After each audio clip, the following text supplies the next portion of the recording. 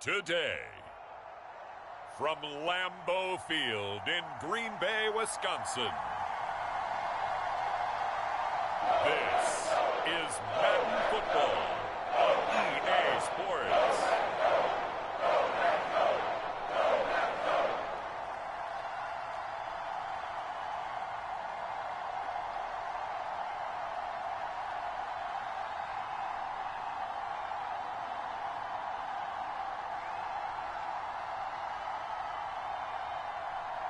We'll see Jordan Love and the Green Bay Packers taking on Daniel Jones and the New York Giants.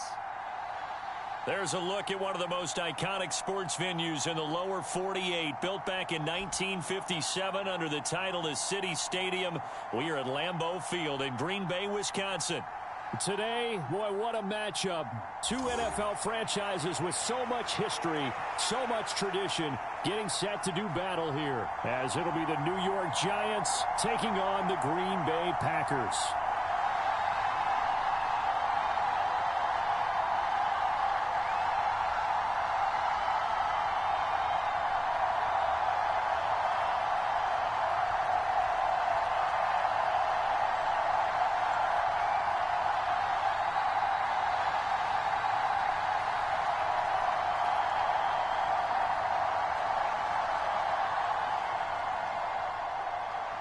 Here's Anders Carlson set to get this one started, and we are underway here at Lambeau. This fielded right at the goal line. And out a little across the 25 to the 27.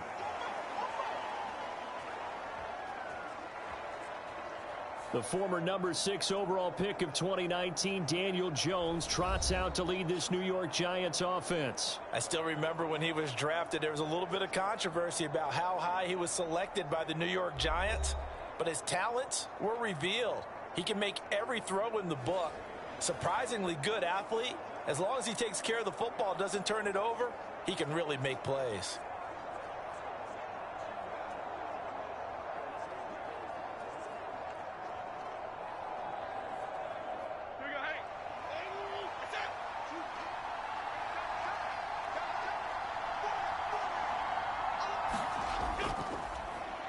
They'll start out on the ground. It's Saquon Barkley. And he is going to be stopped cold behind the line of scrimmage. Call it officially a loss of 2 on the first play from scrimmage.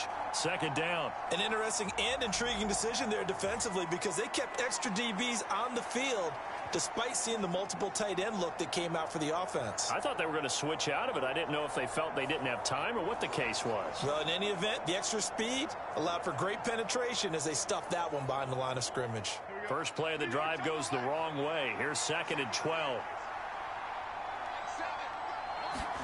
Throwing Jones. Packer pressure, and down he goes. Making that play on the pass rush, that's Devontae Wyatt. 2 plays so far, a run and a pass attempt, and both have gone backwards. Probably not how they drew that up. Not at all. Looking for a better play coming up on 3rd.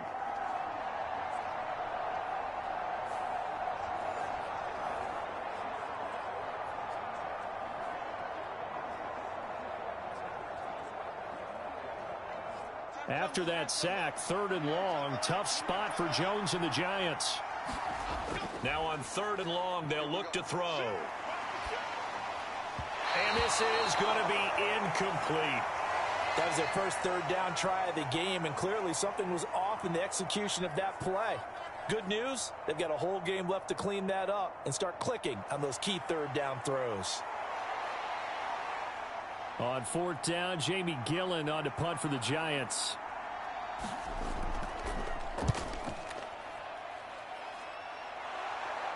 Fair catch called for and made, but they may back him up 10 here and have him do it again.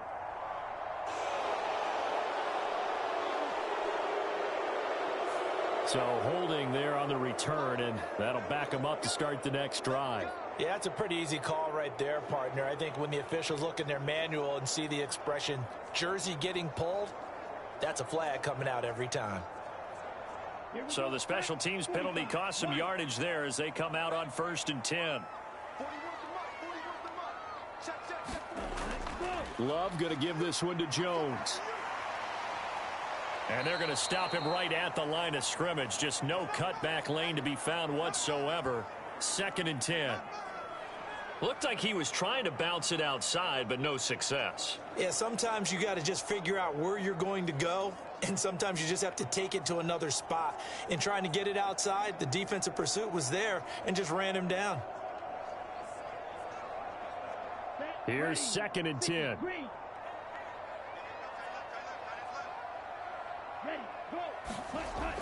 They'll go again to Jones.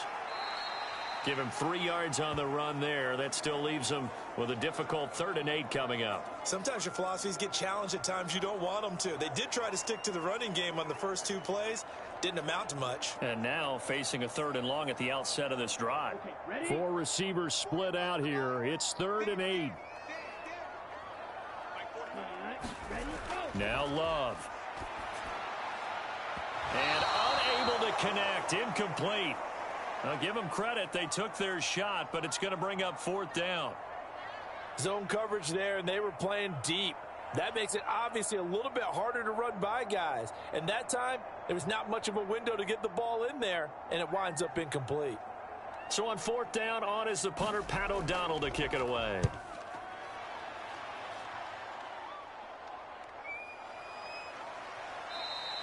It'll be 37 yards there on the punt, and it'll be Giant football 1st and 10.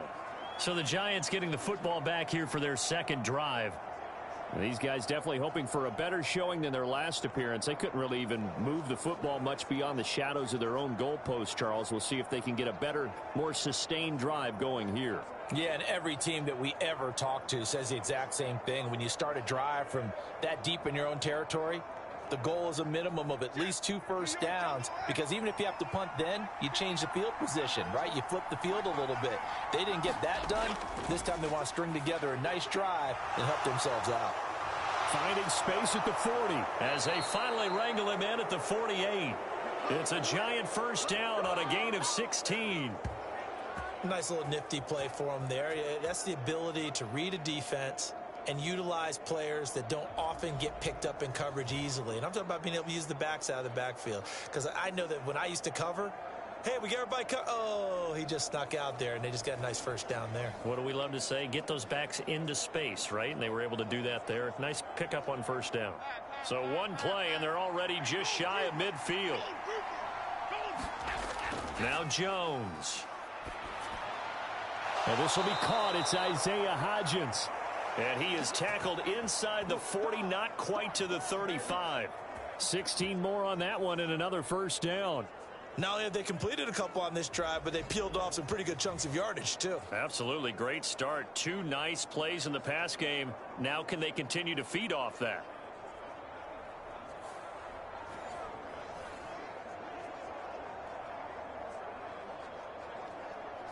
So into Packer territory now. Here's 1st and 10 at the 37-yard line. Jones with a handoff to Barkley. And he's going to take this ahead for right around 3 yards, but no more than that. 2nd down. Well, that's just a pile of bodies there, and that's when you kind of find out who's a tough guy, right? Who can stand up and make a play. It was only a 3-yard run, but for both sides, they had to walk away from that feeling like, okay, I can stand up when the going gets tough in here. 2nd down. Here's Barkley again. And he'll get a little over 2, maybe a full 3 down to the 32-yard line. In order to play really good run defense when you're playing a 3-4, those 3 guys up front, the nose tackle and the guys they call the defensive ends, they're usually big, big people because they're going to have to eat up a lot of blockers because it's usually 5-on-3. And when they do their job well, the guys who play on the inside, those inside linebackers, they're able to just roam and hit. A fight for it, and this is caught. It's caught indeed. Now a battle for the football. It's caught. It's a touchdown. Paris Campbell high in the air to bring it in. And the Giants have taken the early lead on the road here at Lambeau. So on 3rd and medium, they dial up the pass, and it works to hit the end zone. And it's really not a surprise to me. That's a throwing down in the NFL because of how tough it is to run the football. But what offenses like to do is still show run formations to make them respect it And we remember, of course, all scoring plays need to be verified upstairs, and I think they're going to at least take a look at this. They're taking a peek at whether or not those feet were in bounds, and obviously a big call here in the end zone. And not just the feet. How about the hands? How's the ball possessed while the feet are hopefully getting down in bounds? That's what they're trying to look at to see if it all comes together.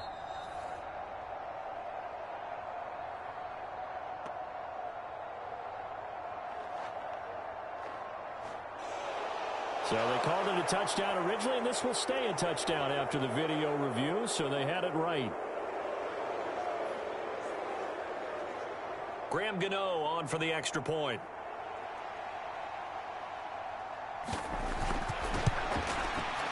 It's up, it's good, and the Giants have a 7-0 lead. So that drive spanned 5 plays, and it was finished off by a touchdown by the New York Giants.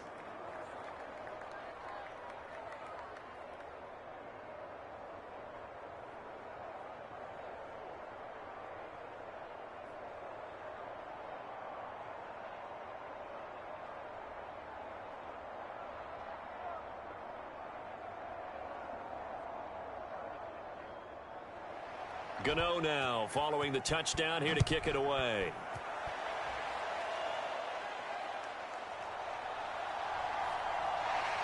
And he'll take it up past the 25 to the 26-yard line. The Packers offense here coming back out for their second drive. And the first drive, 3 and out. Second possession, see if they can get a little momentum.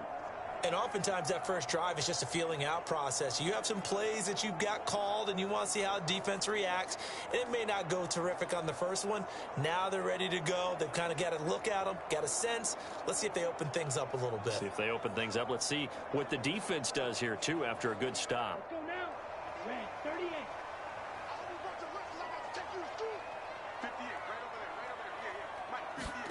Love now to pass on first down. He has it complete to Christian Watson. And they're able to get this one across the 35. They went 3 and out on their first drive. Things already looking better here. 1st and 10. Even against double coverage, he found enough of an opening for a noticeable gain. 2 guys on him, yet he finds a way to uncover downfield for the completion. They'll bring one of the tight ends in motion right here. Now a first down carry by Jones. And he is met at the line of scrimmage, and he goes down right there. No gain on the play. It'll be 2nd down. And he got off the end there very quickly to make that play. Yeah, it was almost like the bullet train, wasn't it? I mean, just zoom. Quick, quick, quick. And what a terrific play, holding them to no gain. 2nd down, another shot for Jones. And they will only muster a yard here to the 38.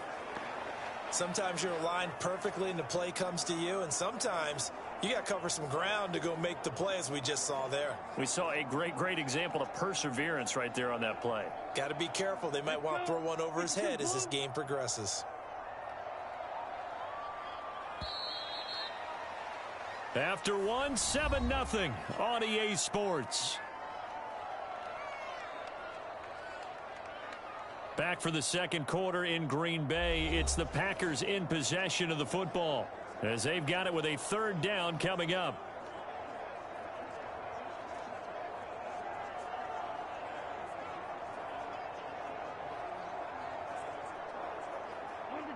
They'll come to the line here needing 9 yards to pick up the first.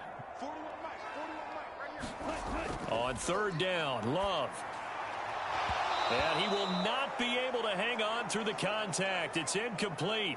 The coverage strong, and now it's 4th down.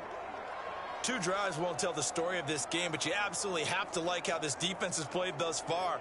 They have yet to allow this offense to get untracked in this one.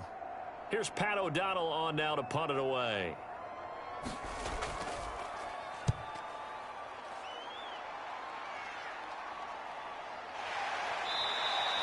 A 40-yard punt, 1 yard on the return. And they will take over 1st and 10.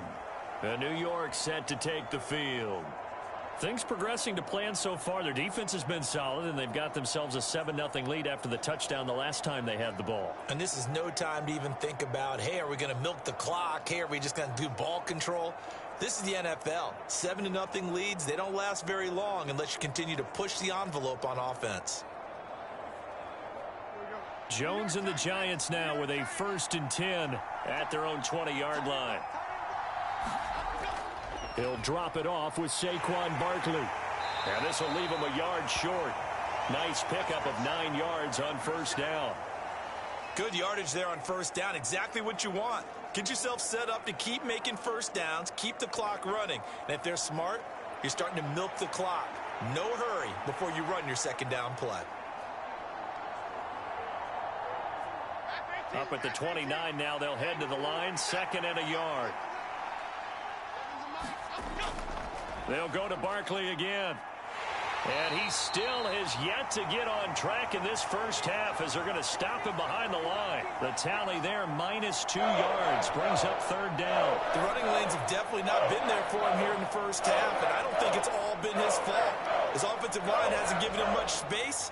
A loss results there.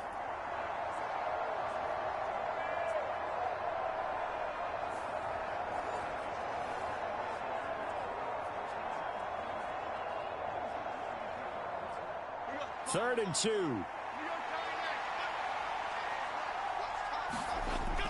Back to throw. Jones. Pass to the sideline and pulled in. And past the 40 before he's out of bounds. He had the touchdown earlier. This one's going to get him a 1st down.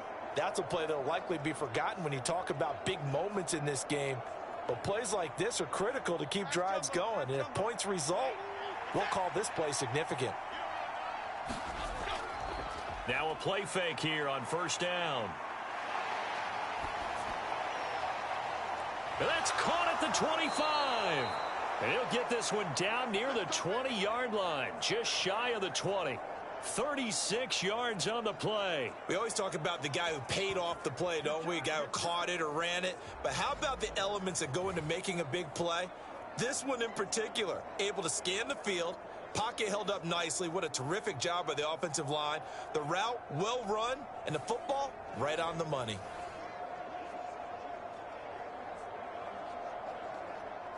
So the big play gets him all the way down to the outskirts of the red zone here for 1st and 10. Jones fakes the give to Barkley. That is incomplete. Oh, that's some good closing speed there defensively because that looked open for a minute. But that's great work with the ball in the air. Never gave up, converged on his man, and broke the play up.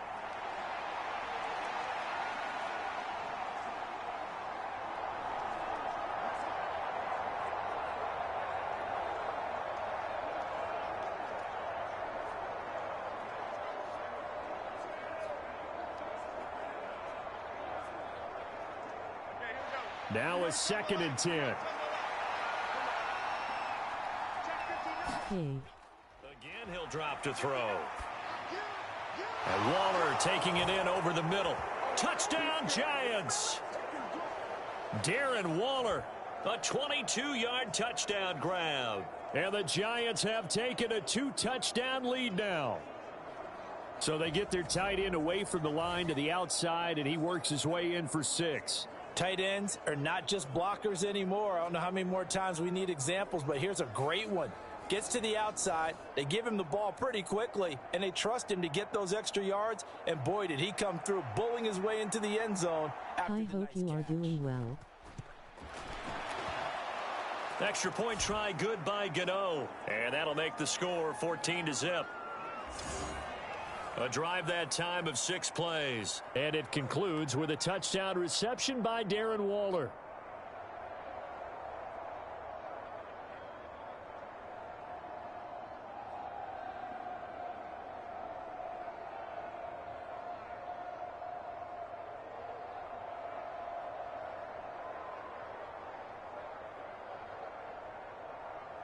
Gano now following the touchdown here to kick it away.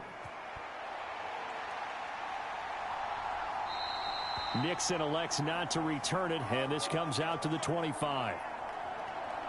The Packer offense now ready to get back onto the field. Still in the first half, but this offense has struggled. Haven't really been able to get anything going, not only in the points category, but in the yards category. We'll see if they can do better here on this drive.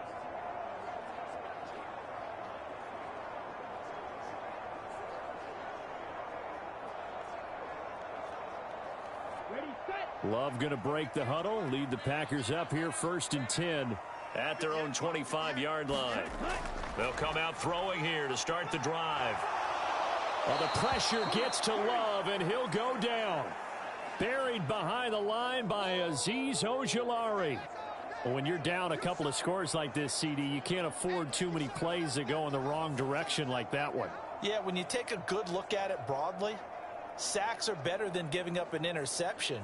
But where they are on the scoreboard, they've got to get rid of all of that and just create positive plays for themselves in order to have a chance.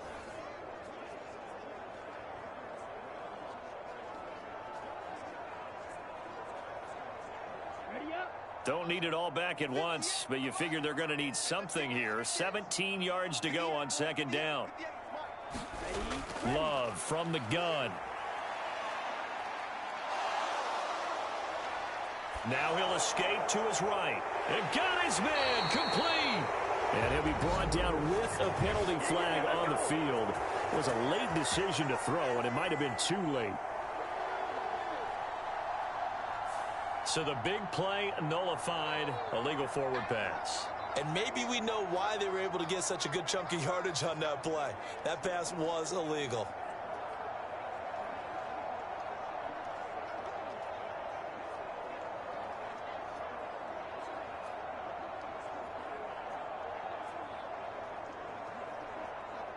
Maybe worse than the loss of yardage, they also lose the down. So now it's 3rd and long. Here's Love. And he takes a shot on the release as this will be incomplete. The passing game not in sync here early. And now it's 4th down. Well, this first half has not gone according to plan so far offensively or even defensively for that matter. They could use a big-time spark somewhere. But it's not going to come on this drive as they have to punt this one away. Here's Pat O'Donnell now, standing about a yard deep in his own end zone. He's been a busy man here in this first half as he gets it away. It'll be a 39-yard punt, no return. And it will be 1st and 10 as they take over. And New York set to take the field. It's been a good first half so far. They're up 14-0. Points here, that could really put them in command before intermission. Yeah, and it's all well and good what they're seeing and how they're feeling right now. But this is the NFL. How many times have we watched 14-0 leads evaporate and quickly? So how have we seen them combat it? Continue to run your offense, but don't back off at all. Don't start looking at the clock. Don't start thinking about, hey, just take care of the football. Keep attacking. Usually the best way to maintain control. They go play action here on 1st down. He'll find Hodgins there complete. And he gets us to the other side of midfield across the 45 before going out. Solid way to start the drive. 13 yards, picking up the first. Well, that certainly has to feel good. And it's not all the time that the play caller should get all the credit. Sometimes I think in the huddle, the quarterback just says, hey, who's going to make a play for me? I just need something right here. And the end result there, nice first down. Drive keeps moving.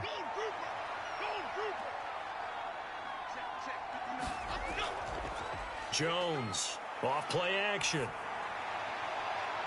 It's caught at the 10. And he is out of bounds right around the 10-yard line. 33 yards that time. This offense is looking very comfortable here in this first half. Very relaxed, very smooth, very efficient. No wasted motions. Things are definitely going their way, and they continue to move the ball downfield.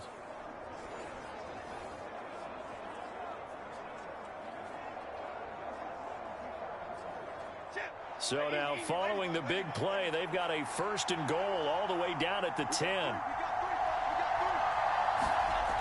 Looking to throw. Jones. Little out route here, complete to Shepard. And he'll get this down inside the 5 to the 4 before he's out of bounds. That's good for a gain of 6, 2nd and goal. All that practice time came to fruition on that play. All those timing routes that they work on through training camp, OTAs, minicamp, and just regular season, they got it done on that one. An outcut, ball was delivered, and picked up the completion.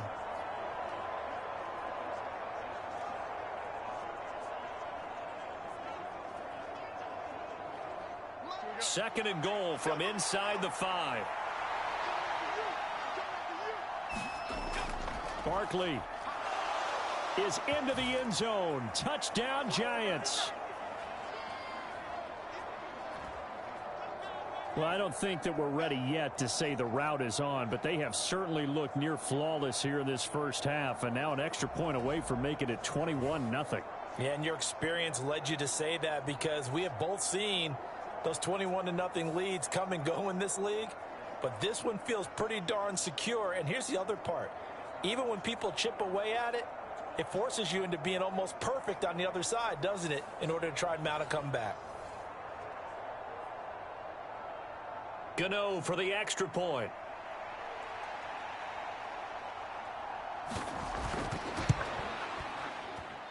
And it is now 21-0.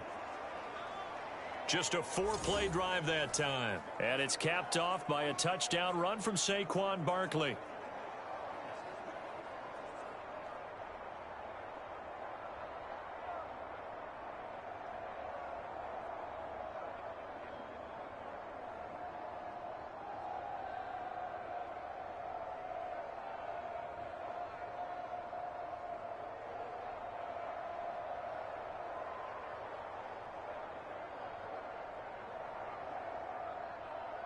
Gano now following the touchdown here to kick it away. Nixon elects not to return it, and this comes out to the 25. The Green Bay offense now about ready to take possession here. Well, CD, you kind of feel like they're in a bit of a danger zone right here, because now you're down 3 scores, and I know we're in the first half, but the way this offense hasn't been able to generate anything, you feel like they probably need to get something going on this drive, right? Yeah, and sometimes I overuse that this is an important possession, but I think this has to be the possession where they come up with an answer, because only a few teams in league history have ever come back from a 4-score deficit, and if they don't score here, that's what they could be facing the next time they get the ball. He'll find Aguara complete. And he'll get this up past the 25 before he's out of bounds.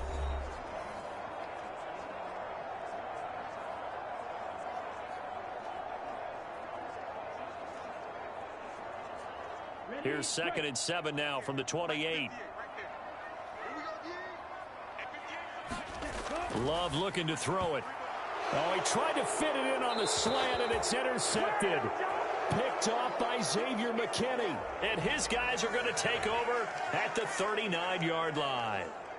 Boy, we've seen a lot of mistakes here in this first half, and another there on the interception. Yeah, they're certainly starting to pile up, aren't they? Because, let's face it, we expect a miscue here and there, but they're already down 3 scores and still giving the ball away.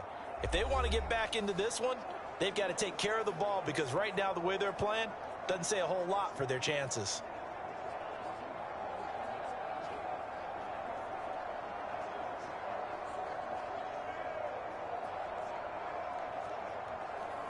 And now, as with every potential turnover, they're going to take a second look at this just to make sure. At issue here, does the football make contact with the ground before he secured it? And I think some of these angles are going to give us a pretty good look. Secured is the important part, because the ball can touch the ground, but it can't be loose when it does. So that's what they're going to have to try and figure out.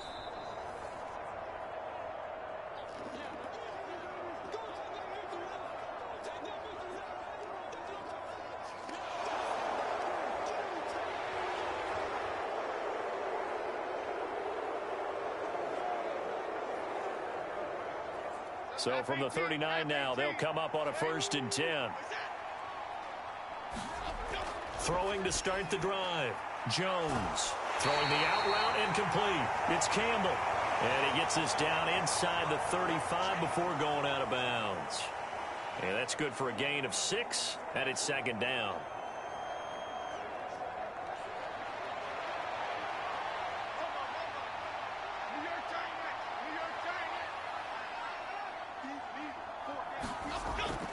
operating from the gun.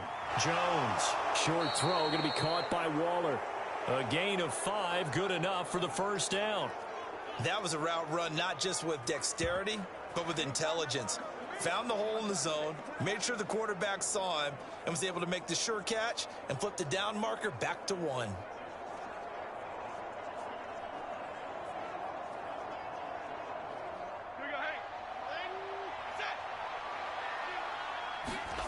Here's Jones on 1st and 10. They'll set up the screen to Barkley. And inside the 20 before he's brought down. It's a gain of 11 and a Giant first down. And when you have success throwing the football, the old cliche becomes true. The playbook opens up wide. And these screen passes, they become even more difficult to stop.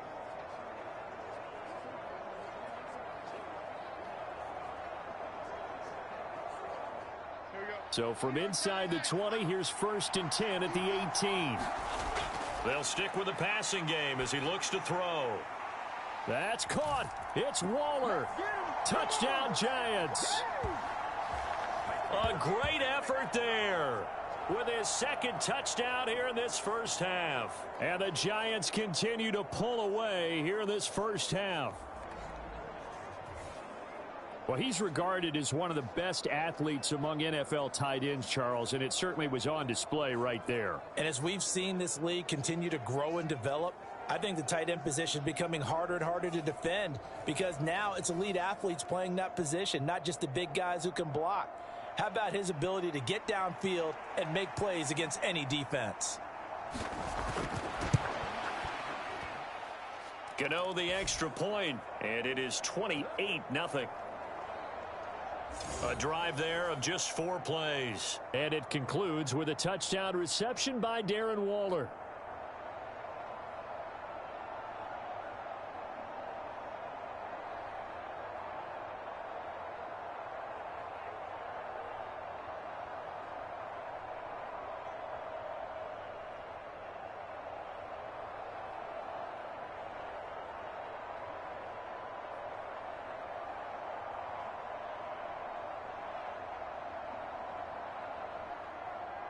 Gano now following the touchdown here to kick it away. Nixon elects not to return it, and this comes out to the 25. The Packers with a football here late in this first half. And Charles, you're down multiple scores, less than a minute left here, but with that deficit, they've got to try to at least work their way into field goal range to try to muster something out of this drive. And I'm going to go ahead and date myself one more time because I'm going to quote an old Smokey and the Bandit lyric. They've got a long way to go and a short time to get there, but they still have time to get it done. So I'm looking forward to watching them mount this drive and see if they can get some points out of it. They go back to the air here after the INT on the last drive. Over the middle here, it's hauled in by Watson. The Packers going to use one of their timeouts as they get the stoppage with just under 50 seconds remaining in half number 1.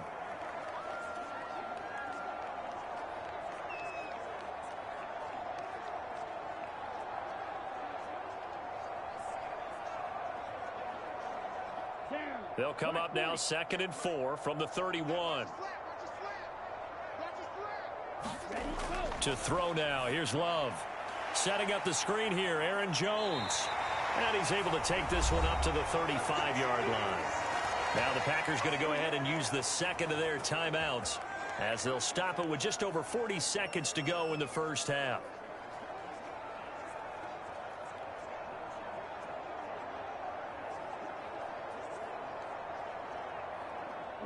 Ball up to the 35 now as they come up on 1st and 10. Love now. And incomplete. He was looking for his running back Aaron Jones that time. And now it's 2nd down. The defender certainly didn't forget about him leaking out of the backfield. There was a guy ready and waiting to pick him up in coverage, and that throw had no shot. 2nd and 10.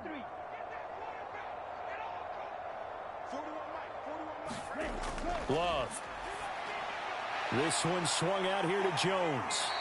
And he'll bring it up here to right at the 40-yard line.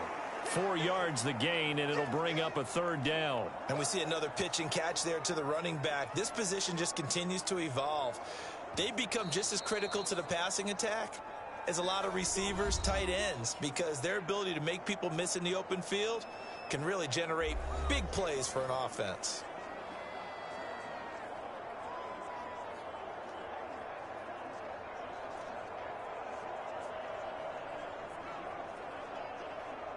Here's 3rd and 6. They will throw again here with Jordan Love. That is caught, and he'll be taken down, but he does have 1st down yardage. It's a 9-yard gain, and it'll keep the drive moving.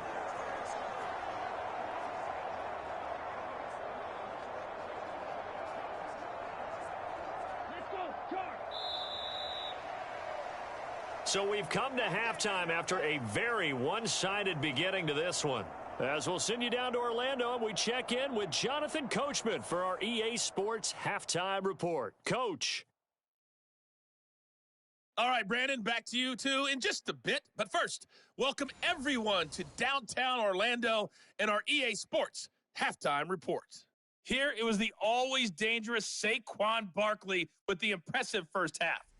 He had a touchdown run that helped get his guys this halftime lead. All right, Coach, thank you, and we welcome everyone back for quarter number 3.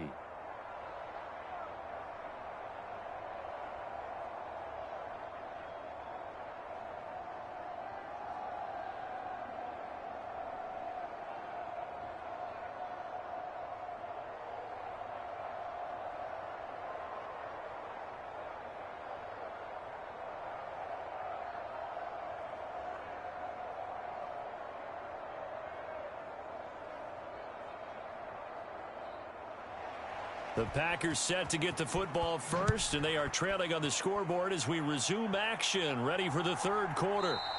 Nixon elects not to return it, and this comes out to the 25. Here's the Packers offense now getting set to start off this 3rd quarter. CD, they certainly know the hole that they face as they begin the 2nd half. They have to do what precious few teams have done in NFL history, and that's try to come back from a 4-possession deficit. And, partner, you know, as that team gathers, they're saying to each other, you never say never, right? Because if you're on an NFL roster, that's how you have to think. You can always come back and win a ball game. And let's face it, we saw a certain Super Bowl, a 25-point lead late that wasn't enough to put someone away. But that being said, this task is near impossible. Let's face it. And bottom line is, it officially becomes impossible if this possession is an empty one. Well, the margin on that scoreboard, obviously, for them, it looks daunting. But I don't know, Charles. They're probably not focused on that right now. Maybe just chaining together a positive drive with plays like we just saw, giving themselves something to build on. Yeah, I think you're right about that. And what they have to be careful of is getting glued to that scoreboard, trying to do too much. Because if you do that, you're all but guaranteed. Look at this. Middle of the field, a breakaway. Inside the 10. Touchdown, Packers. A.J. Dillon, 63 yards. And the Packers come right out of the locker room and score here in the opening minute of the 3rd quarter. Well, I guess when you look back on it, it was just a matter of time until he popped a big one like that. And, you know, at halftime, you and I discussed it. They had done a nice job on him in the first half. But there were a couple of occasions where it felt like he might wiggle out of traffic and take it to the house. Finally here in the 2nd half, that got done.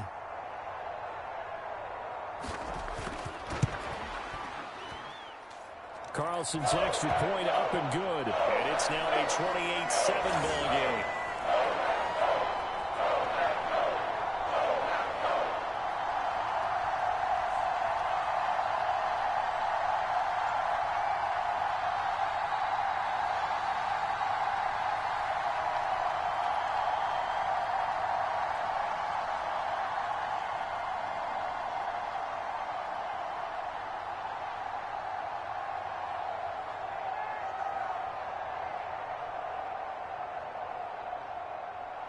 So now Carlson, after the touchdown, called on to send this one away. Taken at the goal line. And not much happening on the return as he'll get this to about the 23. Now we take a glance at the offense as they work their way back out for their first possession of the second half. And they were terrific in the first half, built up a sizable lead, and it's just been cut into a bit following the opening drive score on the other side. But this is a unit that has to be itching to get the football again. You can say that again. They've got to be pretty eager because, let's face it, they've had to sit through halftime, then sit on the sidelines and watch that drive. So you can bet that they're saying, let's get on with this. We got to go out there and get some more points. Jones now throwing to start the drive. This one goes out wide for Barkley. And he's going to get this one across the 30-yard line. 10 yards there to start the drive, and just enough by about the length of the football for a first down. And while we may be looking at the scoreboard, this offense certainly is not, because they're showing no signs of backing down, even with a 3-score lead here in the third quarter. I think they keep taking their shots. They've seen blown leads happen throughout this league. They don't want to fall victim to it themselves. Ooh, the juke. And he slips up past the 45 before being tackled. First down, Giants on a pickup of 14. Running lanes were at a premium in the first half, but he's able to find some room there, and he's hoping that that's a precursor of a big second half.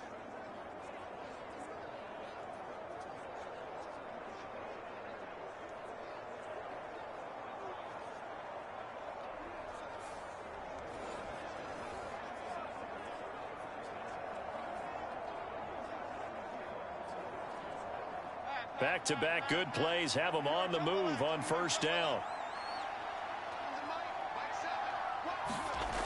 Operating from the gun, Jones. A short one here secured by the tight end Waller. And he's going to get a solid gain of 9 before being brought down. Second and right at a yard. I know sometimes we can get fooled when we watch him make catches, as we just saw him do there, because he really looks like a wide receiver the way he goes about his business. Yeah, 230, 240 range. Yeah, not super huge. Maybe not counted on to be that inline point-of-attack blocker that we used to have in the good old days. But you can flex him out. You can run wide receiver routes with him. You can make him a primary target, and that's how he'll shred a defense. Jones throw on target to Shepard. Second catch for him today, and it'll wind up a first down.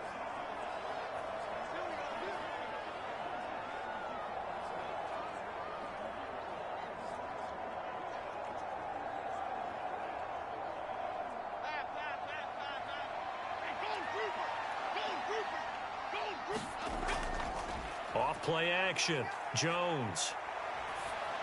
And that'll be off the mark, too far out in front, and it's incomplete.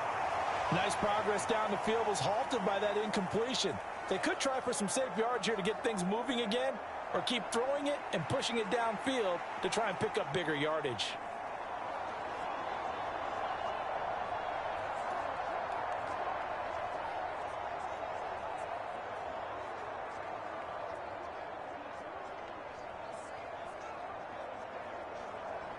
Green Bay, Wisconsin is the spot. Third quarter inside Lambeau. Glad you're with us. 2nd and 10. Off the play fake, Jones. This is Shepard on the catch. And this is going to result in another first down as the tackle's made at the Packers' 23. It's a pickup of 16 there, and it'll lead to a new set of downs. This is just more of the same. This defense has had no answer on a lot of these throws. They've let these receivers run wild, and here's another completion for good yardage.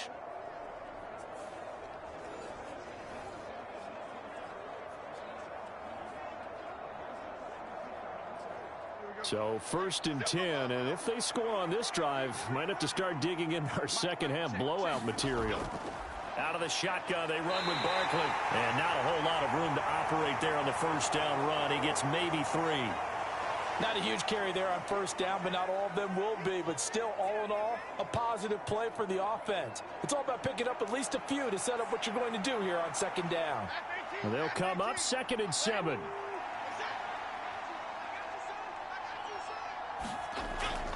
Again, it's Barkley. And he'll take this inside the 20 and down to the 18. 3 yards on the pickup. That's going to set up an interesting third and about 4 to go. They're in a pretty good spot right now with a convincing lead. I think this is where they put on the boxing gloves, start to try and pound them into submission. And the offensive line, they've controlled this game. I don't see why that trend would change now. Back to throw. Jones. The throw here right sideline falls incomplete. I see the surprise in your face there, partner. That is a rare incompletion from him. He's been on point this entire game. He has percentage completion-wise way up. Not that time.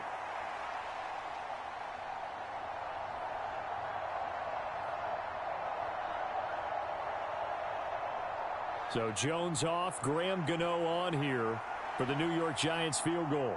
From the right hash, it's a 35-yard attempt. Gano's kick is good, and that will extend their lead even further.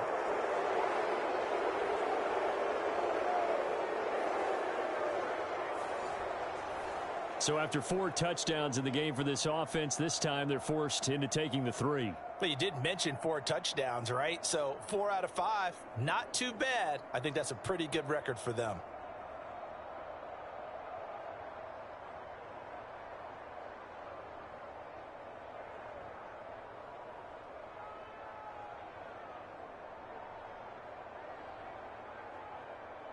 After knocking through the field goal, here's Gano back out there now for the kickoff. Nixon elects not to return it, and this comes out to the 25. The Green Bay offense ready to take over. I kind of feel like they've reached a do-or-die point in this game, Charles. If they're going to try to pull off an impressive comeback, it has to start right here, right now. Yeah, now they've got a final chance to get out of this situation, but they also understand they've got to move the ball and move it fast. In addition, they need to save as much time so they can get 2 more possessions. Love and the Packers now with a 1st and 10 at their 25-yard line. They'll bring a receiver in motion left. He's going to get it on the jet sweep. And he'll be upended at the 28-yard line. Just a 3-yard gain there. Defensively, they had that one pretty well figured out. Yeah, one of the things about this play, it can be even more effective when you run a lot of motion, and there's plenty of times you don't hand it off. Here's 2nd and 7 now from the 28. To pass, here's Jordan Love. This is caught. It's Christian Watson. And they work this well upfield across the 45. That one a gain of 20 and a 1st down. Well, we talk all the time about playing situational football, and right now I think the scoreboard is dictating what they need to do. Where they are in this game, they've got to push the ball downfield, take their shots, try and get big chunks of yardage in a short amount of time. That was a nice play there.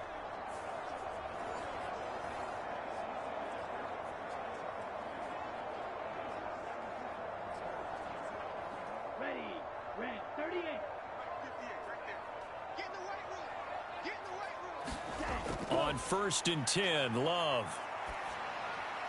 Pass caught. It's Romeo Doubs.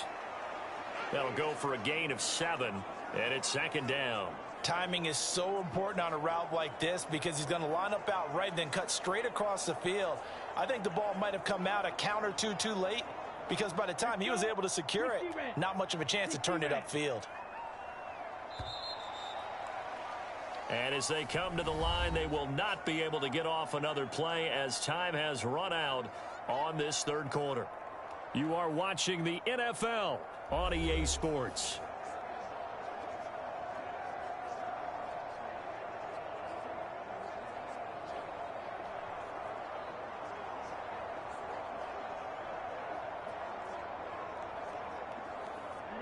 Now 2nd and 3. Throwing. Love. Eyes the crossing route and hits Watson. And he's corralled, but not before getting it inside the 35.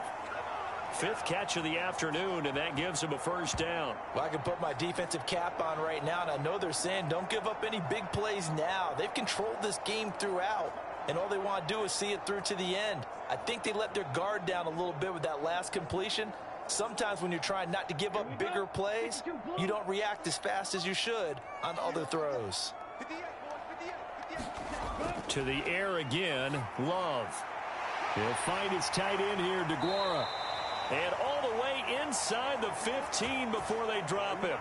Chewing up big yardage. Another nice gain there. This one goes for 20. A 3-score game here late. You can can probably rule out the comeback, but certainly some kind of a moral victory to be had if they can get a few more points to close things out. And to that end, a nice pass play there to push things downfield. Yeah, and we know in this league, a loss is a loss, and no one wants anything to count as a moral victory or, boy, something that feels a little bit cheap.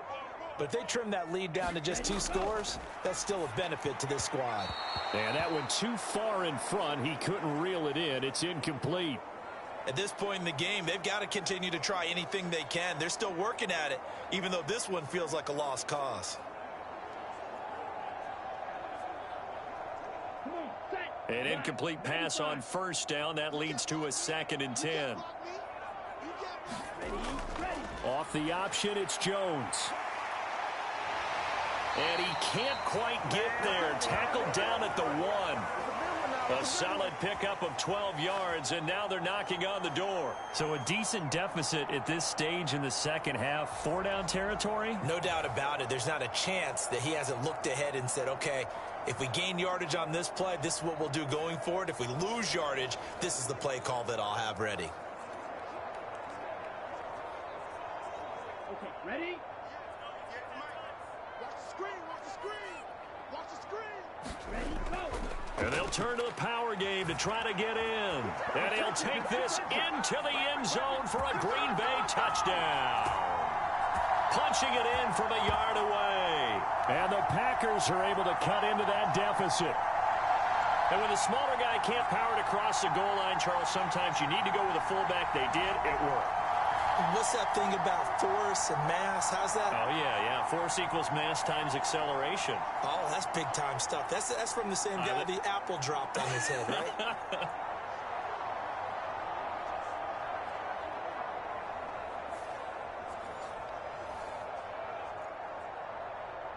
The Packer offense and Jordan Love staying out there, so they're going to try to go for 2.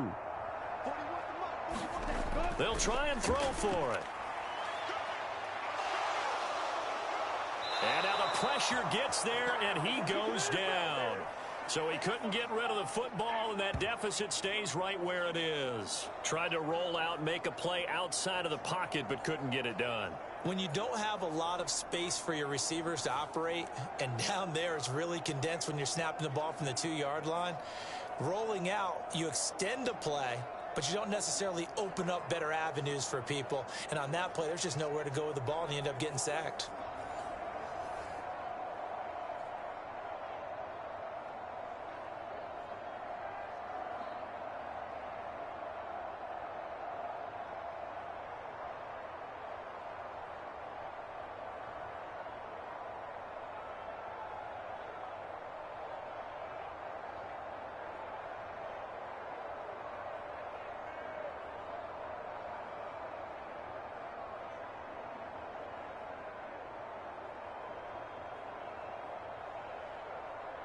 So still lots of work left to do, but here comes the onside kick.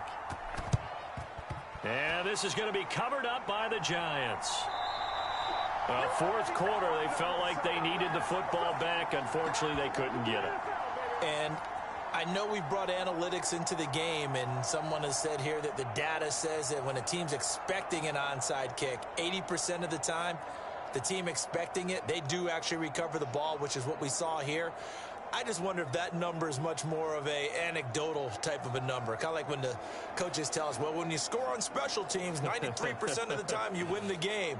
I'm still waiting to see that number is empirical.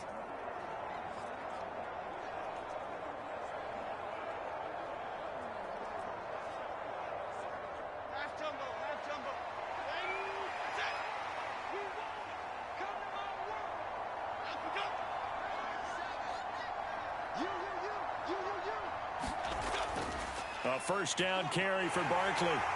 This will be stopped about 2 yards shy of the marker. 8-yard gain, 2nd and 2. And I'm guessing you'd say this is kind of the key here. Grind out some yardage, work on that clock, see if you can continue to tick it down. Definitely, you want to bleed things out at this point, right? Continue to possess the football, gain some yardage, and put the onus on the defense. Do they have to use timeouts? What are they going to do to stop you? You're taking charge. Running again with Barkley on 2nd down. And he gets it down to the 32.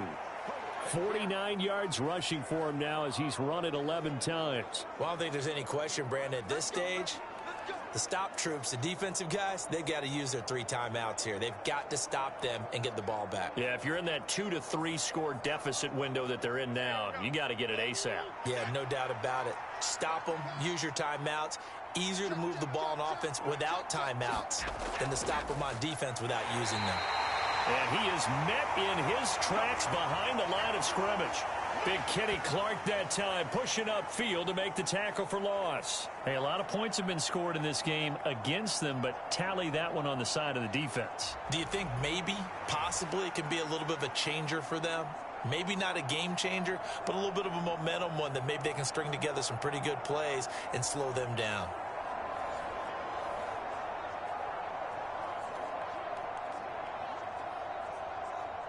So the first down run lost a couple. Now they come up 2nd and 12.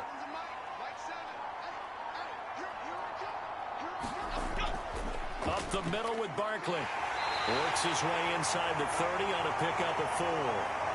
Brandon, I've got to think this offensive line has got some smiles on its faces. And I know it sounds crazy, but they practiced for this back in training camp. They knew they'd be in situations where it'd be extra defenders in the box coming after them, trying to keep them from locking down a game. Right now, they want to show the world they're up to the challenge. So it's Giants football here as we welcome you back. They've got a 3rd down now as they look for one more first down to help salt this one away.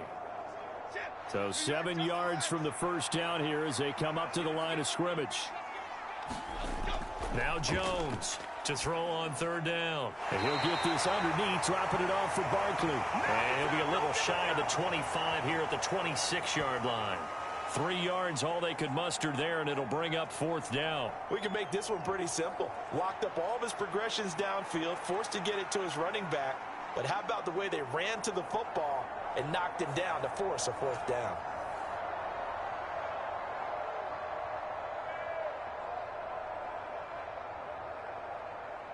So Jones off, Graham Gano on here for the New York Giants field goal.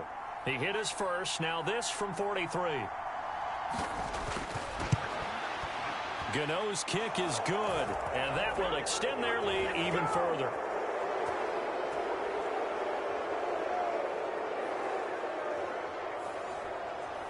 Well, ultimately not really sure that they're going to need those 3 points, but they'll take the 3 and they pad that lead. Yeah, this one's already wrapped up, but you and I both know if you're an offensive coordinator, you never let up on the gas unless the head coach tells you to do so. And maybe you've actually clicked him off in your headset so you can keep calling plays and trying to add to this lead.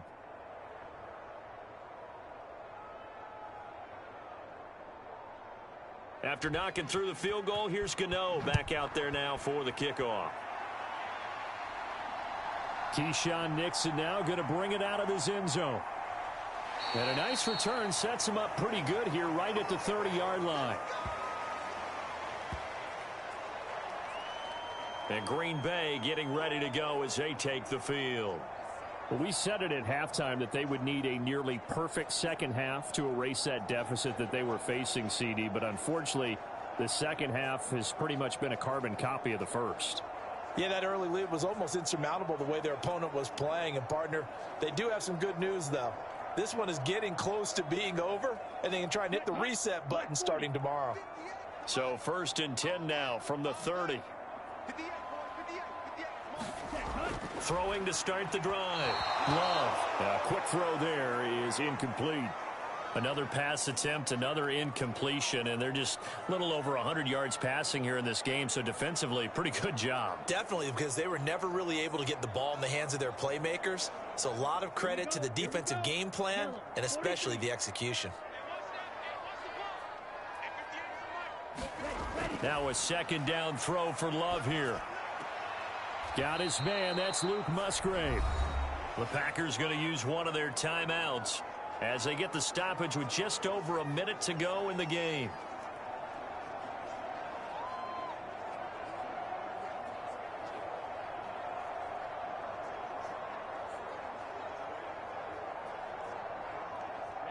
They'll be in search of 8 yards here as they hope to convert the first down.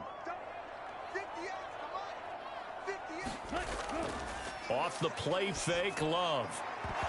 Oh, had his hands on it, couldn't bring it in. Pretty symptomatic of how this game's been going. That's an excellent job right there on third down. Like any defense, you never want to let them get anything started, and that would have been a first down. Instead, you saw the contact on time, no penalty, and before this drive could get wings, it's fourth down.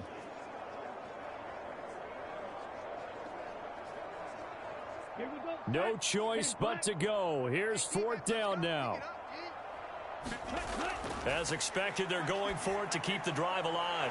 Work in the middle of the field, and he's got a man complete. And he'll be taken down, but not before they work it across midfield. No reason not to try it there, and they do indeed convert on fourth. Fourth down, trailing in the fourth quarter. They felt compelled to go for it, and they got it. Well, I'd look down at my play sheet, and what I would find, plays that have been successful throughout the game that have worked at the distance you need, and that's exactly what they got done. Love's throw finds its target, Dobbs. And he'll go down, but not before getting this inside the 30. Now the Packers going to go ahead and use the second of their timeouts as they'll stop it with 25 ticks remaining on the clock.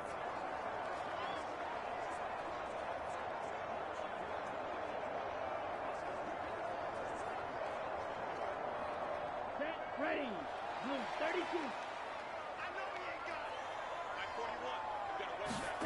Again, it's Love. Drops it to Jones in the flat. Now the Packers going to burn their third and final timeout. And as the two teams talk it over on their respective sidelines, we take a break.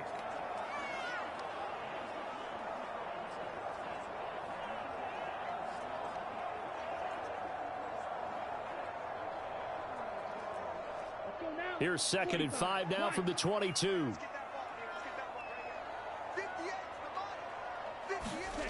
Now Love.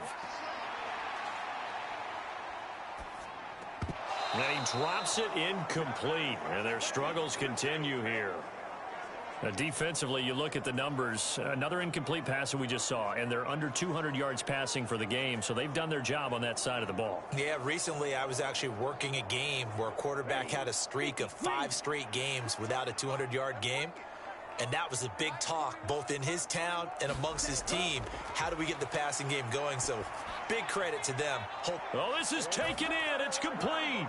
And he's got it. It's caught for a Packers touchdown. Jayden Reed. A 22-yard touchdown grab. And the Packers have got it back to a 2-score game here in the fourth. The fly route works for the TD grab. And you know what the receivers love to say? If we get even with the defender, we're leaving. And that's exactly what he did, all the way into the end zone. And then he was on the business end catching it once he got over the stripe. Carlson on for the extra point.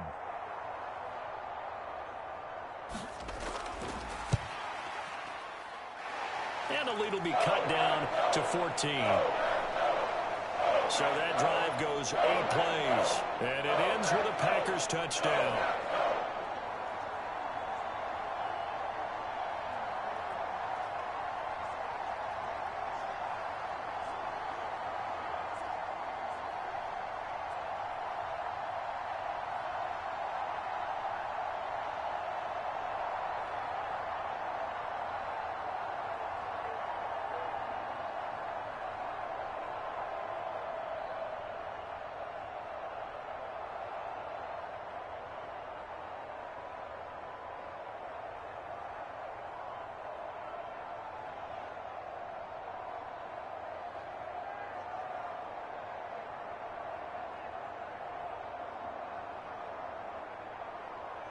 So time definitely not in their favor. Down 2 scores, but they'll try the onside kick. And this will be recovered by the Giants. And that ought to just about do it. They knew they needed a miracle. They had to have that onside kick. They didn't get it. Well, as we knew, even before they put the toe to the leather on that one, their chances of getting that done, slim and none. And I do believe we saw Slim just leave the door, didn't we? We did indeed. I think we're down to none. Down to a knee goes Jones, and that should just about seal it.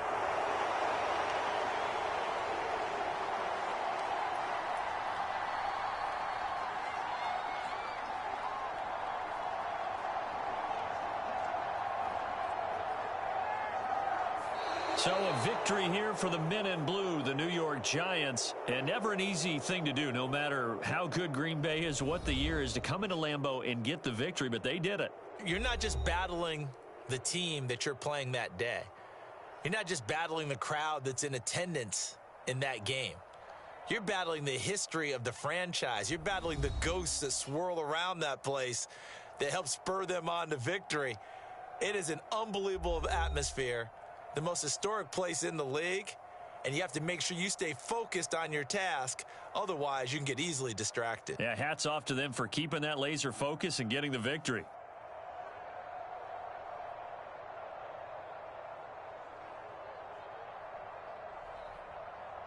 So that'll just about do it for Charles Davis. I'm Brandon Gaudin. You've been watching the NFL on EA Sports. For more, log on to easports.com. With that, we say so long, everyone, from Lambeau.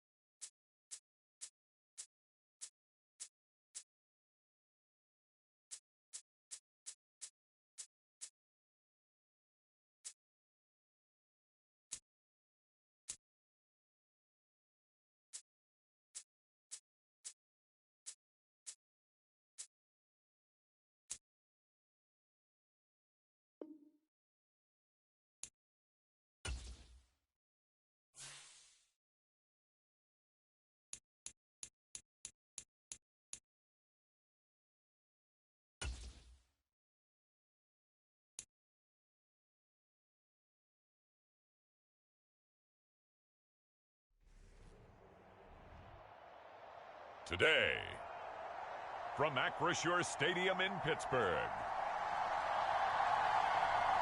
this is the National Football League.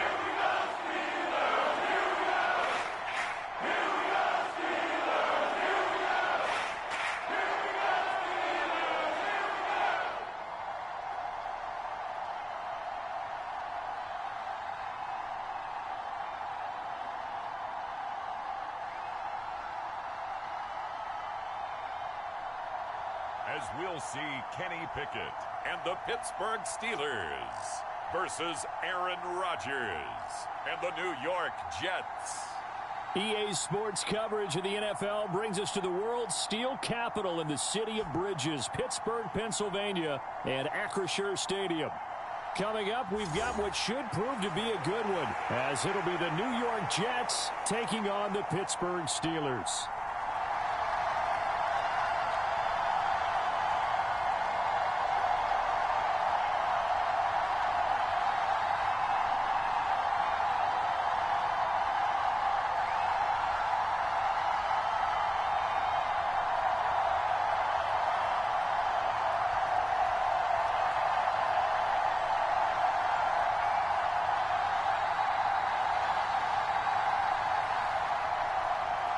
Here's a punter, Thomas Morstead, to get this one started. And with the terrible towels waving wildly, we are underway from Pittsburgh. And he'll be stopped right around where he would have been had he gone down to a knee, maybe a yard shy of there at the 24. So here are the Steelers now to take over for the first time. And a glance here at their quarterback, standing 6'3". And when you watch Kenny Pickett play, you see a young man who got better every season in college and really blossomed in his final campaign, took his game to a new level, and made him a first-round pick in the NFL. He's the type of kid who can beat you with his mind, beat you with his arm, and occasionally with his legs. A tough, skilled performer. Kenny Pickett, he's got some moxie to him.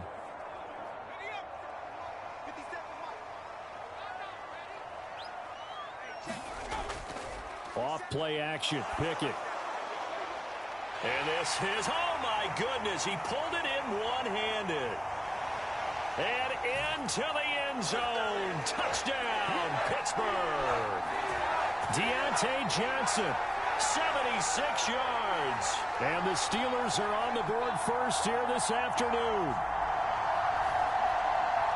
Well, one word for that opening play call, and that is aggressive, but it worked. First play from scrimmage, long touchdown pass. Well, let's be honest about it. In our production meeting last night, we talked about when would the secondary get tested. I did not say that it would get tested on play number 1. I knew as the game went along, they would take their shots. But that, as you said, a bold strike and very successful right out of the gate. Boswell good with the extra point, and that makes the score 7-0. Those are the kind of drives they like on offense, from the coordinator to the quarterback, the line, everybody. One play drive and into the end zone for 6.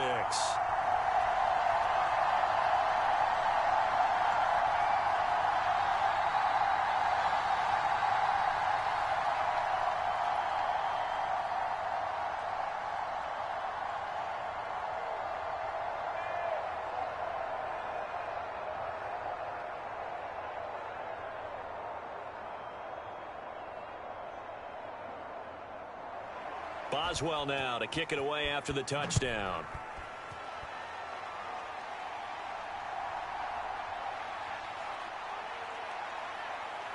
And a decent return out to the 27-yard line.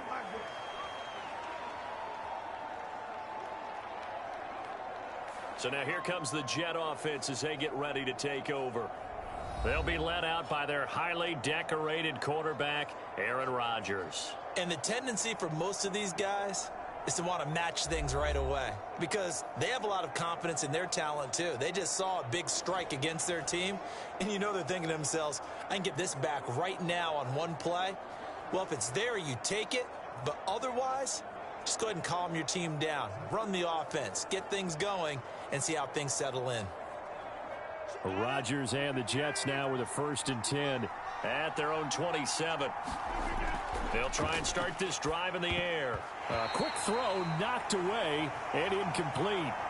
Quarterbacks work all the time on manipulating a defense with their eyes and their head movement. In this case, he just stared the receiver down. That allowed for excellent coverage, able to knock that one away.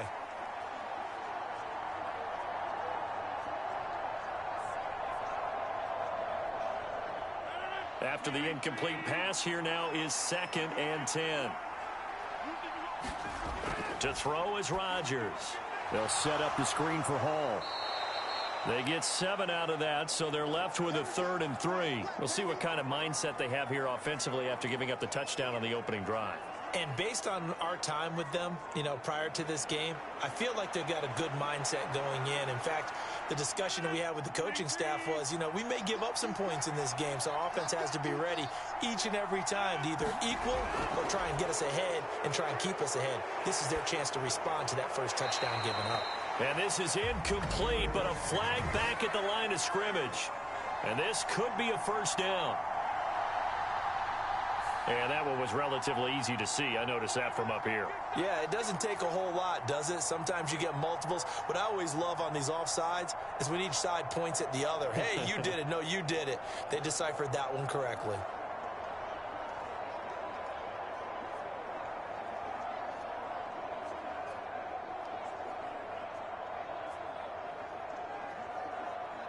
Good work that time to get them to jump, and now here's 1st and 10. On play action, now Rodgers. He completes that to Garrett Wilson. And he'll be taken down, but not before he gets into enemy territory. It'll be a pickup of 16 and a Jet 1st down. Their first possession of the game, and they're already going after double coverage. That's a nice completion that can set the tone for things to come if they're able to keep finding ways to beat what the defense is throwing at them. They look like they're confident that they can get it done.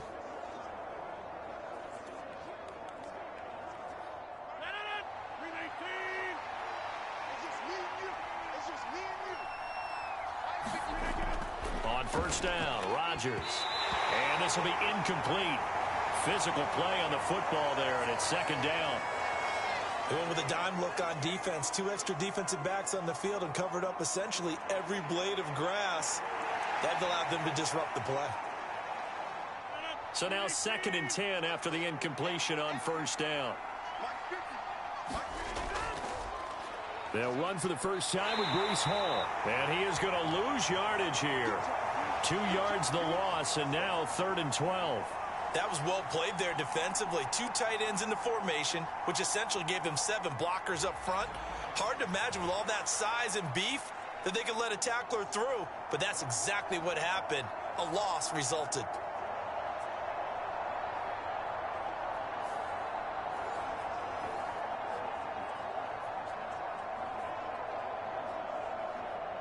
We'll see what they have drawn up here. A little bit behind the line. 12 yards needed to gain a first down. Throwing is Rodgers on 3rd down.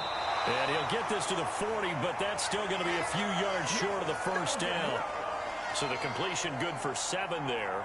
And that's going to bring up a 4th down. That pattern and scheme was well defensed on 3rd down. He tried to just sprint from one side of the field to the other, and they got it to him quickly.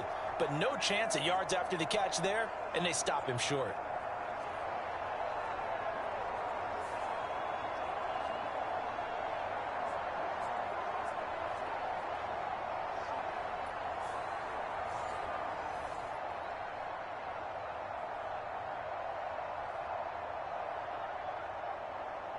So coming on now is the field goal unit. They're going to try for 3, and he'll need all the leg he's got here. And this kick is not going to be close. It's well short, well right to boot, and this will stay at a 7-point game.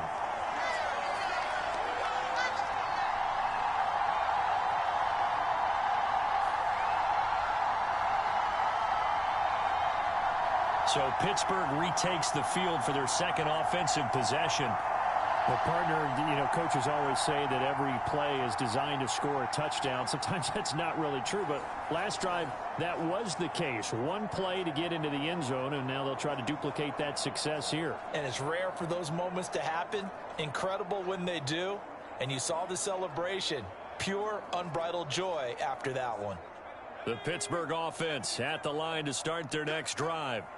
This could end up being a pretty big drive. I mean, look, yes, it's early in this game, but they scored the touchdown. They got the stop. And now if they could get in the end zone here again, CD, they could grab an early stranglehold on this one. Yeah, they certainly can, and that's what you're looking for. Where's the advantage? Can you gain it? Can you press it? Now for them, finishing it off, because right now it's out there for them. They've just got to go seize it. Clock rolling as we hit the midway point of this first quarter. Again, it's Harris on 2nd down. And he'll take it across midfield down into Jet territory. Only gets 3 yards there on the heels of the 1-yard pickup. Sets up 3rd and 6. Well, they didn't get a whole lot out of that one, but I think you've got to continue to try and run and try and keep the defense honest. You mean or else they'll just sit back, dare you to throw it on every down? Yeah, you get your quarterback hit a lot that way, too. Throwing on 3rd down. Here's Pickett. He's got his target. That's complete. And he'll be taken down, but he does have first down yardage. 7 yards there, good enough to move the sticks. And that's one of those where it feels like backyard football in a sense. You say, forget about the route. Just run to the open spot in the middle of the field, and I'll find you. Good throw, good concentration on the catch, and they pick up the first down.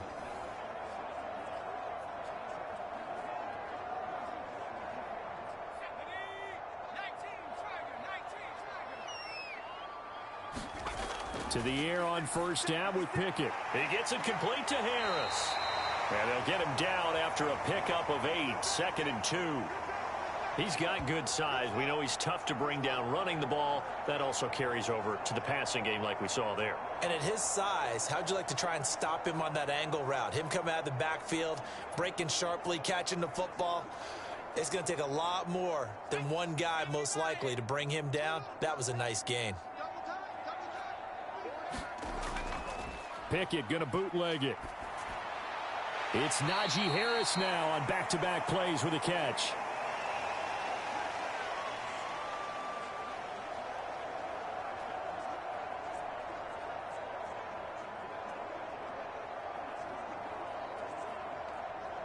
So they just need 1 yard here to pick up the first down. They'll throw again with Pickett. And that's knocked away and incomplete. Perfect example of the kind of attitude you have to play defensive back in the NFL. You want to be the only defender around, and you want them to challenge you. And on that play, he came through. From here, this would have been a 48-yarder, but no, they're going to go for it. Pickett back to throw. Pass taken in by his big tight end. And they will touch him down, but not before he gets the first. A solid pickup of 5 and a very solid 4th down conversion. And defensively, pure frustration. Well, the field goal attempt was well in hand. They had that, but they decided to go for it anyway. Extreme confidence, it looks like. Yeah, but I bet the defense is going to remember this one, right? They kind of rubbed their nose in it. Now left side on the swing pass. And able to break 1 tackle, but then quickly brought down. But a nice little gain. A gain of 8 there on the 8th play of the drive. And a nice gain and a broken tackle along the way. And really, we shouldn't be surprised, should we? That's what runners do, especially the best ones. They break tackles and gain extra yardage.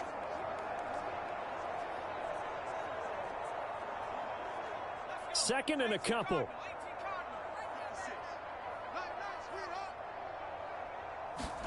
Pickett. And this is going to be caught, but they'll say out of bounds. So it's incomplete.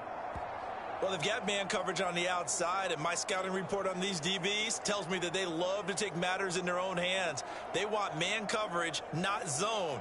And there was good coverage there that forced the incompletion.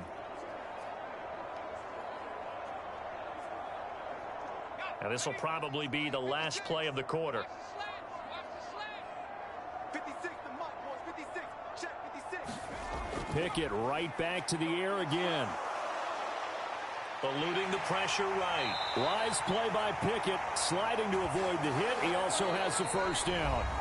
After 1, 7-0 on EA Sports. Second quarter action from Pittsburgh. It is the Steelers in control of the football as they've got it with a 1st and 10.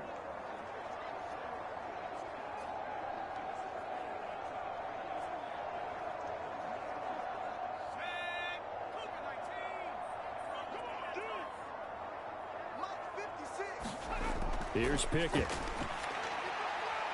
That one tipped, and it's incomplete. But good hands there defensively at 2nd down. Yeah, offenses always try to be smart about when they're trying to dial up a screen to the running back because they understand you can only go to the well so many times in a game without the defense starting to anticipate the call. So after the incompletion on 1st, now 2nd and 10. Harris running straight ahead. And he'll get this one down to about the 10-yard line. They do get a yard there, but only a yard. Leaves them with 3rd and 9 looming. Pretty good little 2-play sequence there. You force the incompletion, then a very short pickup. Yeah, now maybe you bring in an extra defensive back or 2 because you want to try and defend on 3rd down. They like to play those nickel or sub packages, don't they? 57, Mike 57. Pickett will look to throw it here. The quick slant caught. And they're going to mark him down short, maybe by about a yard, if that. A gain of 8 there on the play. And that'll bring up 4th down. So much about offense is what you call hidden yardage. You know, you throw the ball to someone, they catch it, and then they can make a big play. You know, they create a play, run after catch. They did a really nice job there of limiting that and keeping him from a 1st down. Yeah, stopped him in his tracks. So Pickett is off to the sideline, and Chris Boswell is on for the Steeler field goal try. From the right hash at a bit of a tight angle. Boswell's kick is good, and that will extend their lead even further.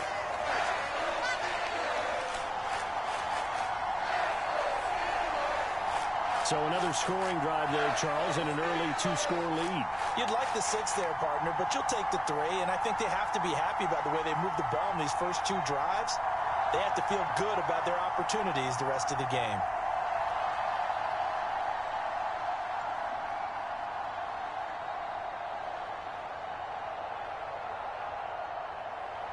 After the successful field goal try, here's Boswell to send it away. Hardman will elect not to bring this out, and the football will be on the 25-yard line. Back onto the field come the New York Jets for their second drive. Nothing for them yet from an offensive standpoint, down 10-zip as they come up 1st and 10.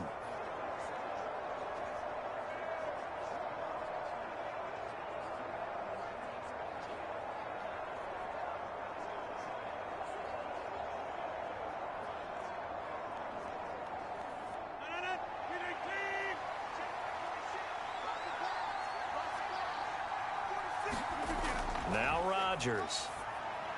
That's caught left side by Hardman. And this will be a gain of 5 as he gets it to the 30.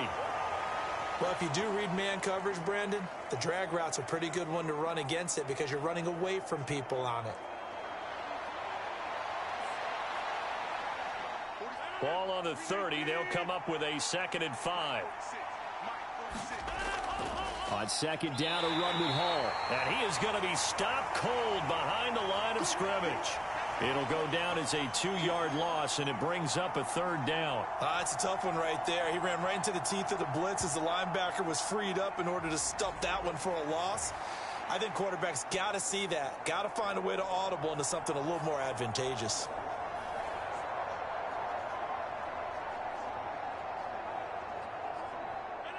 And Pittsburgh with 6 defensive backs in the game here on 3rd down. Throwing now is Rodgers. Able to find the open man. That's complete. And he is going to have a Jets 1st down as they're able to get the 3rd down conversion. Yeah, these are the types of plays they're going to need to hit on if they're going to get back into this game. It hasn't been the greatest of first halves, but this is a nice throw here on 3rd down, and they keep the drive going.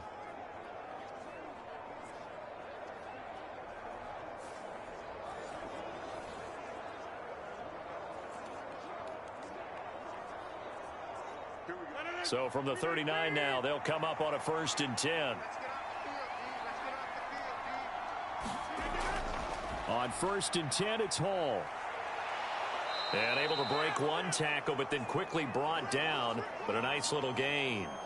He'll get a nice chunk there on the 1st down run, and it's 2nd and 4. If you're in the offensive huddle, you're smiling after that play because you've certainly got them guessing now. 2nd and short. Could they just hand it off for another big gain? Or do they take advantage of this spot to take a big shot downfield? They fake the give. Now Rodgers. And the Steeler pressure too much here. He's going to go down. T.J. Watt causing the disruption. He gets the sack. Chalk that one up to bad acting, I guess, because they certainly failed to sell the handoff, and the pressure stayed keyed in on the quarterback. No Oscar awards for this offense, just a loss of yardage.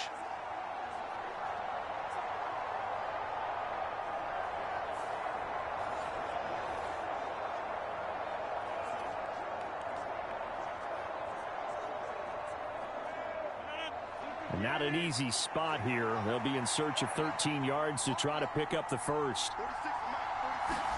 Now on 3rd and long, they'll look to throw. That is caught. They're able to convert on 3rd down, and that sets up a 1st and goal. And the offense is saying to itself right now, if only they were all this easy, because he was wide open. And once he made the catch, plenty of room to work his way downfield. That was a breakdown on the defensive side of the ball, one that they want to fix immediately.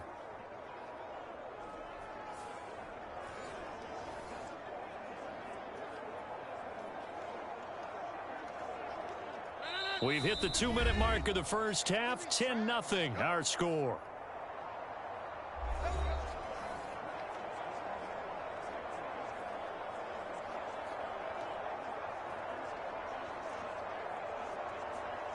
First and goal, and they got to be thinking a chance to get right back into this football game. Rodgers now to throw. Working the sideline, he's got Hall. And it looks like he'll be just a yard shy of the 5 here as he's out at the 6. Nice job defensively to hold him to 4, and now it's 2nd and goal. All defenses worry that whenever anyone catches the ball and has a head of steam come out of the backfield, it could turn into a big play with missed tackles or he runs through people. but they were right there waiting, and they stopped him for a minimal gain. The 6-yard line, the line of scrimmage on 2nd and goal. Throwing is Rodgers. Touchdown, Jets. Breece Hall From 6 yards away. And the Jets are back within a score. Well, forget about the weapons out wide. He knows he's got another weapon in the backfield of the passing game, Charles, and he utilized him perfectly on that play. And the offense coordinator showed me something on that play, Brandon, because so often during a game, our cameras find them looking down at their play sheets, and you wonder if they're absorbing anything. He had something specific in mind, and he went to it, and it worked well. Zuerlein connects on the extra point, and that'll cut it to 3 at 10-7. So that drive in total 8 plays. And it was capped off by a touchdown pass to Breece Hall.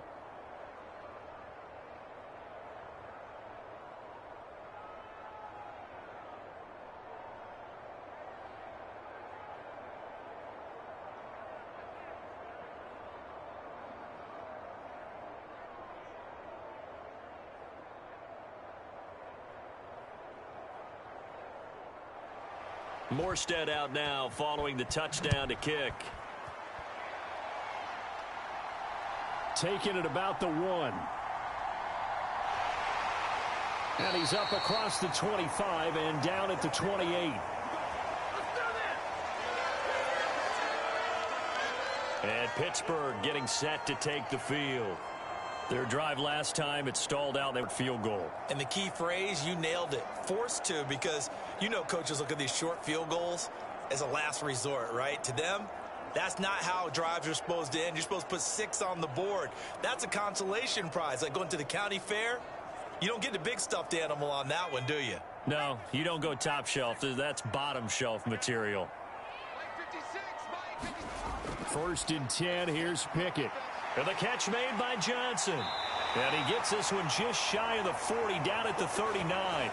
The drive starting with a first down, 11 yards on that pickup. Good strong throw and catch right there. And so far in this game, the alleys have been open for them to get completions, and they're taking advantage of it. So from the 39 now, they'll come up on a 1st and 10. Looking to throw, Pickett. No, bottled up, fumble. It's out, it's loose. Oh, and one of the linemen on the other side has got it. And his crew will take over with a football at the 35-yard line. The pocket collapsed around him. I know we talk about it a lot, but a QB has to have that sixth sense, doesn't he? He really does, and I know of one team at one point was training their quarterback with that time frame, and anytime he didn't get rid of the ball within the right amount of time, they would blow a horn or blow a whistle to show him this is what that time is, just what you're talking about, training him to understand this is the amount you have, make sure the ball's gone. Didn't happen in this case.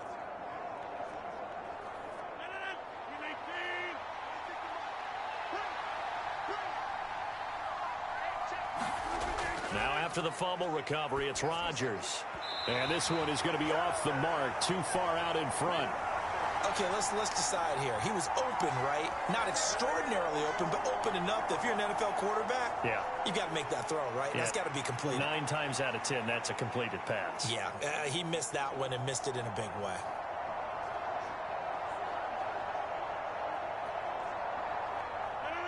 Here's 2nd and 10 now from the 35. Rodgers going to throw. Open man here is Conklin. That'll leave him with a 3rd and 2 coming up. They got 8 yards there. Let's not quibble about the gain there on 2nd down. That was a positive play because that was a take-what-you-can-get situation. Got out to the tight end. Now it gives him a much better opportunity to convert on 3rd down.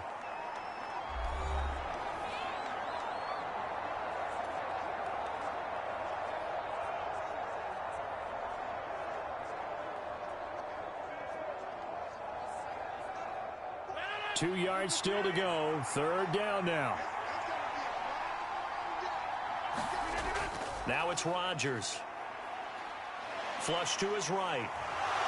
And he will slide to a stop. He does have the 1st down. Now the Jets going to use the 2nd of their 3 timeouts. as the clock will stop with 55 seconds to go until halftime.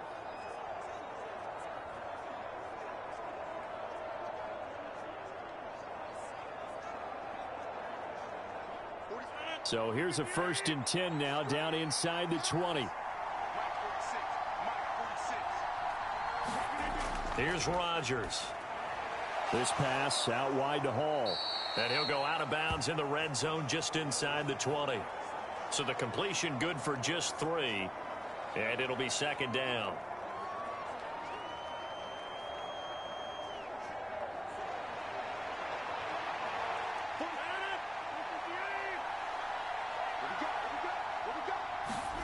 To throw, it's Rodgers. Flushed out right. And he slides and covers up at the end as he's going to be able to pick up decent yardage. He'll end up getting 5 out of that, but now they're looking at 3rd down. I certainly like what he did right there because he smartly wanted to avoid forcing anything downfield because nothing appeared to be open. Nice harmless slide there to avoid the big hit, and he gets a small gain on the play. This one incomplete. Probably should have been picked. A little nonchalant with the throw to the safety valve, and it's 4th down. His back has been a dependable safety valve all game, so he went back to him when his first read was covered. Just unable to connect, so the play results in no gain. And no signs of the field goal unit. They're going for it on 4th down. They'll try and run for it. And he's going to take it in for a Jets touchdown. Zonovan Knight, as the first half is winding down. And the Jets have taken the lead here in the final stages of this first half. So a big decision there to go on 4th down. Gets him not only the first, but gets him the touchdown as well. And Brandon, you and I know that all these coaches tell us if every play is executed the way it's designed, it goes for a touchdown. But let's be honest, they were shooting for the first down on that one, and boy, were they fortunate to take it all the way in. Zuerlein good with a PAT, and the lead is now 14-10. So this drive spans 7 plays, and in the end, the finishing touch, an 11-yard run.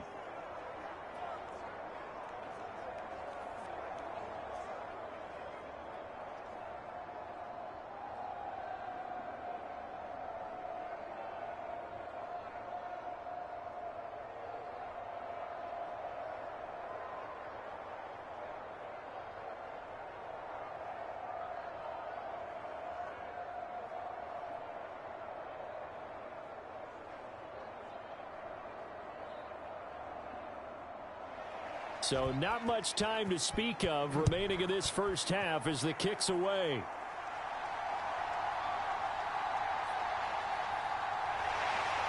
And a nice return sets him up pretty good here right at the 30-yard line.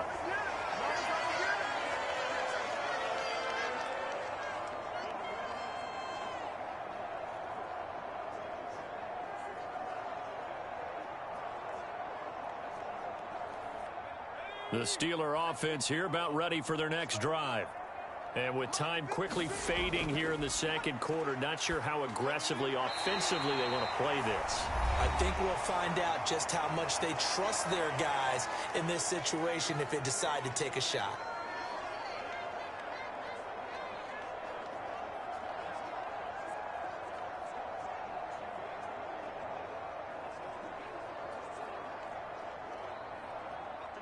Second down and 3. Back to throw, Pickett. Setting up the screen, Harris. And he'll go out of bounds, it appears, right at the 45. Well, they certainly made a point of getting him involved in the passing game here in the first half. They must have seen something in the scouting that said, hey, we can capitalize on him getting the ball possibly in the open field. And I think in the second half, that may loosen up the defense a little bit to get the running game going back inside. Final play of the first half. Here's Pickett. Gonna let one fly for Robinson. That's gonna be knocked away and incomplete. So we've reached halftime here in a 4-point game. As we send you down to Orlando, where Jonathan Coachman has our EA Sports Halftime Report. Coach. All right, BG, thanks very much. And welcome one and all to our beautiful new downtown Orlando studios for this EA Sports Halftime Report. We were treated to a solid first half out of the running back, Breece Hall. He had 4 catches in those first 2 quarters, one of which wound up a touchdown. Okay, Coach, yeah, adjustments likely going to play a big role in this third quarter in what's been a tight contest so far.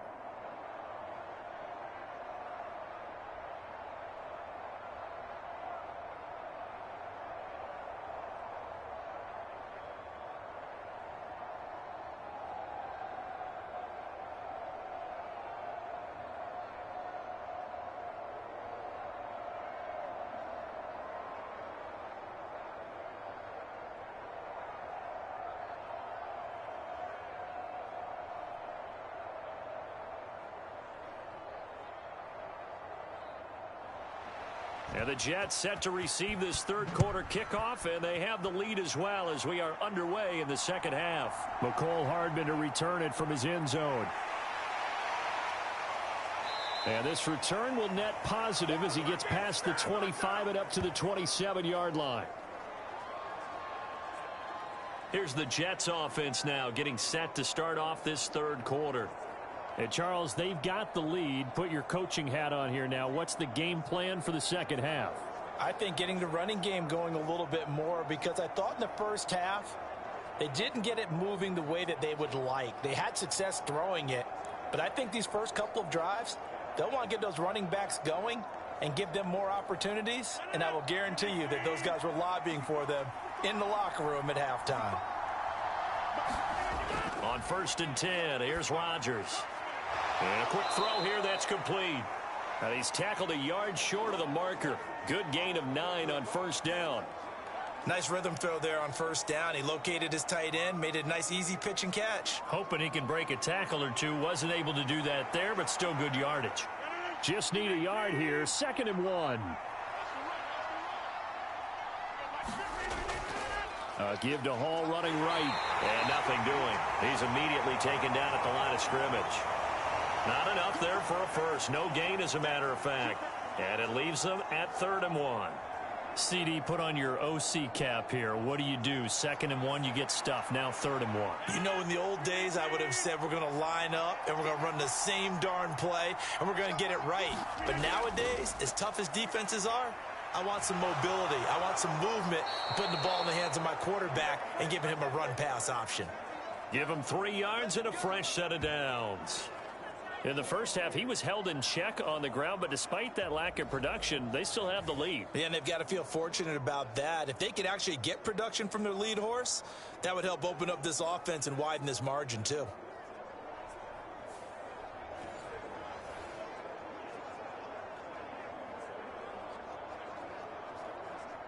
So here's a 1st and 10 at the 38.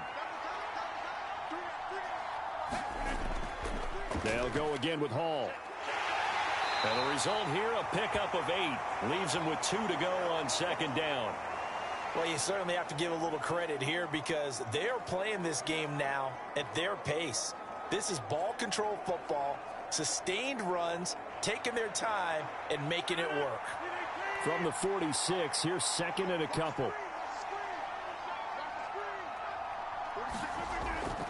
Hall on a give up the middle.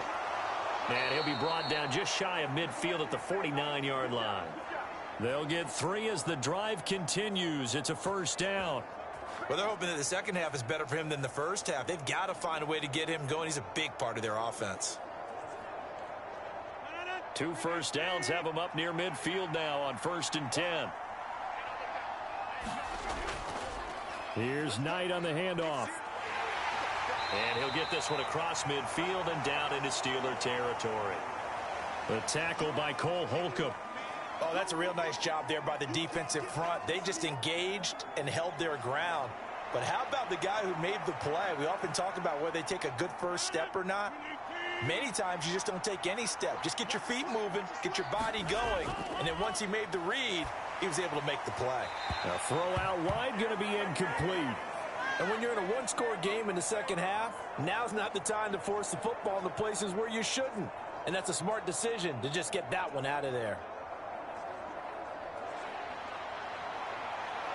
Now the terrible towels in full force now as the Steelers get set to defend this 3rd and long.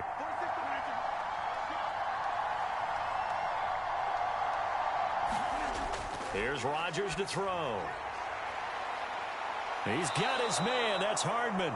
And they're going to have themselves another first down as the tackle's made at the Steelers' 21. A big gain of 28 as the drive continues.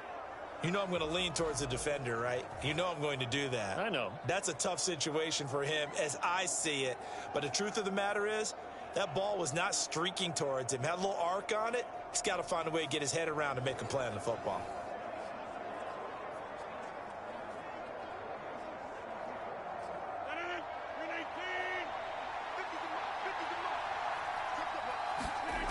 Rodgers now on first down. Open man is Uzomah. And this will be a gain of 6 when it's all said and done. Down to the 15 from the 21. Not a big window to throw. Coverage wasn't too bad there. Yeah, they had him under wraps pretty well, but somehow able to muscle his way open and catch the ball. This 2nd and 4.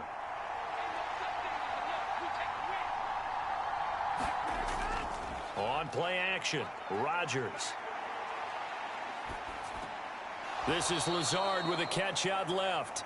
Call it a gain of a yard, and now we've got a 3rd and 4. One thing you're hoping for when you run drag routes, you're able to hit a receiver in stride, and he can pick up a lot of yardage after the catch. But in this situation, the defense was effective, able to stop him before he could get a good head of steam going. They'll run with Hall. And he's able to pick up the first down before he's tackled right at the 10. Give him the 3rd down conversion, 5 yards on the play. Looks to me like maybe there's a little attrition setting in with this drive, because when you see that type of a run, I get the feeling the defense getting a little bit tired. And that's the last thing they need, especially when they look up at the scoreboard.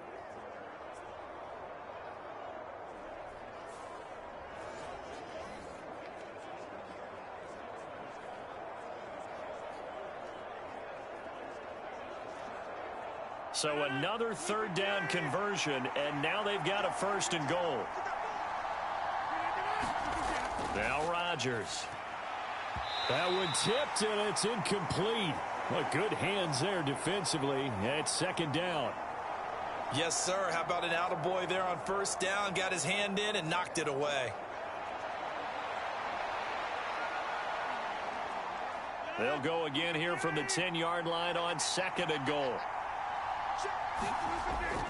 Straight ahead is Hall. And he'll get about 4 there as he takes it from the 10 down to the 6. Defensively, I think they can smell a stop. Ball right around the 5 here, brings up 3rd. And I think what they've done is they put doubt in the minds of the offensive guys. What do we do? Because now you don't have a go-to play. Either side they pick, throwing it, running it, it won't be easy.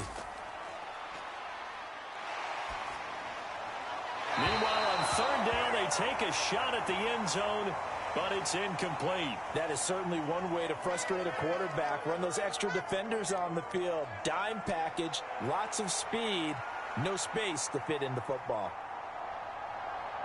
So Rodgers will depart, and on is Greg Zuerlein for the Jets field goal. From the left hash, a chip shot here. Zuerlein's kick is up and through, and that moves him up by a touchdown now at 17-10. Well, looking at it from a defensive perspective, that keeps the deficit very, very manageable. You know, all things considered, not a bad job on the defensive side. I would say that you've pointed out something pretty good right there, and that is you actually have both sides happy with that exchange. You know, happy in quotes, of course. One team, hey, we've kept it within range. The other side saying, hey, we put points on the board and did stretch out the lead. Let's see how this one turns out. Yeah, still bottom line, though, 3 points for the opening drive of the 3rd quarter. Morstead, the punter, out to kick it off. Olszewski going to hold on to this one. Touchback. There's Deontay Johnson as this Steeler offense gets set for this next series. And I know that they've double-teamed him a couple times, but not a ton. Whatever they're doing isn't working. He's up over 100 yards. We'll see how they adjust. And when they do that, they weaken their defense in other places as well. And how many times have we done games where we've seen a guy have a big game like this, but it's usually not by himself, is it? Right. Usually it opens it up for other people to have big games as well. Pickett leads the Steelers up here with a fresh set of downs. At their own 25-yard line. Harris will start the drive out. And he'll power his way forward for about 4 yards there on the first down carry. I have to think a major focus of the halftime meetings had to be figuring out how to create space for the running game to get operating. Well, what you pointed out to me at half seems accurate. That line has struggled to sustain blocks. Yeah, I would agree with that totally. They've got to focus on staying on their double teams at the first level, make sure that block's secured before they slide off and try and chip someone at the second level. And they're not going to get to the line to run another play. So we will switch ends as the third quarter has come to a close. We'll return with more after this break. You're watching the NFL on EA Sports.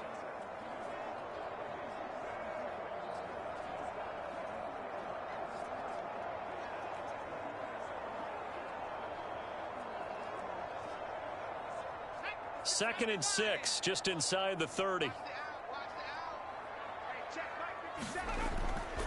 Now here's another carry for Harris. And he'll take this up near the 35, maybe the 34.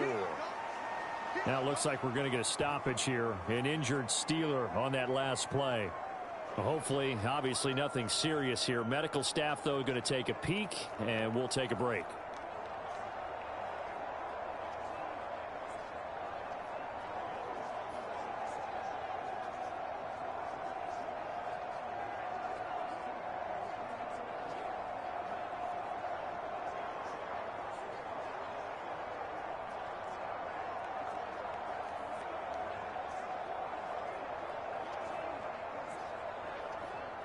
And this offense on third down today, they've hit 2 for 4 thus far.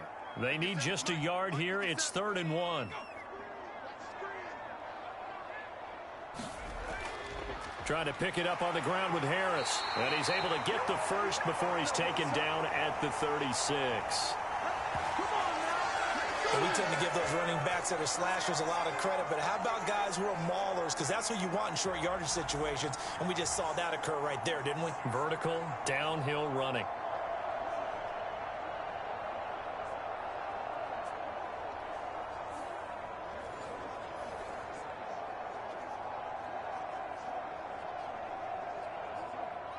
So from the 36 now, 1st and 10.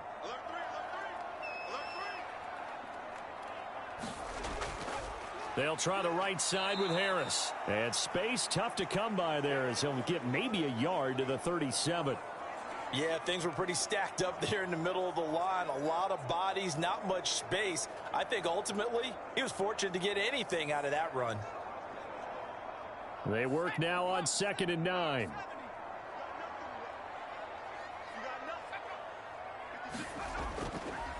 This is Harris on the draw. And able to get this one across the 45 before he's brought down.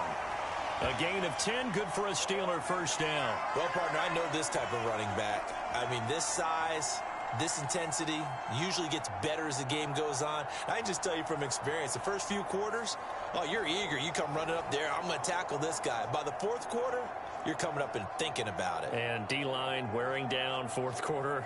Yeah, that's not a guy they want to see consistently. The drive continues as they search for a tying touchdown. Here's 1st and 10. Pickett, he'll look to throw it. And his throw is incomplete. Offense was moving it a little bit, had them back on their heels, but they earned a brief pause by forcing the incompletion. That gives them a quick chance to regroup and try and mount a stand before they're backed up even further. An incomplete pass on 1st down. That leads to a 2nd and 10. A run with Harris out of the shotgun. And he'll take it across midfield down into Jet territory. They get 6. That'll leave them with 3rd and 4. And that looked like some pretty easy yardage there right up the gut. And he's a guy that has some height to him. So when you don't have to drop a shoulder or create or get through contact or trash, makes it a lot easier to stay upright, see the field, and make a run as we just saw there. Now Pickett. It's brought in by Harris. And he's going to be a yard short. Needed 4, but got 3. Yeah, and on 3rd down, you know those pass rushers, they're in the starter's block. They're just waiting for the pistol to fire. You can almost hear the defensive coaches on the sideline pre-snap. Watch the screen, watch the screen. Really good job there of identifying it and making the play to force 4th down.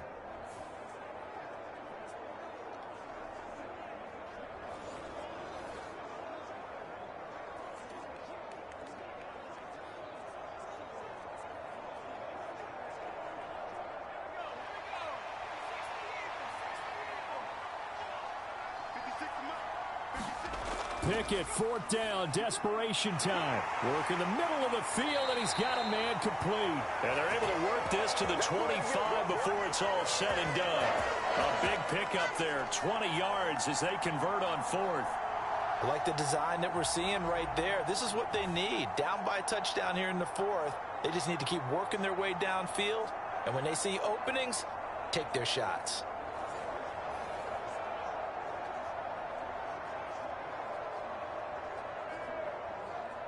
A new lease on life after the 4th down conversion. Here's 1st and 10. Operating from the gun, Pickett. And that is going to be incomplete as he led him a bit too much. Well, a momentary speed bump there with that throw, partner. The defense had other ideas, and they're trying to mount a small stand before this drive reaches the end zone. An incomplete pass leads to 2nd and 10 from the 25. 56. Dialing up another pass here. Pickett. And his throw here's incomplete. Well, it looked like a march to the end zone has hit a momentary roadblock with that incompletion. No need to panic. They just got to come up with a high percentage play call and see if they can get their offense back on track. Possibly a turning point. Big play coming. This is 3rd and long. They'll look to throw again. He had a man open, but he missed him, and it's incomplete. The coverage keyed in on him since that last completion his way. He earned a little more attention on that route, and that made it a lot tougher to get a clean throw his way.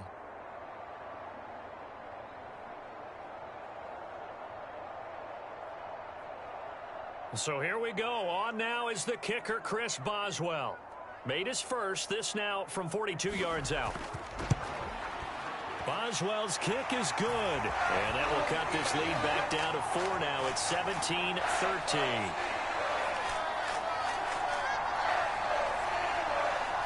So an interesting call there to take the 3. I mean, I guess they're thinking that their hands were tied, but, you know, 4th quarter, that field goal might not help them that much in the air. Yeah, eventually they're going to need the touchdown. The thinking must have been they didn't feel confident about picking it up there, hoping maybe on defense they can get better field position, get a turnover, get a better play, and then they'll have a chance to attack the end zone.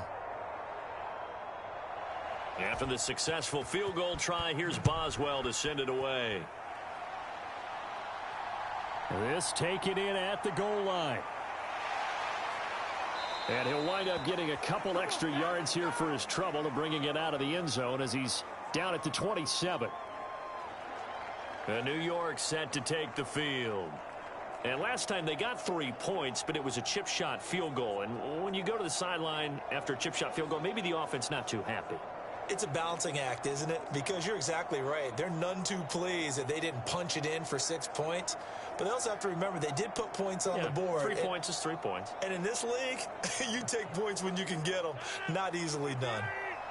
Rodgers and the Jets now with a 1st and 10 at their own 27.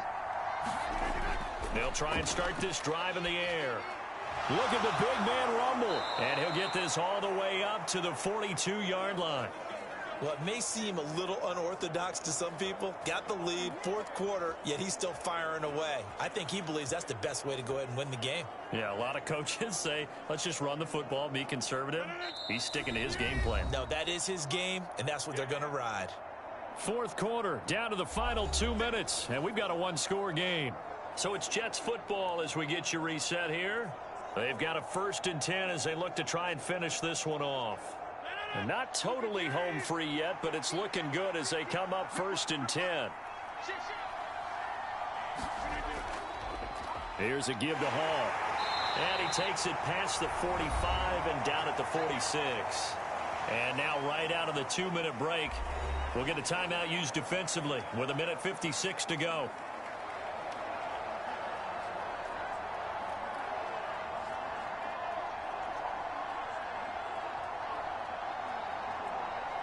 Here's a 2nd and 5.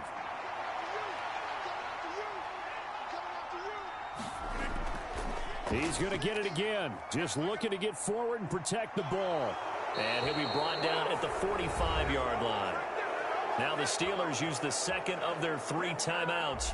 And they'll be disappointed to have to burn one there after giving up the 1st down.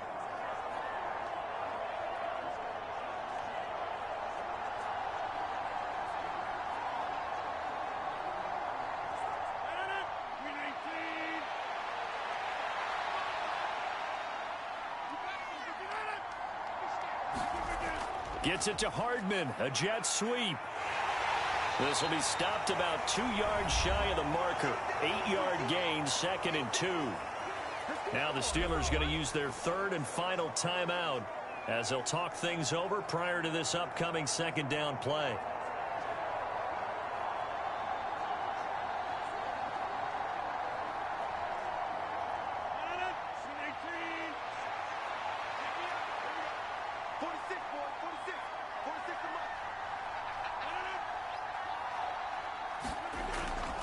There's a fake on the jet sweep, and instead a give to Hall up the middle. And he will have a Jets 1st down, and that should just about do it. I like that run right there, partner. Not the flashiest run, not the one that's going to break for big yardage, but he understands the situation, and taking care of the football, paramount, and he got it done. Nursing that slim lead, you're exactly right. Hold on to that ball. The Jets, with victory seemingly in hand, they take the knee.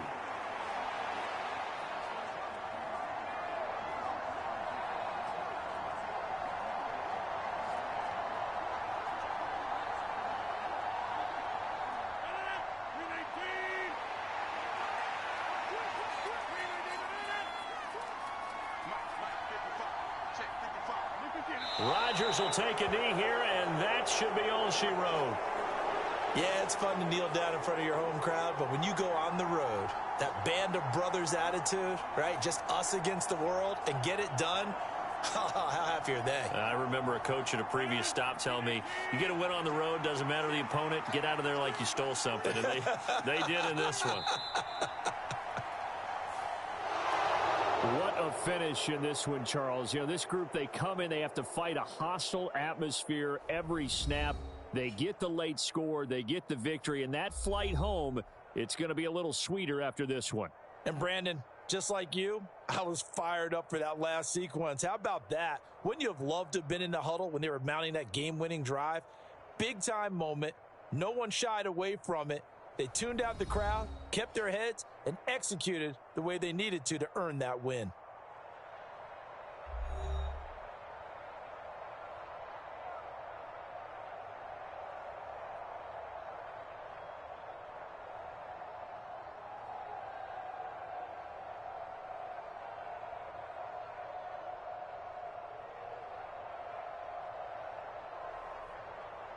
So that's a wrap for Charles Davis. I'm Brandon Gaudin. And this has been a presentation of the NFL on EA Sports. For more, check us out at easports.com. And with that, we say so long from Pittsburgh.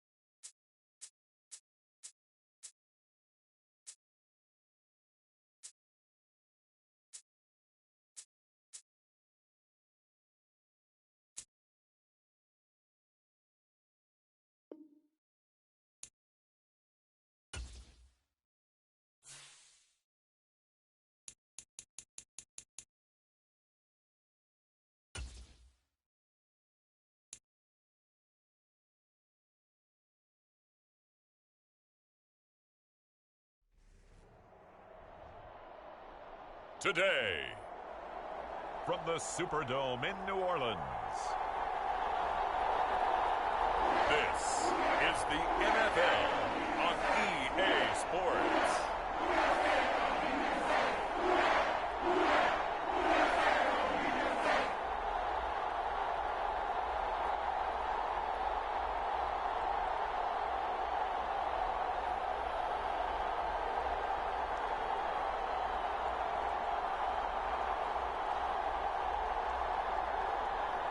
Derek Carr and the New Orleans Saints taking on Jared Goff and the Detroit Lions.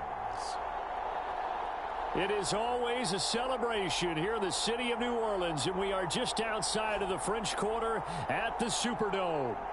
Coming up, we've got what should prove to be a good one in the NFC, as it'll be the Detroit Lions taking on the New Orleans Saints.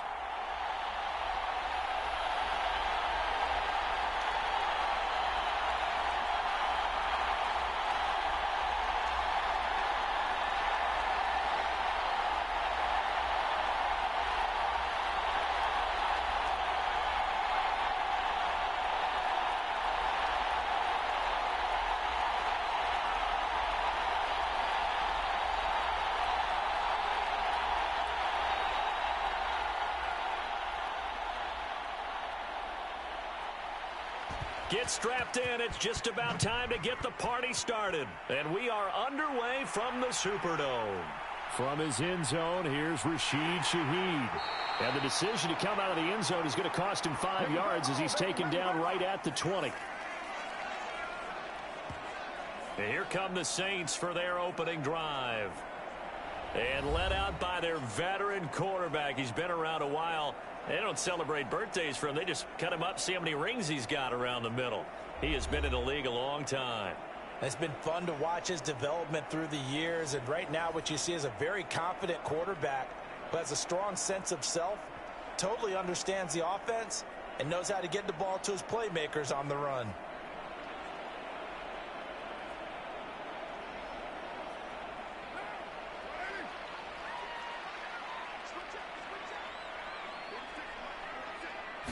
Carr going to throw right away. That's complete to his running back, Kamara. And he's going to get 7 out of this before being taken down at the 27. A good, safe pass there right off the bat. That's almost a rhythm play. That's what we like to call it. Get them into rhythm early, something safe, something they're confident about, something they feel good. And once that's completed, then you just keep moving from there because the confidence elevates. On second down, here's Carr. Thomas has got it. Complete. That one a first down pickup of 8.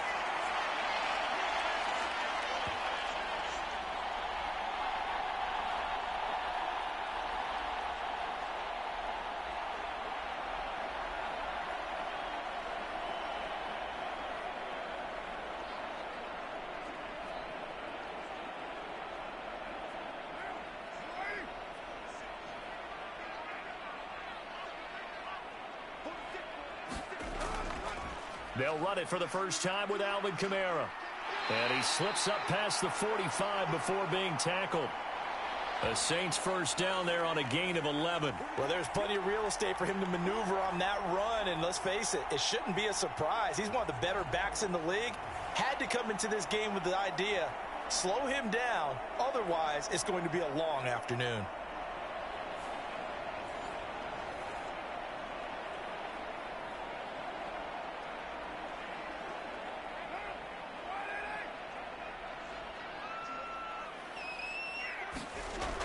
Staying on the ground on first with Kamara. And he's going to get it across the midfield stripe into Lion territory. 5 yards is the tally on first down. That brings up 2nd and 5. That's a really nice, tough run inside, and they gained 5 yards on it. And to be frank about it, most offenses don't expect to get 5 yards on a play call like that. So when they do, they go back to their huddle with a little pep in their steps. They're starting to think that they're starting to dominate the line of scrimmage. It'll be a pickup of a couple, and it leaves them with a 3rd and 3. Well done to sniff that out defensively. He had it diagnosed pretty quickly. I love that description because diagnosed is perfect on that one. Read his keys, made the play, and he couldn't even get going moving the football. Coming up here looking for 3 yards to pick up the first. Carr going to try and throw on 3rd down. Oh, he had him. He was open, but he couldn't get it to him. It's incomplete. You absolutely have to have this early on, right? 3rd and short, they elect to throw for it, and that's normal NFL football. They're going to throw on 3rd and short, but you've got to hit it, don't you? Yeah, in the first quarter, like you said, to set the tone, can't connect there. The Saints going to send out Blake Gillikin to punt on 4th down here. Back deep, Khalif Raymond. And this will depend on the spot as it sails out of bounds. And they'll say it sailed out at the 10-yard line. The field position game, such an overlooked facet, Charles, of an NFL game. But this offense, they're going to be pinned back. What an ideal punt. An ideal punt, and it leads to that term complementary football. Because them doing that puts their defense in a great spot, doesn't it? Gives them a chance. If they want to be aggressive, try and maybe get a safety out of this whole thing, it puts them in that position.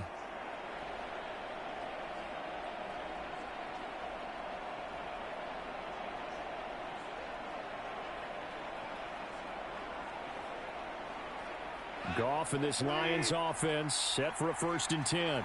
From back at their own 10-yard line. Off the play fake, he'll look to throw. Oh, he's going to air it out right away. And that is incomplete. Took a shot there on 1st down, but he couldn't reel it in. Well, they certainly came out firing in this one, and while that one was incomplete, I can't imagine that'll be the last shot that they take in this game.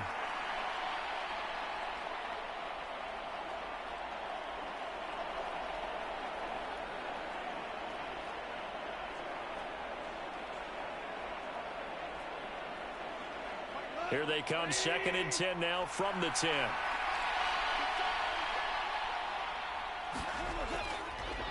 They'll run for the first time with a speedster, Jahmyr Gibbs. And he'll take this one only up to about his 13-yard line.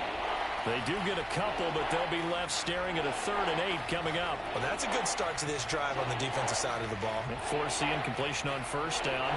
Then you're able to shut down the running play on 2nd. Yeah, I wouldn't be surprised now. A little bit of pressure going at the quarterback in an expected passing situation. Throwing on 3rd, Goff. He's got his running back out of the backfield. And he is going to have a Lions 1st down as they're able to get the 3rd down conversion. I'm not sure that that was necessarily a safety valve or a check down throw on 3rd down. Sometimes just try and find the open guy and get him the ball. He did exactly that and found a way to pick up a 1st down.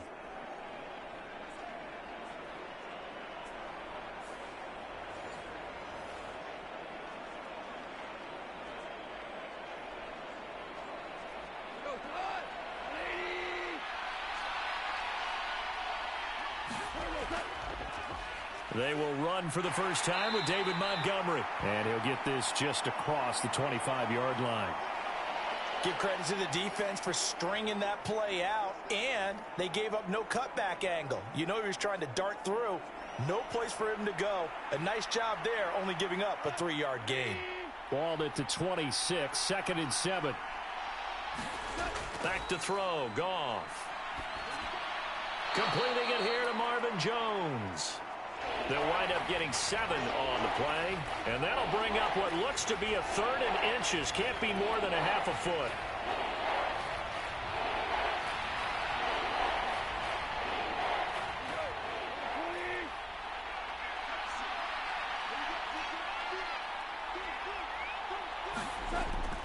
They'll run it. Here's Montgomery.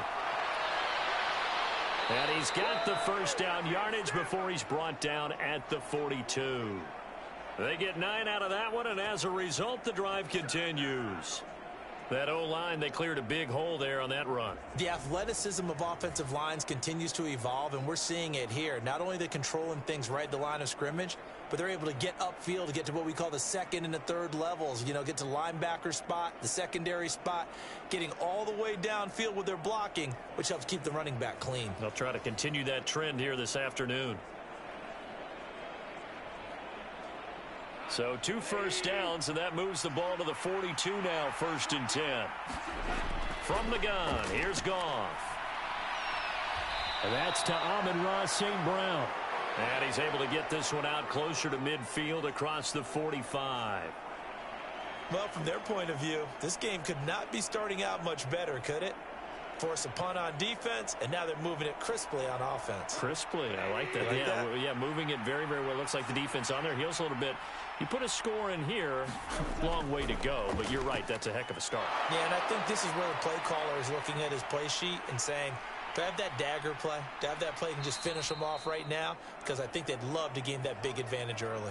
40 yards rushing so far, and this is just their first possession. They've got a new set of downs here. You were telling me this yesterday. This is exactly what they want to do on the opening drive, establish the ground game. Yeah, remember our conversation? We were talking about what one of the GMs in the league has told me repeatedly. It's a big man's game, and it's not necessarily size. He's talking about playing some big boy football.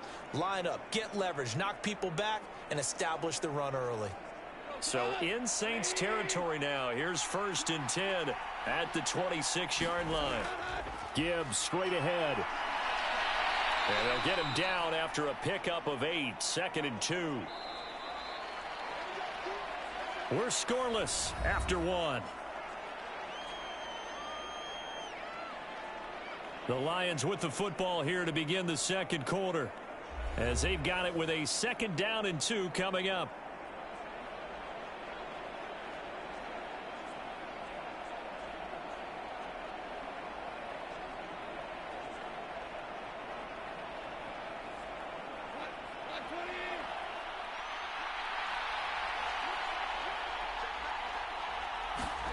A shotgun snap for Goff.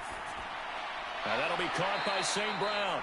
And St. Brown going to have the Lions first down as he's down to the 11. That good for 6 as they keep this drive right on rolling.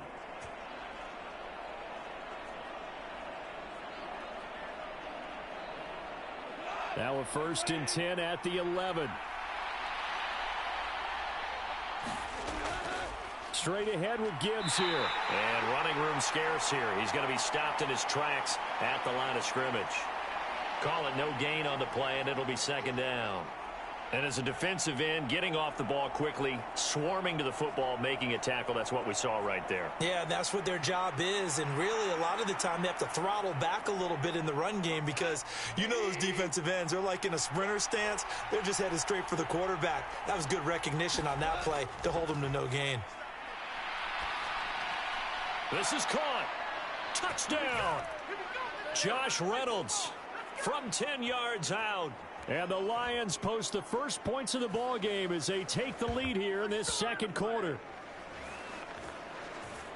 A lot of people might call this backyard football. Sometimes just understanding who you've got out wide and who you're going to throw it to. Give him an opportunity to go up and make a play even when contested.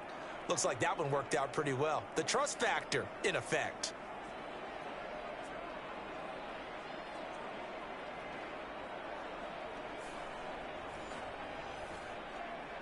Riley Patterson now for the extra point.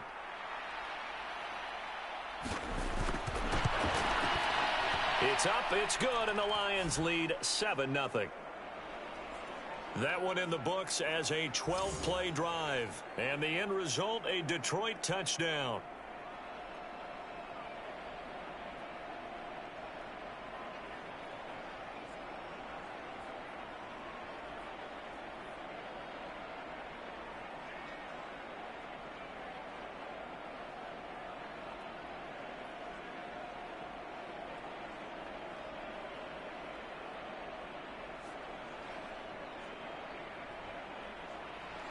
Out is the kickoff unit as they run up and send this one away. From a yard or 2 deep, here comes a return. And they'll get him down right around the 25, actually the 26 officially, so a net gain of 1 there. New Orleans Saints, they get ready to set up shop for their second drive. They'll be looking to match that touchdown from a moment ago. 7-0 is the score as they begin with a first down.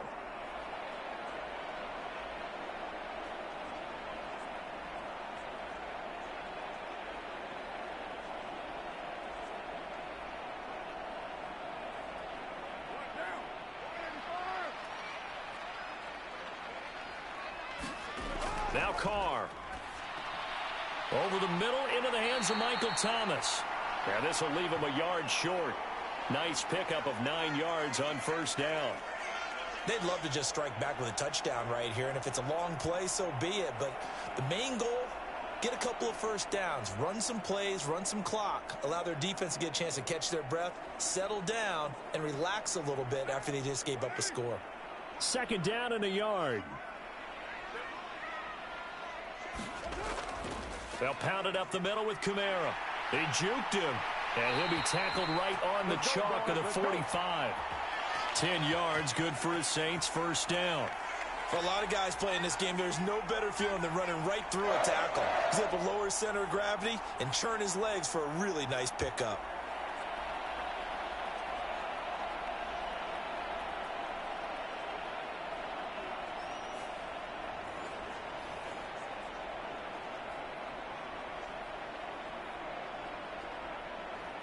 So after the run by Kamara, now another 1st and 10. Now Carr. Over the middle, complete. That's Thomas. And he's able to get this one down to the 40-yard line. 15 more there, and they're on a roll. It's another first down. Well, coaches always talk about finding balance on offense. I don't think you can get much more balance than this. Big-time run, big-time pass. A 1-2 combination. Looked pretty good. How about that? Let's see if they can continue to take that kind of a punch, though.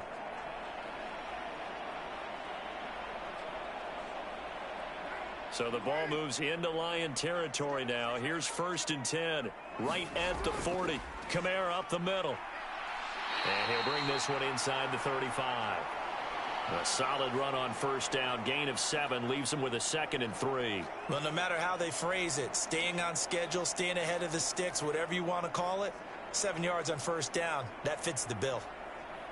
From the 34-yard line, here's 2nd down and 3.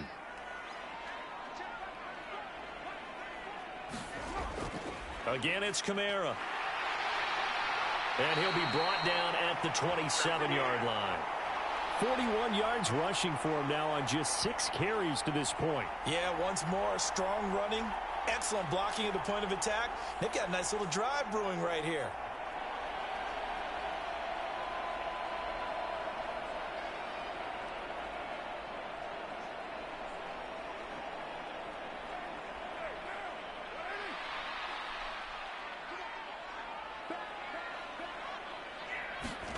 On first down, Carr. He completes it to Olave. And down inside the 15, shy of the 10. The Saints passing game in sync and moving the football. It's a first down. And this has been a nice answer to the touchdown drive against them a few minutes ago because they've come out and reestablished the tempo. A nice throw there, and they're putting together a very strong drive as a response.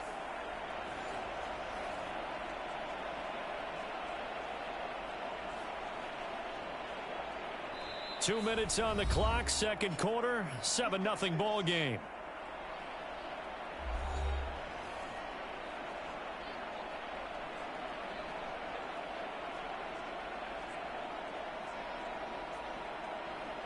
Now a 1st and 10 at the 11. Carr going to throw. Firing quickly here, and that's complete. And he takes it inside the 10 to the 8 before he's out of bounds. Call it a gain of 3 on the play, and it'll be 2nd down. When you see zone defense and you know you've got a drag route on as your primary call, you've got to be really careful as a passer about how far you let your guy go because he might wander into some tough coverage. To throw his Carr. He'll get this one underneath to Kamara. And he'll be brought down here at the 3-yard line. So 5 yards here, 5 on the play. And now that sets up 3rd and 2. He's already proven to be a factor in the running game on this drive. Now he gets involved in the passing game. I think what we're seeing here is the modern version of workhorse in the NFL, being able to run it and catch it with equal proficiency. And he'll be taken down, but he does have first down yardage. 3rd and 2, right? So this is a situation where low man has got to win at the line of scrimmage, but it's not just the low man winning. It's the low man who's winning with some force, and they had that to pick up the first down. Barely picking it up, but they did.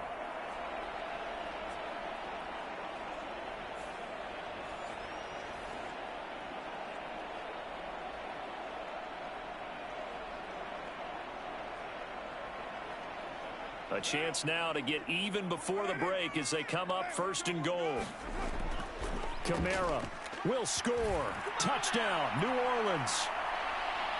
Everybody in the stadium knew what they were going to do right there, CD. 3 tight ends on the field, all that extra bulk, and they run it in.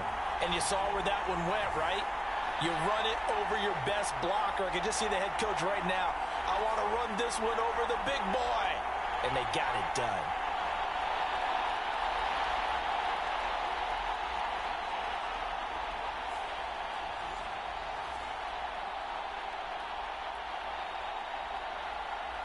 Will Lutz on for the point after.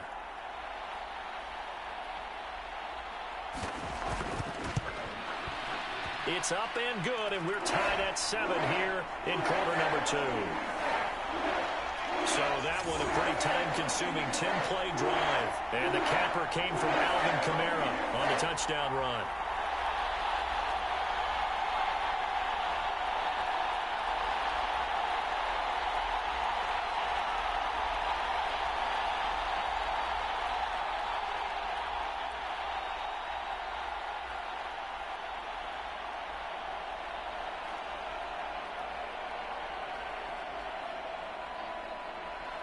So all even at 7 now as they kick it away. Here's Raymond bringing it out.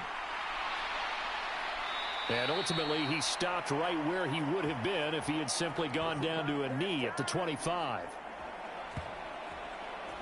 Back onto the field come the Lions for their 2nd overall drive.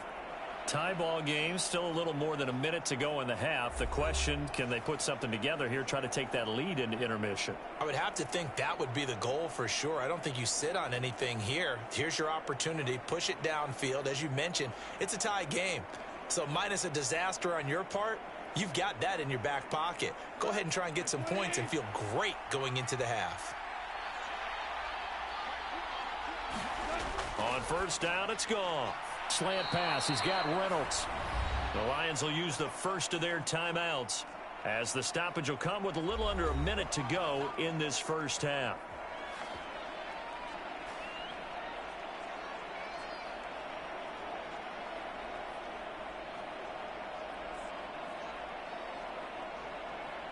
So from the 36 now, 1st and 10.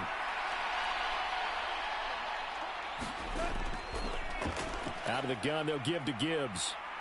And the result here, a pickup of 8. Leaves them with 2 to go on 2nd down. Now another timeout called for by the offense as they get the stoppage with a little over 50 seconds to go in the first half.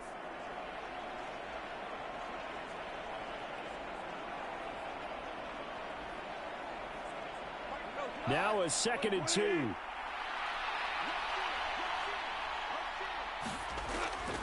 They'll fake the handoff. Now Goff. Looking downfield for Jones. And that going to be incomplete. Good effort there trying to take a shot, but it's 3rd down. And they're not going to go quietly into this halftime break. They know they're in for a fight, so they're trying to make every possession count. They took the big shot there, but it winds up incomplete.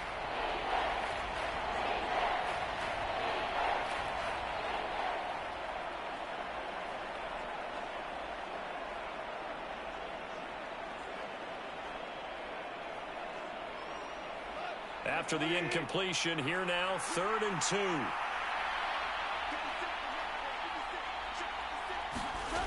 Now Goff. Oh, he tries to force it in, and it's intercepted. It's the Honey Badger, Tyrann Mathieu. And the return this time will go out to the 42-yard line. You can easily see the logic. It's a tie game. They just wanted to press it a little bit right before the half, hoping to get one more score. Now, easy to second-guess the result, but now you have to think after that interception, just a field goal, and they're behind at the break. Yeah, I think at the half, the head coach just says, look, that's on me. I wanted to press it, but it's because I believe in you guys.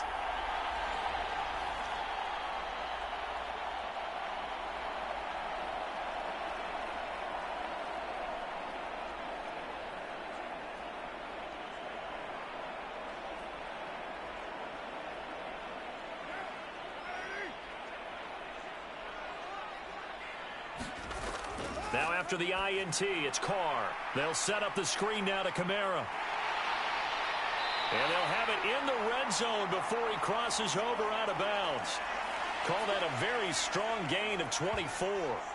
And that's not a play that you see all that often at the start of a drive, but some teams, they don't mind doing it. And that one, well sold by the offensive lineman. They showed the pass, and then they got out into space, able to get some good blocks downfield and allow the play to be successful.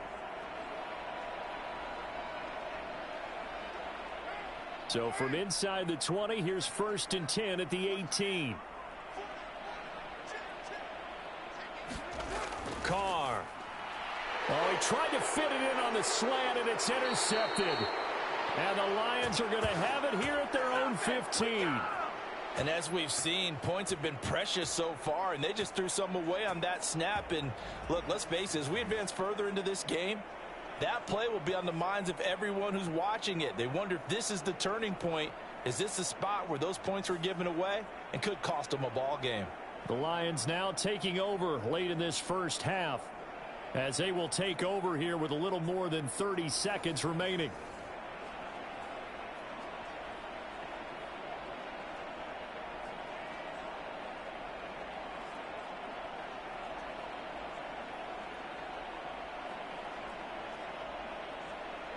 Just over 30 seconds to go in the half. They've got it 1st and 10. After the interception, here's Goff. He's going to float this one deep right side. Oh, a leap, and he will make the catch. A big play there just before halftime. 54 yards.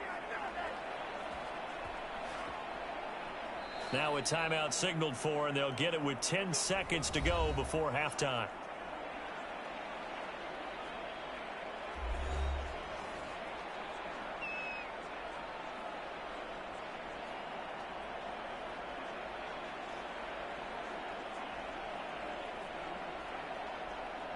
So even though it's first down, here's the field goal unit on now to try to get 3 before halftime. From the right hash, this from 48. Patterson's kick is good. And they take the lead here now at 10-7.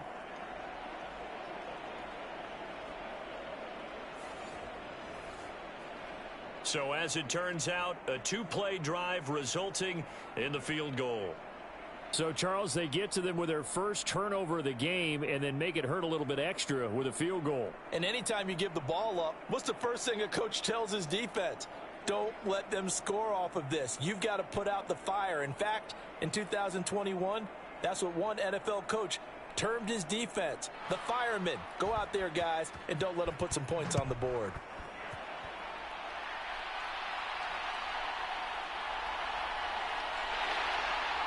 And up to about the 26-yard line, just across the 25.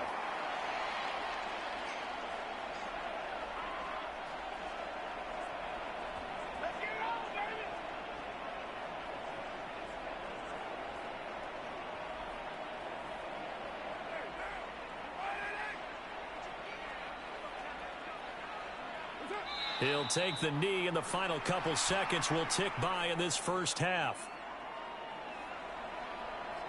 So we've hit halftime. Just a field goal separating these two teams at the break. As we'll get you over to Orlando, where standing by is Jonathan Coachman. He has our EA Sports halftime report. Okay, Brandon, back to you guys in just a moment. But welcome everyone to our Creative Village studios in the EA Sports halftime report. This one's been as good as advertised. Just a field goal separating these two teams as they've already made their way back out of the locker room.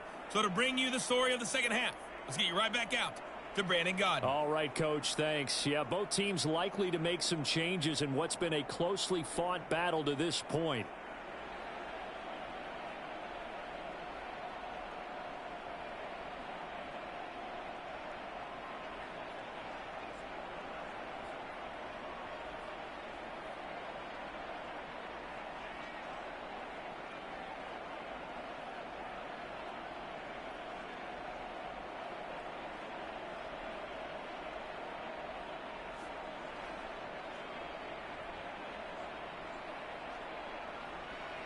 A good, tight football game thus far. 10-7 the score as we resume action on EA Sports.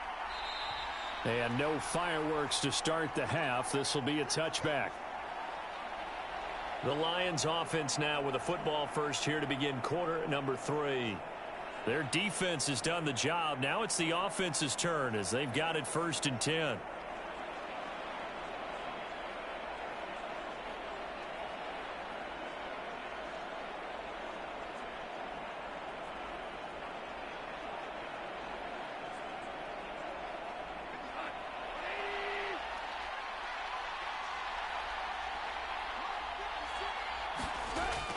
Off play action. Here's Goff. And that'll be caught. It's St. Brown. And he'll have it past midfield almost to the 40 before being taken down.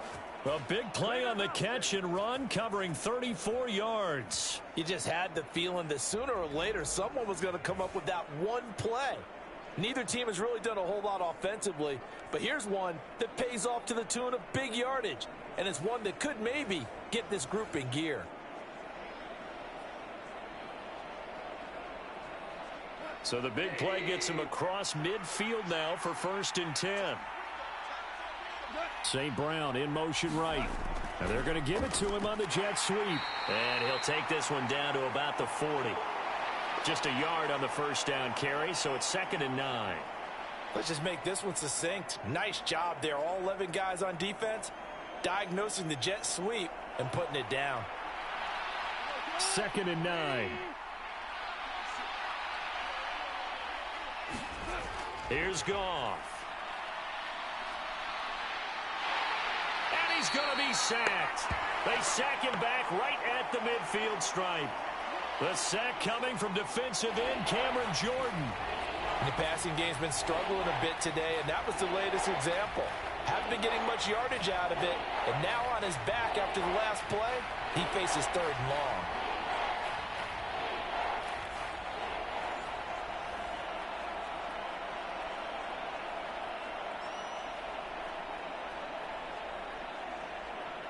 So now following the sack, Goff and the Lions needing to come up with something here on 3rd and long.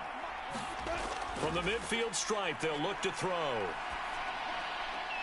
Oh, short pass here taken in by Laporta. Only able to gain a couple there, and it'll be 4th down.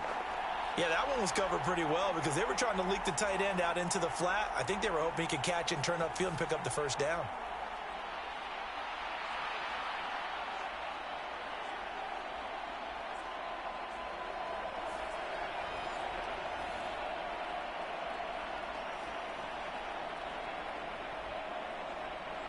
Here comes the Lions punter now, as he should be able to pin him back deep here with his first punt. And well done here. That one will kick out of bounds at about the 8-yard line. And for an offense that is struggling, this is not where you want to start from. Great punt. Fantastic punt. And for all those who wonder, what do punters do during the course of practice each and every day? The best ones do what we just saw there. Work on positioning the football and helping their team.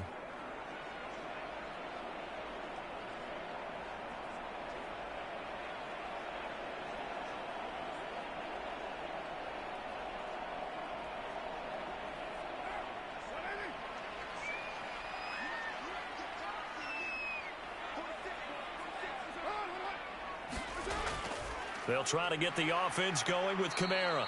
And he's going to be taken down shy of the 10, right around the 9-yard line. Only a yard on the pickup there, and it'll be 2nd down. Well, sometimes you just have to give credit to the defense. Great job there at the point of attack, holding up. They won their battles at the line of scrimmage, left him no space to try and run. A really nice job swarming to the ball carrier. 2nd down, and it's Kamara again. Gets around him. 59 yards rushing for him now on what was his 10th carry of the ball game. We don't talk about it very often, but sometimes there's a dip in intensity when you start the second half, which can manifest itself in some sloppy tackling. And how about right there? He ran right through that weak tackle attempt.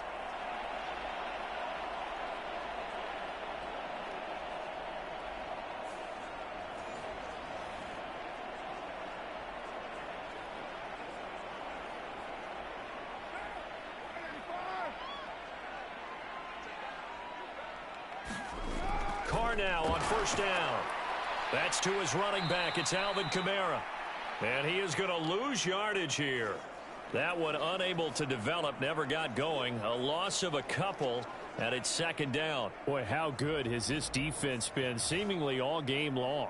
I really think right from the first snap, I think you're really onto something there. In this passing game, it just can't get off the ground. And that play, it wound up losing yardage. 2nd and 12.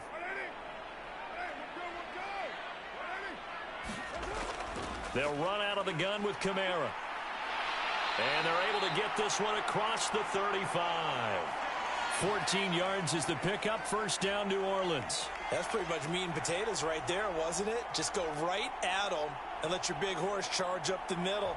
Not too fancy there, was it? Nothing fancy at all, challenging that defense. And on that go-around, the offense won the challenge.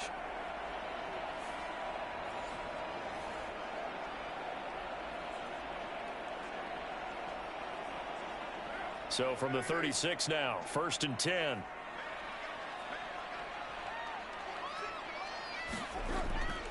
They run it again with Kamara. To about the 40-yard line. I feel like I could see what he was thinking on that carry. Wanted to follow that big tackle through the hole. Ended up only getting 4 yards on the carry. I think he had designs on that one being bigger.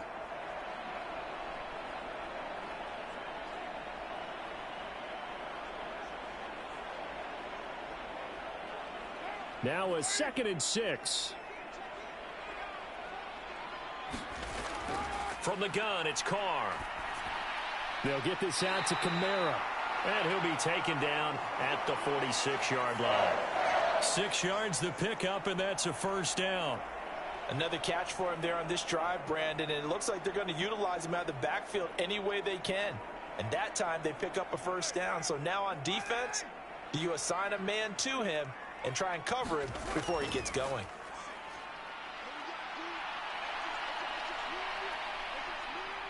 And now the ball's out. Carr lost it. Fumble.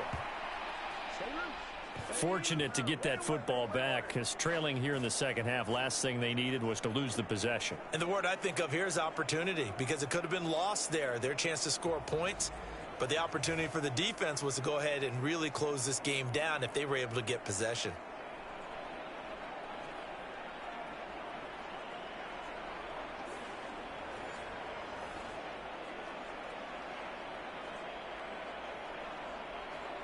The fumble on first down. Now here's second down. Here's Carr. And that will be incomplete. Trying to dial up the long one way out there, but it'll be third down. I know conventional wisdom says, hey, don't get it all back in one play. But sometimes you go ahead and try to. They tried to get it all back on that one. Weren't able to do so. 9th play of the drive now on 3rd and a country mile. Carr now to throw. And the Lions pressure too strong. Down he goes. Dropped for a loss of 7 by multiple defenders. A 3rd and long. You knew that he was going to throw it. He just couldn't find anybody to throw it to. Yeah, and it shouldn't have been a surprise, but that was perfect execution of their nickel defense. That 5th defensive back, the extra defender, he really tightened up things downfield in coverage, and they were able to get to him in the pocket. Back now here live in New Orleans. It's been a very hotly contested game to this point. Just a field goal separating these two teams as we get set for the 4th quarter.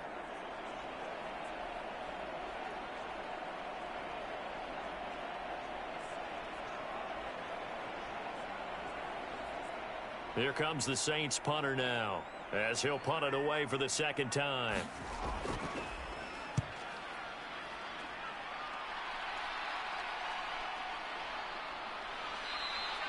A 39-yard punt, a return of 5, and the Lions will take over.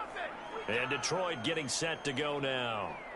Their defense got the stop, forced the punt, and now you really start to monitor the clock as they nurse this slim lead.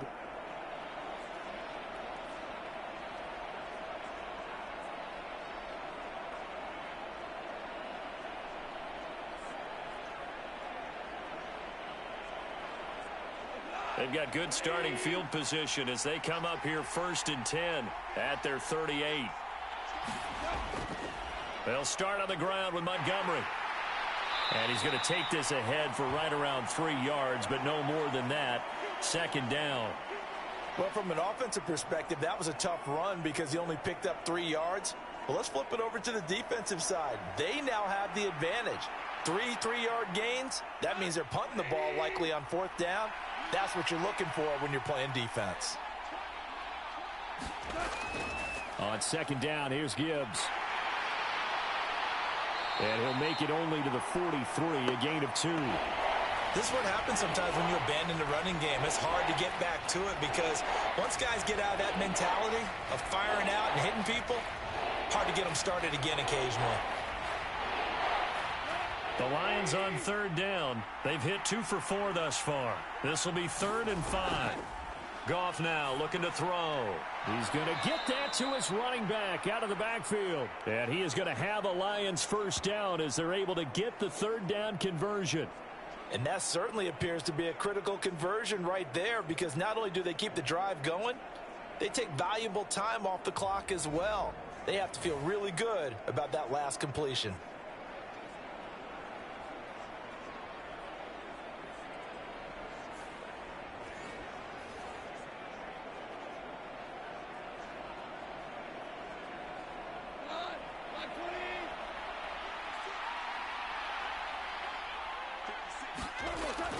First down, here's the run with Montgomery. And he'll take this ahead for about 4. 2nd down coming up. And that was a quality play to start a new set of downs. That was simply an offensive line winning the battle up front and winning in a big way and giving their guy in the backfield a nice lane to hit. Under 4 to go now as the clock runs and they come up on 2nd down. Gone. It's a short one here, complete to his tight end. And he gets this to the 35. Good for a gain of 5. And there's a completion to the tight end. And look at the size of these players nowadays. At that spot, 6'4", 6'5", and up. A lot of guys used to be basketball players, somehow came back to football. That's really good for the game of football. You're getting better athleticism, great hand-eye coordination, guys who know how to control their bodies when they run their routes.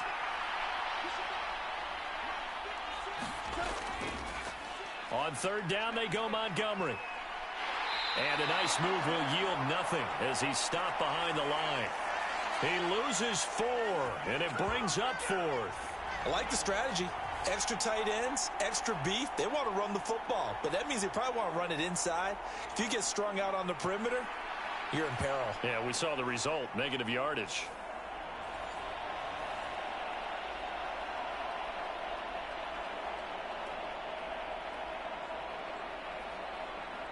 So here we go. Maybe the biggest kick of the game forthcoming. This to swell the lead to 6.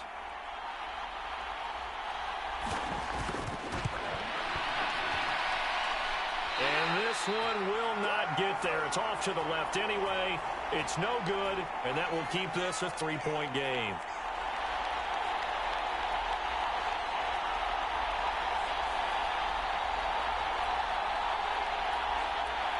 The New Orleans offense set to take over.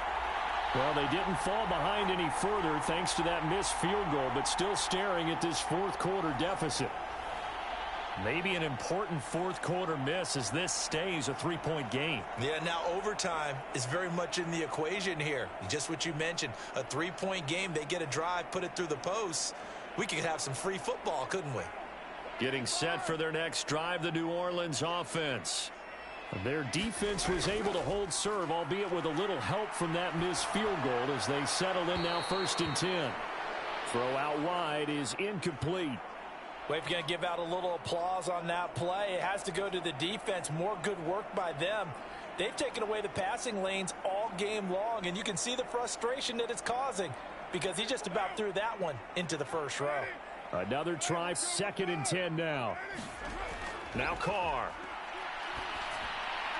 Got his man complete over the middle. It's Johnson. And down he goes at the 45 after a pickup of 9. Well, that tight end position, it just seems to continue to evolve every year in the NFL. Yeah, you're getting really terrific athletes. A lot of them maybe were wide receivers at one point. They continue to give you speed, great hands, and big bodies, which make them excellent targets for quarterbacks. So it's Saints football as we get you reset. They face a critical third down now, needing a score here in the late going.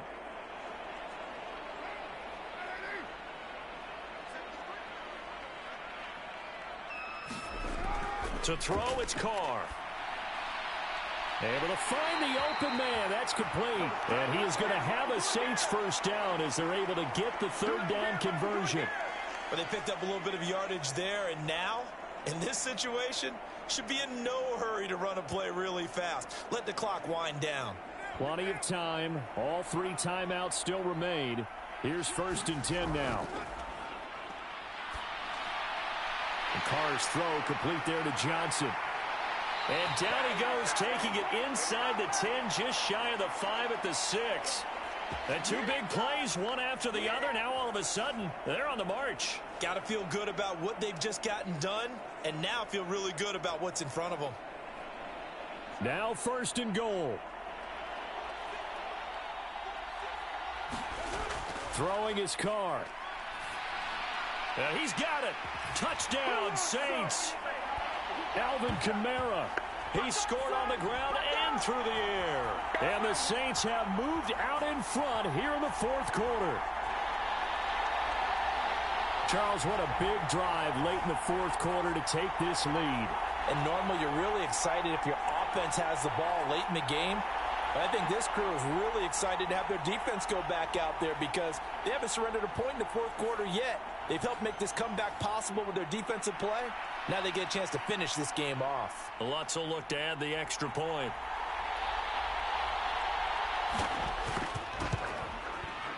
And that makes it 14-10. The drive summary that time, 5 plays. And it's polished off through the air with a touchdown to Alvin Kamara.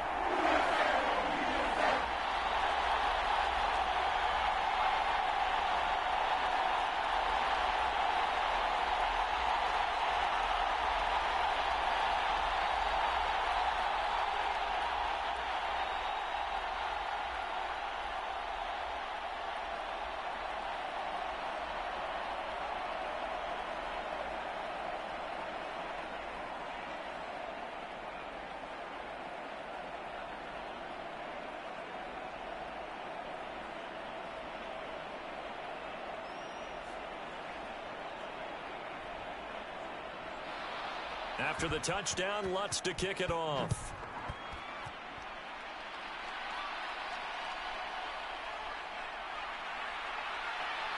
And able to take it past the 25 and up to the 28-yard line. So here's Goff and the Lions. Down 14-10, a little under a minute to go. They need a touchdown. A field goal is worthless now as they come up on 1st and 10.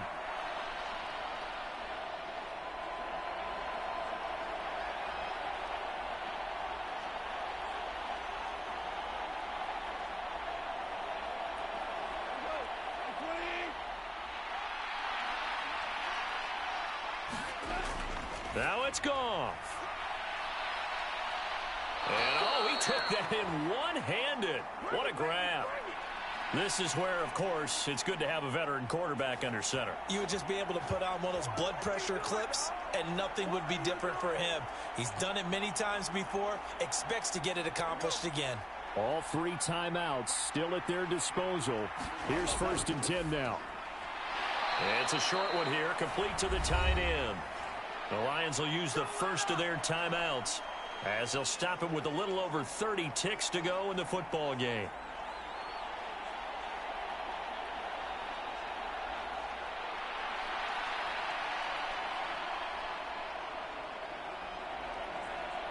Here's 2nd and a yard. Goff now to throw. Throw left side complete. That's Montgomery. The Lions now going to use the second of their timeouts as they'll stop the clock with 24 seconds to go in the game.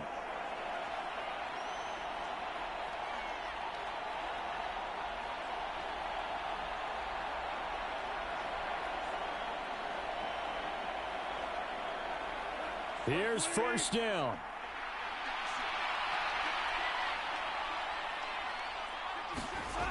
Goff. Over the middle, complete. That's Gibbs. And the Lions quickly now going to use the last of their timeouts. That'll be their third and final stoppage here as we step aside.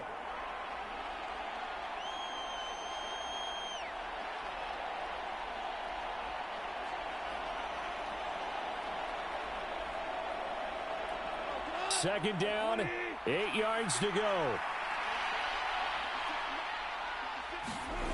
Now Goff. He lets this one fly toward the back of the end zone. And that's going to be incomplete. Good effort there trying to take a shot, but it's third down. That was the big shot for the end zone. You've still got a little bit of time here. You have to expect we'll see another. And remember, no timeouts left. So if you throw it short of the end zone and you're tackled, that's going to be the ball game. He's back to throw. He's going to let this go. Back of the end zone. And he knocks the ball away, and it falls incomplete. Oh, and this is nervous time now. They decided to go for it right there. Fortunately, still a little bit of time left for another shot, but this one almost certainly has to be in the end zone. No choice but to go. Here's fourth down now. One last throw here for Goff. And he comes back with one complete. And he'll take this for a short gain on what will prove to be the final play of this ball game. Well, that second half, Charles, a little bit different from the first. Not only did we have the lead change after intermission, but they were able to pitch the shutout in the second half and get an impressive victory. And what's the old expression? That's not quite how I saw it playing out in my head. You know they didn't expect this at all. As you mentioned, went into the half of the lead. Losing the game is one thing. Getting shut out in the second half, that's a surprise.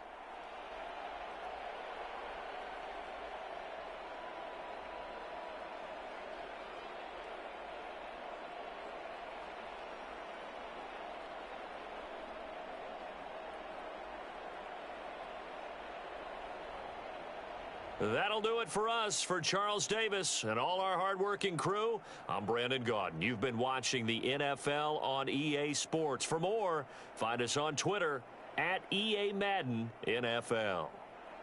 The Saints are winners here as we say so long from New Orleans.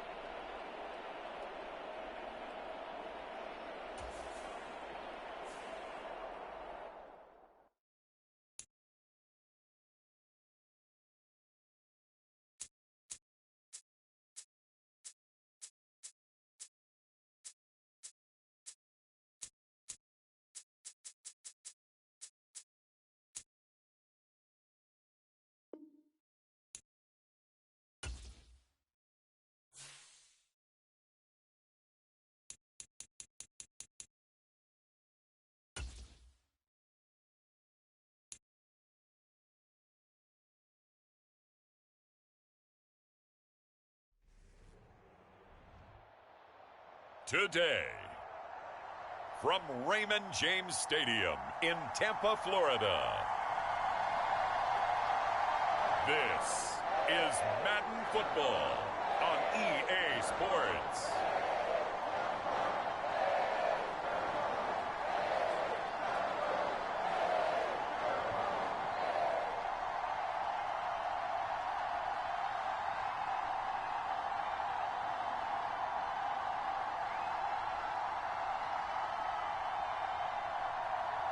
Baker Mayfield and the Tampa Bay Buccaneers versus Kirk Cousins and the Minnesota Vikings. EA Sports coverage of the NFL has us on the west coast of the Sunshine State. Downtown Tampa's the spot, Raymond James Stadium. Coming up, we got a good matchup on tap here, as it'll be the Minnesota Vikings taking on the Tampa Bay Buccaneers.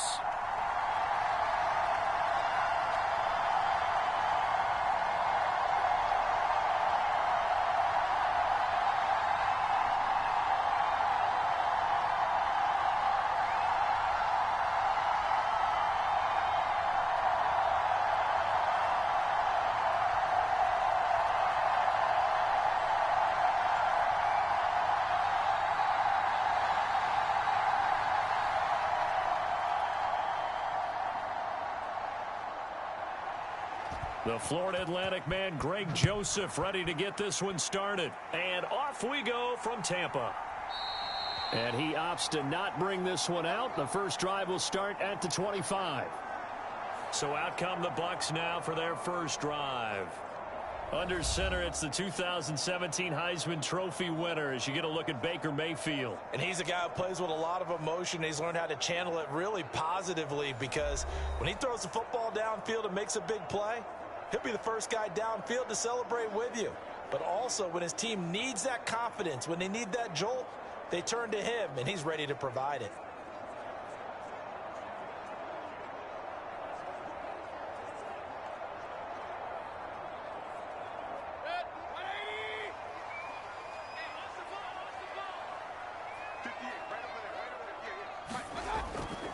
They'll start the drive with a give to White. Knifes his way forward here, but just 3 yards on the play. Second down.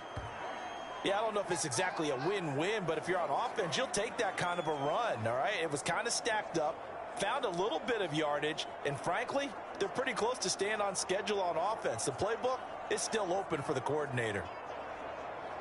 Here's 2nd and 7 now from the 28.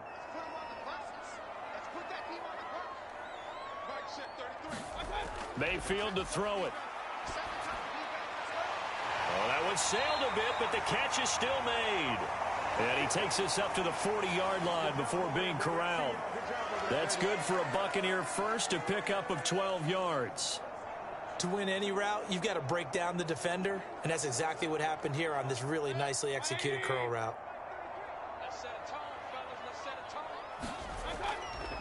First down, here's White. And slow going there as he'll only get a yard, maybe, up to the 41. You know, it's not just all athleticism from defensive linemen. Let's give them a little credit for their football intelligence as well. Read and react by them, understood the play call, and stacked it up and stuffed the run. Now we're at the 41, 2nd and 9. Mayfield now. It's caught by Mike Evans. And he'll be taken down, but not before he works it past the 50. 12 yards there as they keep this drive rolling. It's another first down. I think when they look at their offense, they think to themselves, weapons, weapons everywhere, and they want to move the ball around. They want to spread it to different people. But you absolutely know they want to get this man involved as well, and that's what they just did on that play. Mayfield now looking to throw on first down. This ball complete to Trey Palmer. And he is tackled inside the 40, not quite to the 35. 11 more on that one, and another first down. Another completion right there. And again, Charles, good time in the pocket. That offensive line on this opening drive been really solid. They've been more than solid. They've really tamped down the pass rush and kept him safe in the pocket, able to look around, find his target, and deliver. He's got to make sure he tells the offensive line in the huddle, thanks, fellas. Let's keep it going. And able to break one tackle, but then quickly brought down. But a nice little gain. The improv on the scramble there gets him 6, and it'll be 2nd down. You know what I like about that play? He didn't try to do too much on first down. He took what the defense gave him, put together a solid gain to bring up 2nd and manageable. Now they have a couple of plays to pick up just a few yards and a new set of downs. Mayfield looks to throw. The pass is caught by Cade Otton.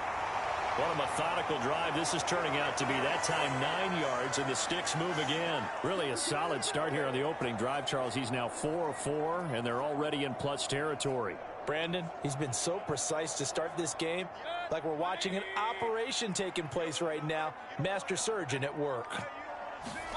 A first down throw for Mayfield. Finding Otton once more. And he takes it down to the 10-yard line.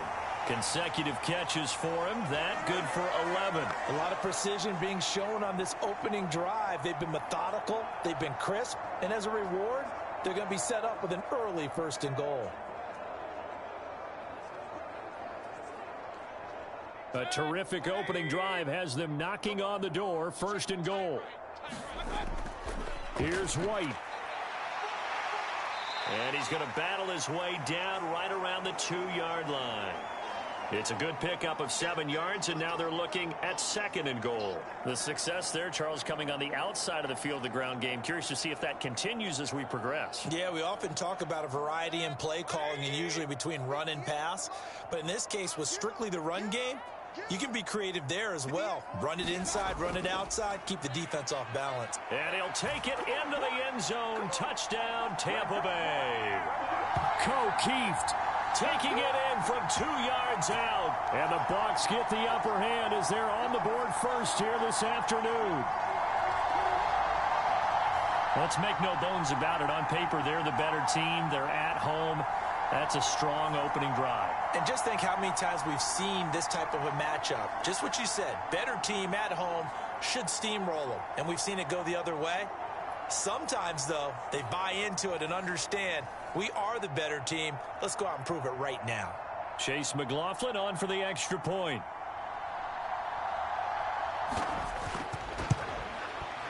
And that one gives the Bucs a 7-0 lead. A 10-play drive that time. And it's culminated by a 2-yard touchdown run.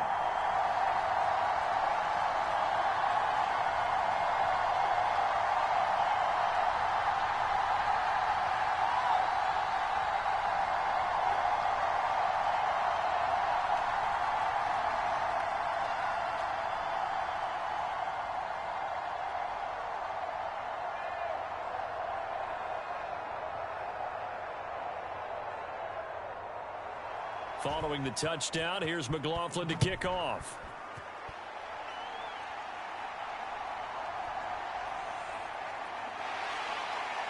And able to get this out to the 25.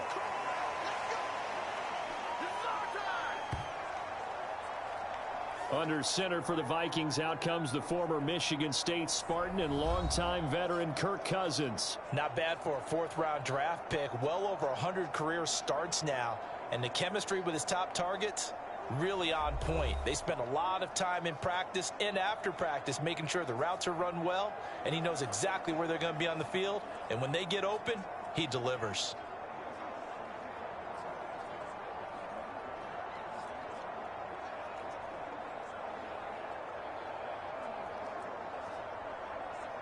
Cousins and the Vikings with a 1st and 10 at their 25-yard line. They'll come out throwing here to start the drive. Going underneath, he's got Hockenson. That's good. The completion there for 7 yards, and that will bring up 2nd down. Brandon, to me, what's important right here on this drive is for them to get at least 2 first downs. They've got to give their defense a chance to settle down, catch their breath a little bit after they give up a touchdown on the opening drive. Here's a 2nd and 3 now from the 33. They go play action. Cousins. He's going to find Jefferson open downfield. And he'll take this to the other side of midfield before going out of bounds. That one a gain of 20 and a 1st down. But one of the ways that quarterbacks keep all the receivers alive in a play, never lock in on any one guy. Make sure you keep your eyes moving, scan the field. And here he finds the open guy for a nice pickup.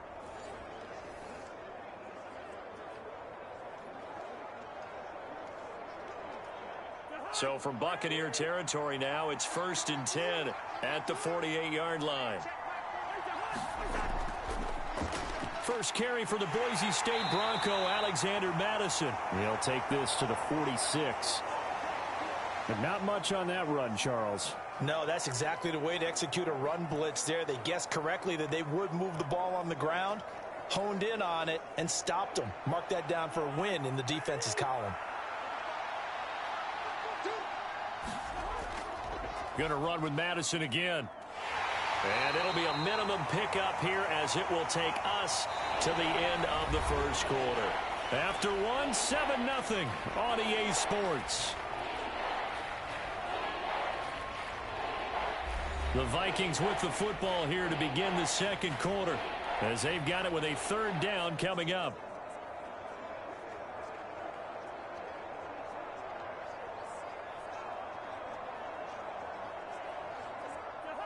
They'll need 5 on this play to move the sticks. Now Cousins. He had a man open, but he missed him, and it's incomplete. He already came through for them on this drive. No surprise that they were hoping he could do it again.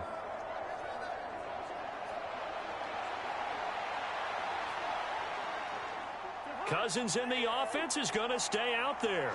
They're going to try on 4th down. To throw is Cousins. He rifles one, and that's going to be intercepted. Picked off by Levante David. And the Bucs are going to get the football here at their own 40-yard line.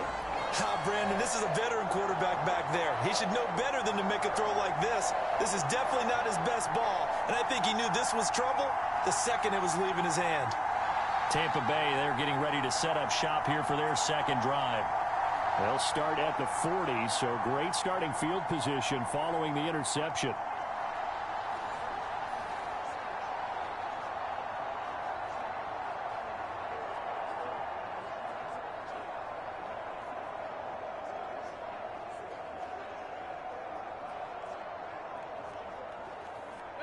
Good starting field position for them as they come up 1st and 10 at the 40.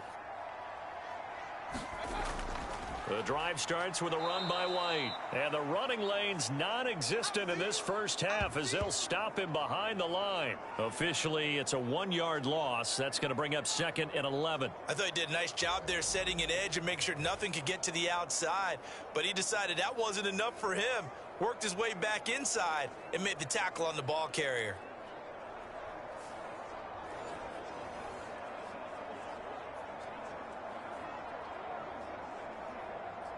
After the loss to start out, here's 2nd and 11. Now Mayfield. And this throw incomplete. Now the defender all over him that time, but it's going to lead to 3rd down.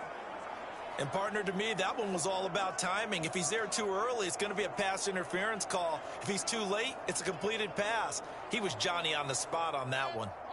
An incomplete pass on that last play, and that means they'll need to come up with something here on 3rd down. Mayfield. He's going to have the hook up to Gage. And he gets this only to the 41, not near enough for the first. So just 3 yards on the completion there. And that's going to make it 4th down. One hallmark of good defenses is understanding the game, understanding positioning, and tackling immediately in the secondary after catches. I think we just saw that on display right there. Got to him before he ever had a chance to think about turning it upfield.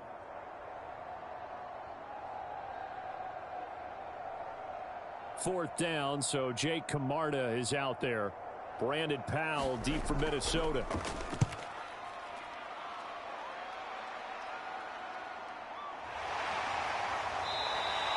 It'll be a net of 40 yards following a punt of 44. And it will be Vikings ball, 1st and 10. The Vikings taking the field here for their second drive of the game. And we'll see if they can bounce back from that last drive. In particular, if they can bounce back at the quarterback position, Charles, after throwing their first interception of the ball game. Yeah, and some guys, you know, they're going to want to try and get a big play right away and take control back. Others, they're going to want to look to hit a couple shorter passes and get a little momentum back that way. But for the defense, that goal's not changing a bit. They want another pick. You're exactly right about that. In fact, you've got to watch them a little bit because in coverage, they may cut down their gaps a little bit, maybe their splits a little bit in order to try and get to the ball even faster. Joe Tryon there to make the tackle. That felt like a trap because it looked to me like the opposing front was on that play from the get-go. They had everyone crashing the ball carrier before he even made the line, and they hold him to just a yard. Now 2nd and 9. Another carry now for Madison. And he was able to shed one tackle but could not get away from there. It'll be a gain of 5, but still about 3 yards shy of the first down marker, and now it's 3rd down. He had to fight for every yard on that run. Shook himself free of a tackle and kept fighting, even with the rest of the defense closing in on him. That's the kind of effort you'll take every single time.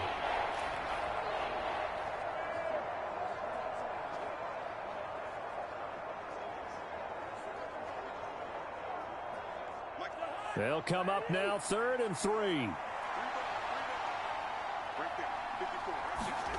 Cousins now. Oh, the Buccaneer pressure too much. Down he goes. Credit the sack to Vita Vea. In every game we talk about what are going to be the keys as we go into it. Maybe that's a key for their defense today.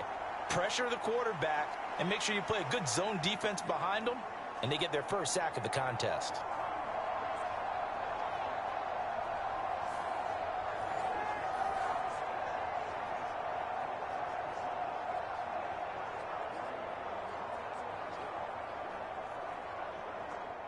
So on 4th down, on is the punter Ryan Wright. Back deep for the Bucs is Devin Tompkins.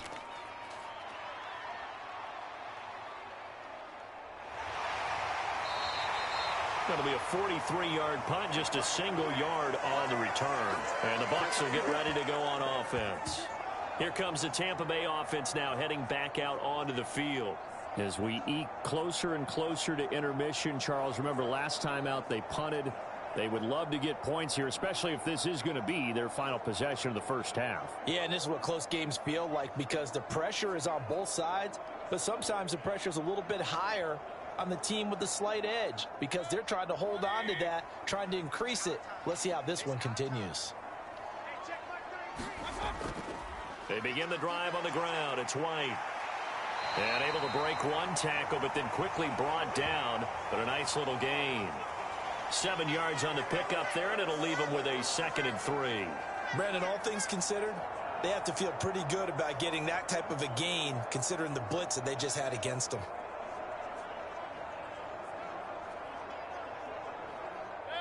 From the 42-yard line, here's 2nd and 3.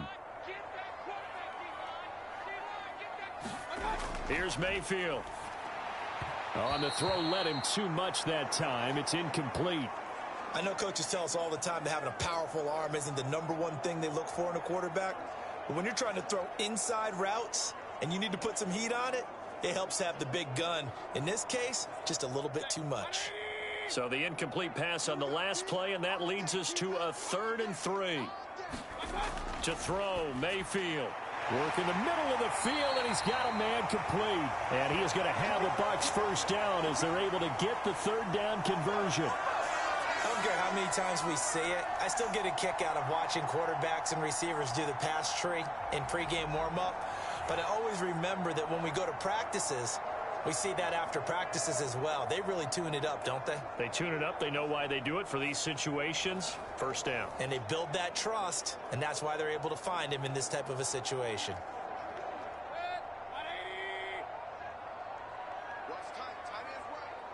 2 minutes on the clock, 2nd quarter, 7-0 ball game.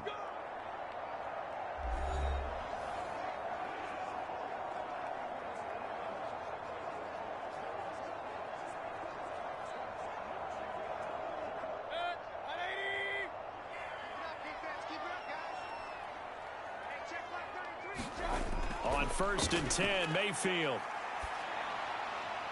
This is caught by Evans. And he'll cross over out of bounds right at the 25. Back-to-back receptions for him, and it's another first down. I like that one, partner. They go back-to-back with excellent gains, and really it shouldn't be a surprise who they were throwing the ball to. He's their best guy. Yeah, we knew that they would get him involved early. They're doubling down on getting him involved early. Don't be surprised if they'll come right back to him again. They haven't shown the propensity to be able to stop him.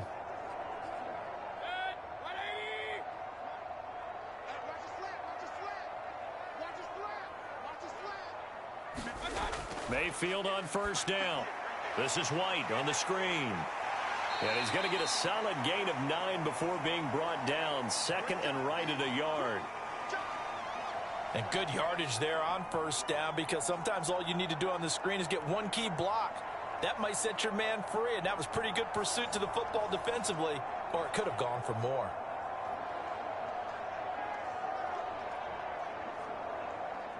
Just need a yard here. 2nd and 1. From the shotgun, it's Mayfield. Throw right side, taken in by Godwin. And Godwin going to have a Bucs first down as he's down inside the 15. Give him 2 on the play there. And it'll give the Bucs a first down. A little football 101 there. You just see the receiver try to run down the defender, meaning he goes right at him and really trying to move him a little bit towards the center of the field so he can put his foot in the ground and break to the out, to the sideline, and make a catch. Now the Bucs going to use the first of their timeouts as they'll stop it with a tick under a minute to go before half.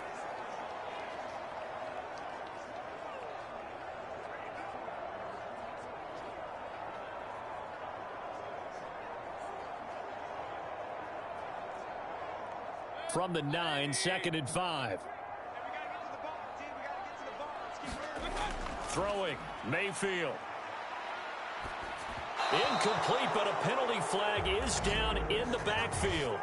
Let's get the call.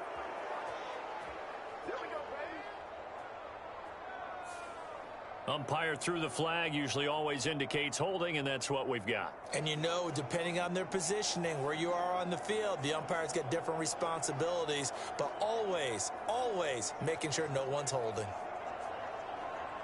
They'll come up now on a 2nd and long after the hold. Back to throw again. Over the middle, he finds Godwin, complete. The Bucs going to go ahead and use the 2nd of their timeouts as they get the stoppage with a little over 50 seconds to go in the first half.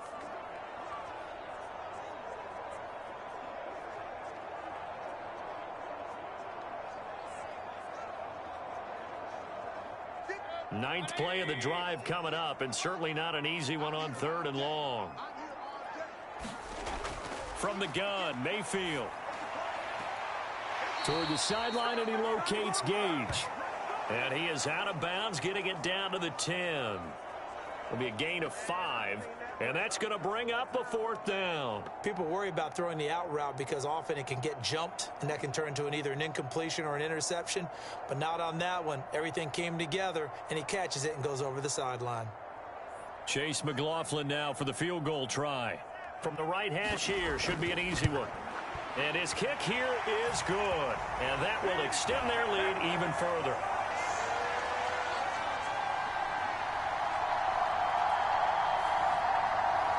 So that one on target, and it adds to this first half lead.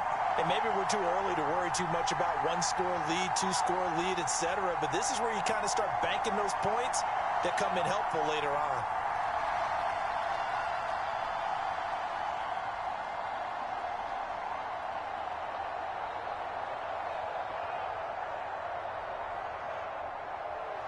After the made field goal, here's McLaughlin back out there to kick it away. And he'll elect not to return this one, so they'll bring it out to the 25 on the touchback. The Vikings going to take over now late in this first half. Well, not much time remains here in this first half. We'll see if they can get something out of this drive, at least a field goal. They could certainly use it, down by 2 scores.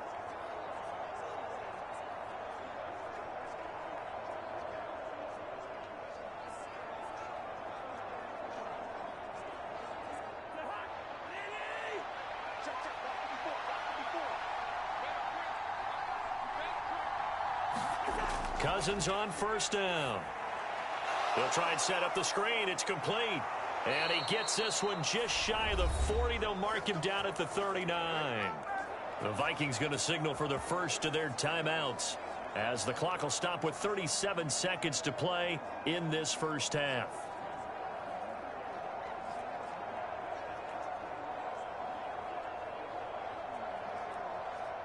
A 1st and 10 here, and you know, if they could just get 3 out of this, something about whittling it to a 1-score game at half that might provide a psychological boost. This is Alexander Mattison out of the backfield with it. Now the Vikings will use the 2nd of their timeouts as they'll stop it with a little over 30 seconds to go in the first half of play.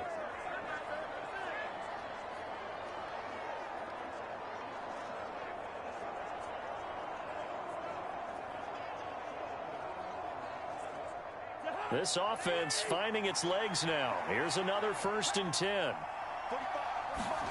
Cousins now from the 50. And that's complete to K.J. Osborne. Yeah, he will go out right near the 35-yard line. 15 more there, and they're on a roll. It's another first down. Well, so far, little to no resistance by the defense on this drive alone.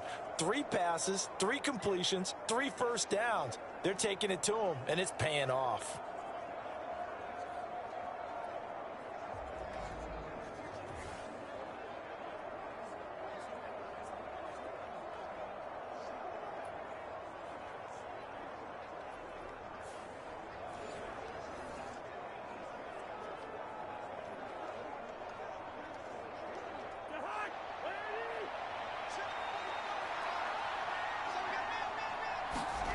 To the air again, it's Cousins. Going underneath, he's got Hockenson. And he's going to get 7 out of this before being taken down at the 27.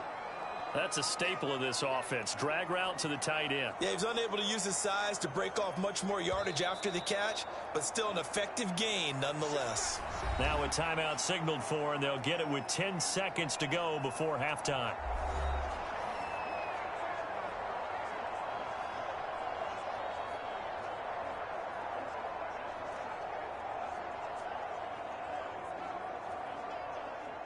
So on second down, the field goal unit is on here as they try to get 3 before half. The kick by Joseph is good, and they get themselves on the board here. It's 10-3.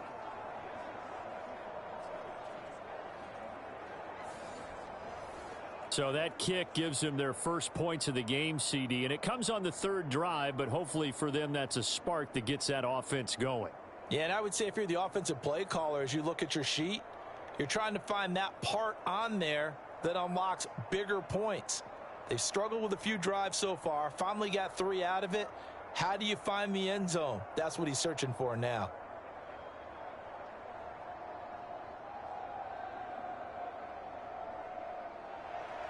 Maybe time for one play on offense. 7 seconds to go in the half as the kick is away.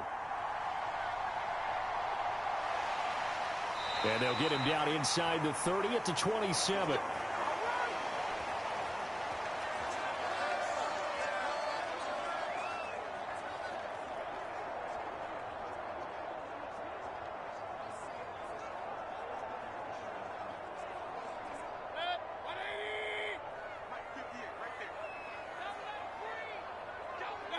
He'll take the knee, and the final couple seconds will tick by in this first half. So we've hit halftime here in Tampa with the Bucs out in front. As we send you a stone's throw away across I-4 to Orlando. There standing by is Jonathan Coachman, ready with our EA Sports Halftime Report. Coach? Okay, Brandon, thanks very much. Back to you guys in a bit. But first, we welcome everyone to our EA Sports Halftime Report. This game's had a little bit of everything thus far, and certainly plenty to look forward to, as the teams are right back out there for the second half. So we'll get right back out there as well, as we'll turn it back over to Brandon Gaudin. Okay, Coach, thanks as always. This one's still anyone's game as we welcome you back for quarter number 3.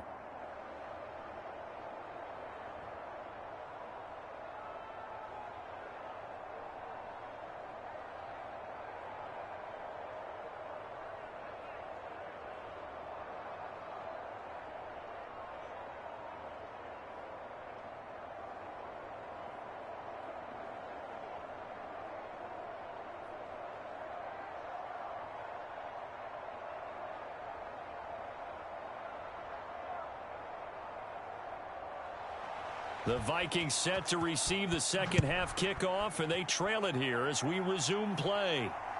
This taken in right around the goal line. And he'll be stopped up at the 25.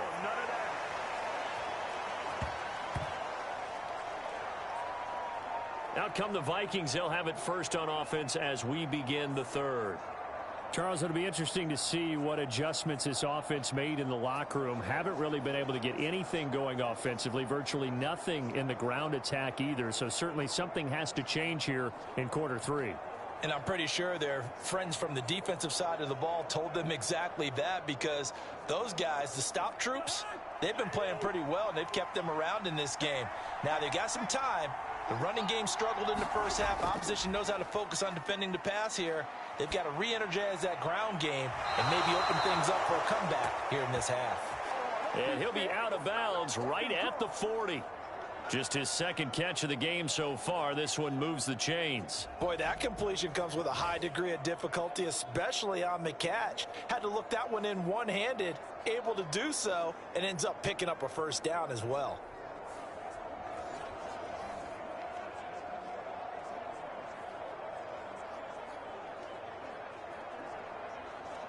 So quickly all the way up at the 40-yard line.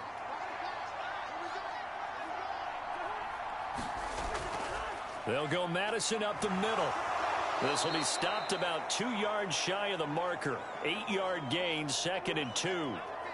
So much of the game today, we're looking for hybrid players, guys who can do a combination of jobs.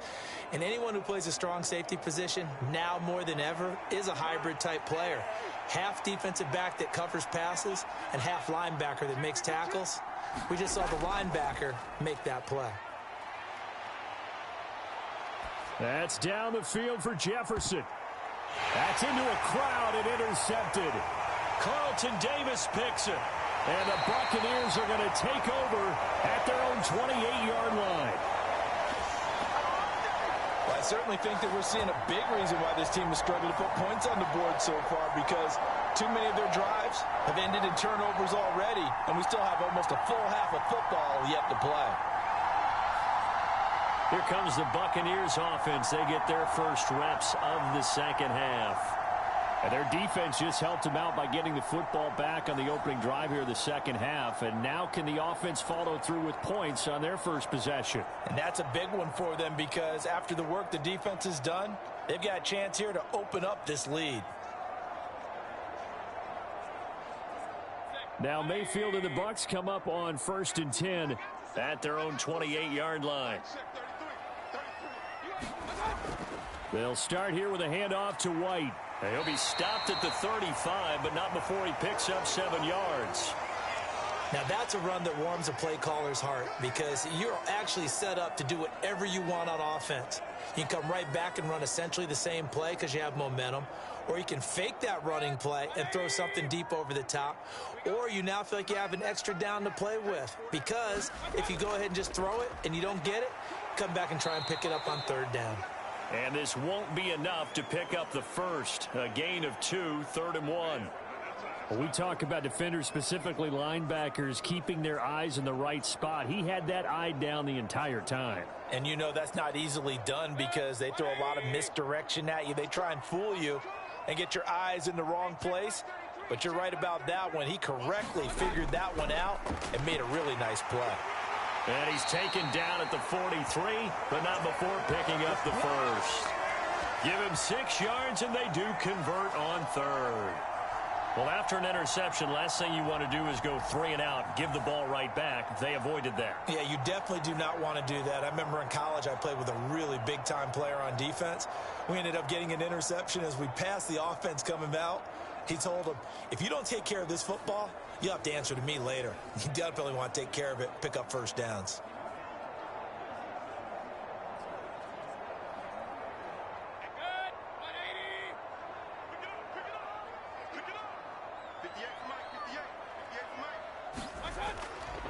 They stay on the ground with White.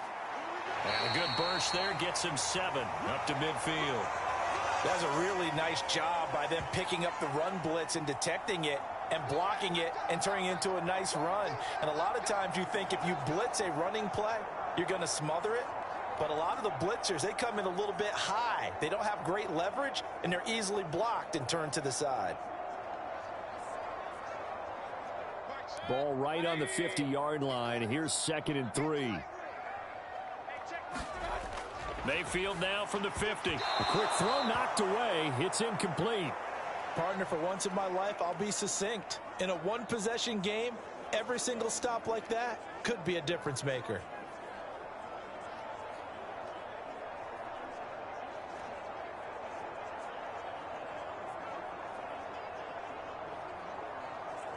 So the incomplete pass on the last play, and that leads us to a 3rd and 3.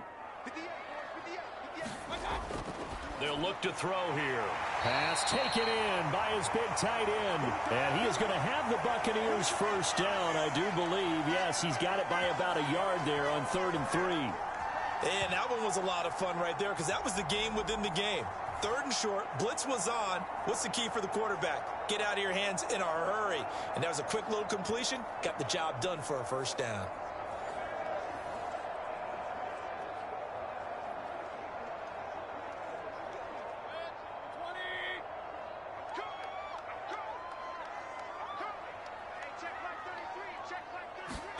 First down, Mayfield.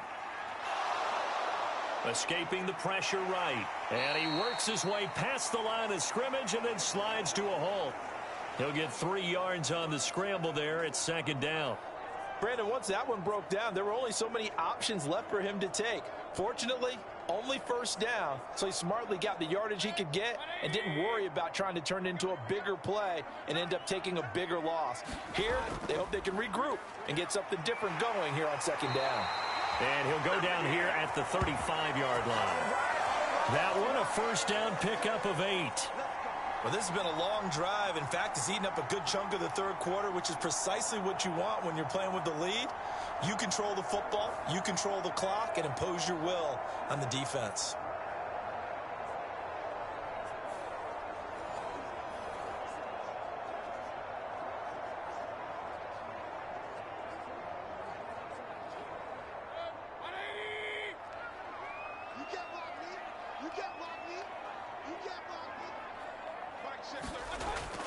Play action now. Here's Mayfield. Wide open receiver complete. And he gets this one inside the 15, just a yard or 2 shy of the 10. 23 yards, the final tally. It's taken a while for this offense to get going. A little creaky at the start, but they're oiled up now. A nice throw there, and they're really putting together a good drive.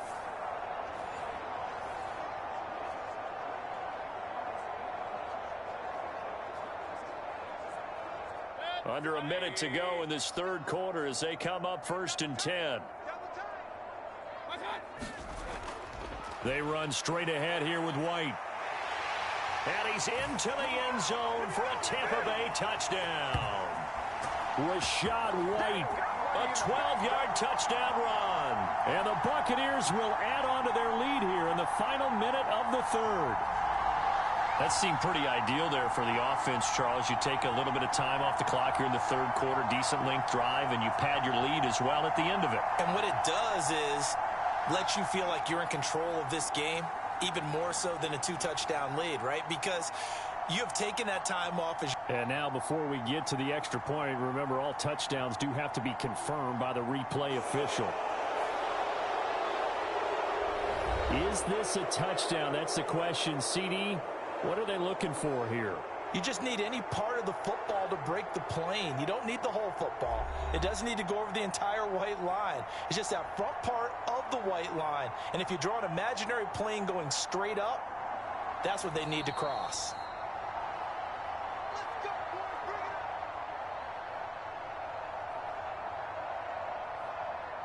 So take away the touchdown. The officials rule he did not get the football to break the plane.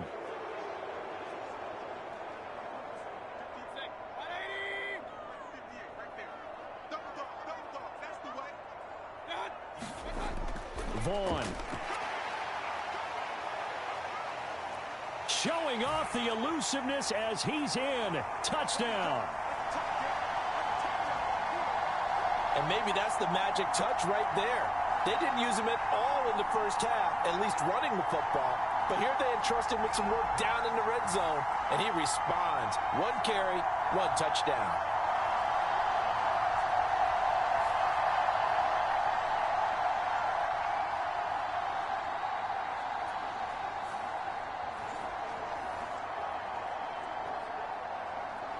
McLaughlin for the extra point.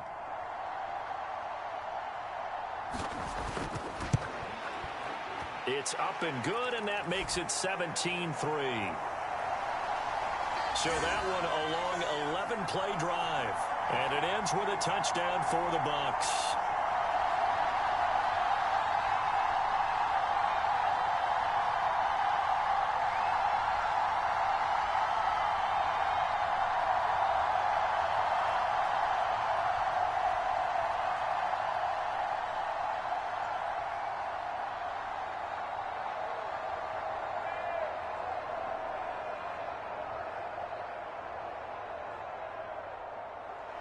Following the touchdown, here's McLaughlin to kick off.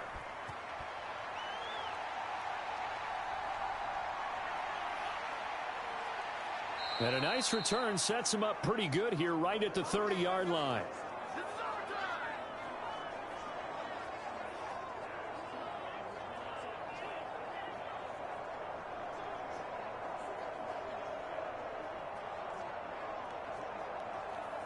Here are the Vikings now to start their next drive. So now, Charles, this drive maybe a touch more important, trying to erase the memory of that interception they had the last time out. Yeah, and everyone goes through this because even the best in the game, you're going to have games where it just doesn't go right for you, and interceptions result. So, frankly, to me, it's all about how you respond, not just the types of plays that you call, but how you carry yourself, how you show your team that you're still with it, and how you continue to lead. And they won't be able to run another play. Time has expired on this third quarter. We'll return with more after this. You're watching the NFL on EA Sports.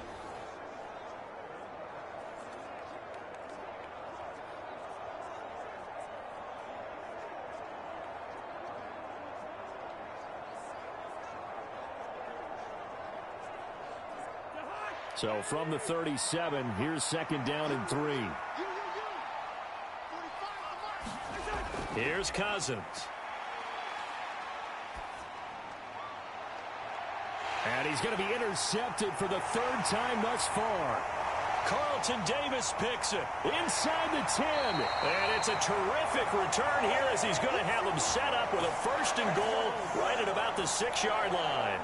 So a big return there, Charles, on what was a pretty dangerous throw to the outside. It sure was, Brandon. That's the risk you run on a throw like this. If it's intercepted, a lot of times this is a pick 6.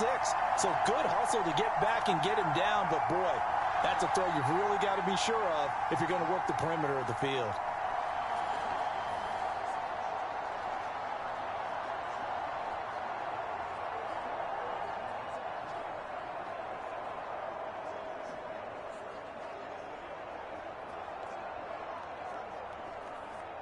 Suddenly, it's 1st and goal after the interception. A quick change in the situation here.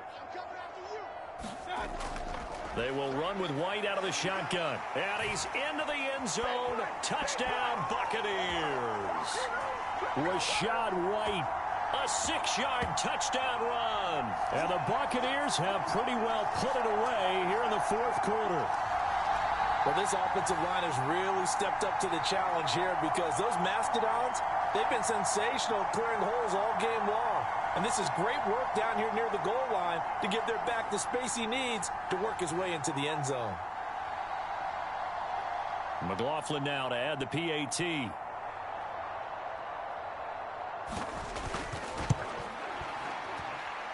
And the lead now to 3 touchdowns at 21 points. A nice, tidy little drive there, getting the ball in excellent field position, and only one play to score it.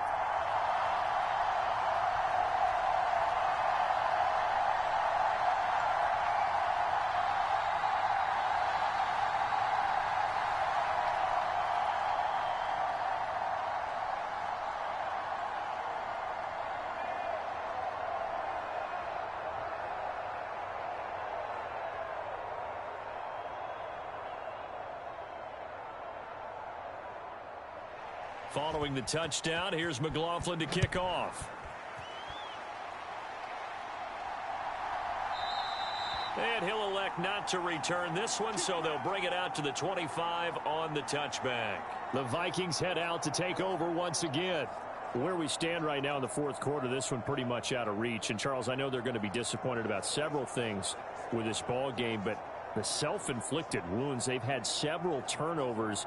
You would have to think that's going to be something they're going to discuss heavily in the film session in the coming days. You're absolutely right about that, partner, because they're going to have to sit in that film room and watch every error that they made and figure out how to not do it in the future. And mentally, I think a lot of the guys are already starting to think about, okay, how do we put this behind us and get better for the next time out?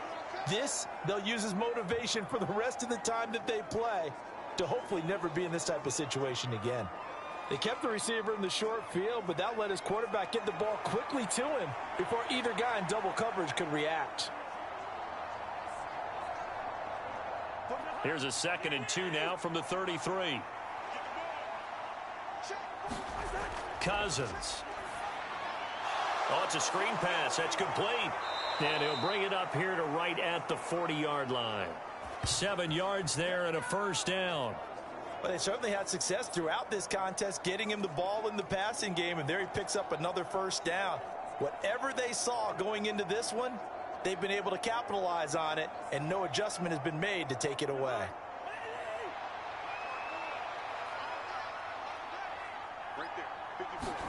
First down. Here's Cousins. Open man is Osborne. He's got him. And they get to him after a gain of 6 to the 46. One thing I think that's safe to say defensively, the tackling's been really good. And because of that, it's been very, very hard for them to move the ball because you're not getting the benefits of run after catch. They're tackling them almost on the spot. That means you have to run extra plays, harder to move it. They'll throw again. Cousins. Middle of the field to Jefferson.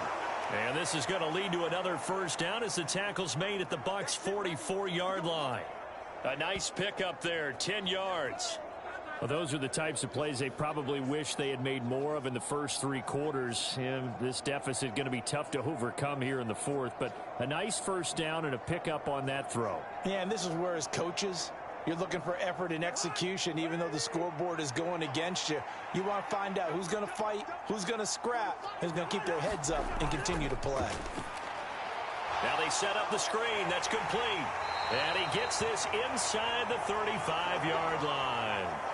11 more yards that go around, a first down as well. Well, they've certainly had their share of troubles running the football in this one, but this play is almost an extension of the running game right here.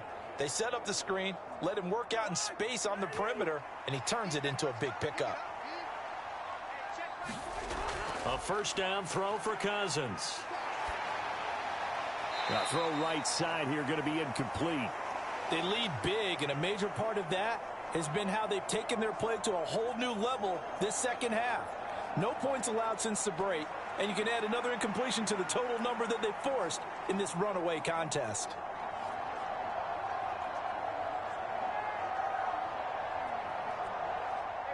Second and 10. Throwing is Cousins.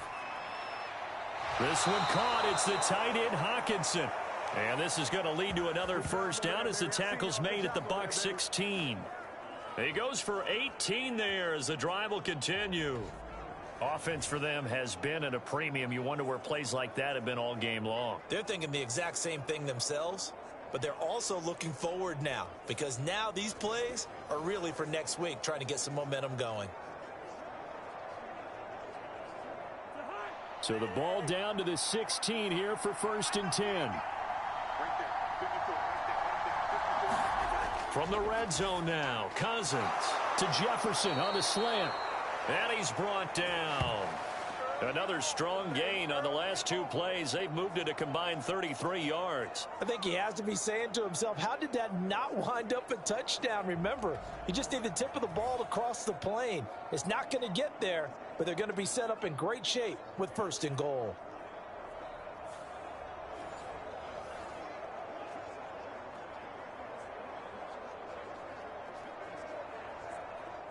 Two big plays in succession. Not sure this D knows what hit him, but now they got to get ready. It's first and goal. Madison is in. Touchdown, Minnesota. Well, 4th quarter touchdown there. Back to a 2-score game, but time is not their ally. No, it's not. Hey, I hope you are doing well. A lot of things have to go right in these final 2 minutes plus for them. I think they have to be thinking onside kick here, and we know how difficult those are to recover.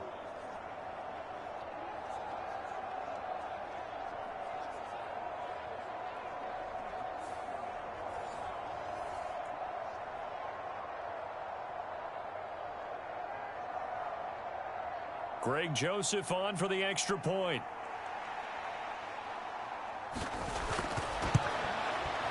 And this is up and good. That'll make it a score now of 24-10.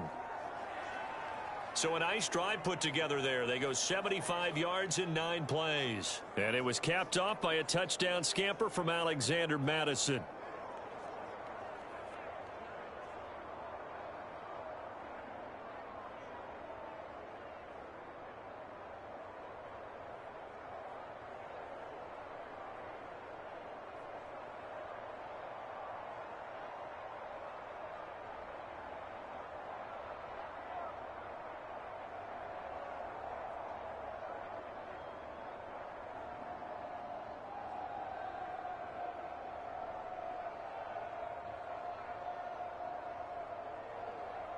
Two scores down, 3 timeouts left. Still a chance if they can somehow get this one back.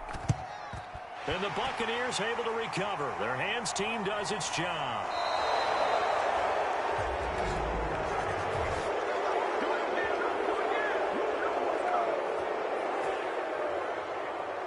The offense knew it. They were already starting to walk back as that one is accepted.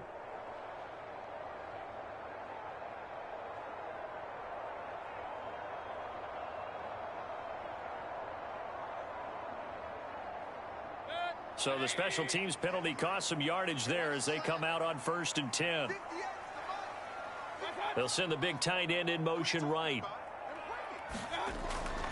They'll go up the middle with White. Trying to find a lane, but instead he'll get back to the line of scrimmage and no more. So it's Buccaneer football as we welcome you back. And the scoreboard on their side, they're just looking to melt away these final couple of minutes and put this one in the left-hand column. Another running situation on the doorstep as they come up 2nd and 10. He's going to get it again. Just looking to get forward and protect the ball. And quickly, we're going to get another stop here with 1:54 left as they call the timeout defensively.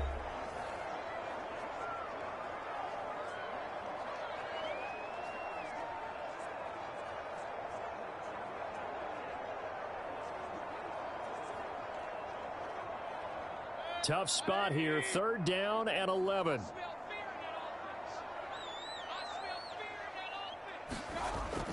They keep it on the ground. White again.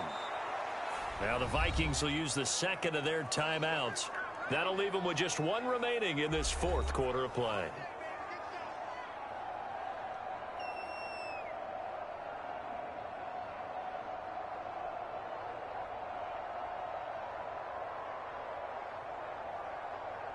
Here comes the Buccaneers punter now as he'll kick it away for the 2nd time.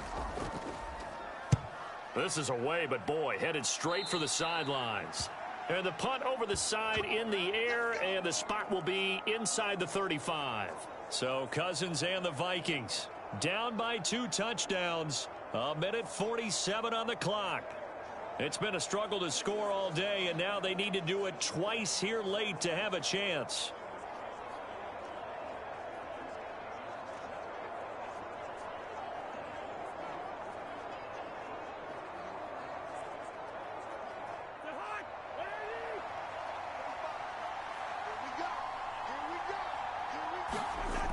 On 1st and 10, Cousins. Now they go screen. It's complete.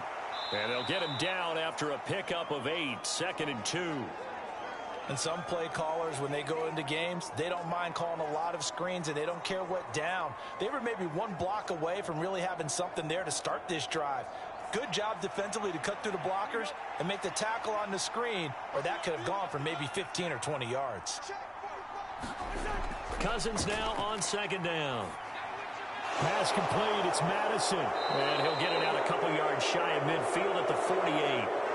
That was a pretty favorable situation there. What would you call that? 2nd and manageable? Smart play, too. Didn't force it downfield when he didn't have it.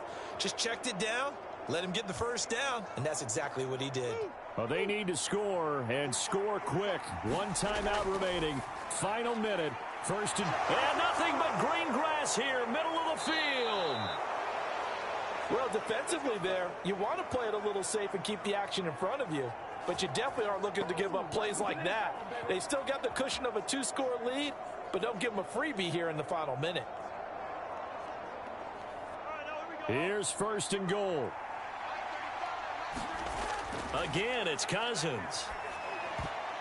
to the end zone, but knocked away and incomplete. Passing lanes, tough to come by with so many defensive backs on the field here late in the game. And it's not just the number of bodies, it's their quickness and their agility that makes it tough to complete a pass. They'll try again here from the 7 on 2nd and goal. Cousins. And he'll just get rid of it. A lot of practice time, a lot of thinking goes into 2-minute drills, even on the defensive side. So now you want to make sure the guys understand. Continue to be aggressive, but make sure you're smart in doing so. This crowd doing all they can. Here's 3rd and goal. To throw, Cousins. And it's intercepted at the goal line. Picked up by Jamel Dean.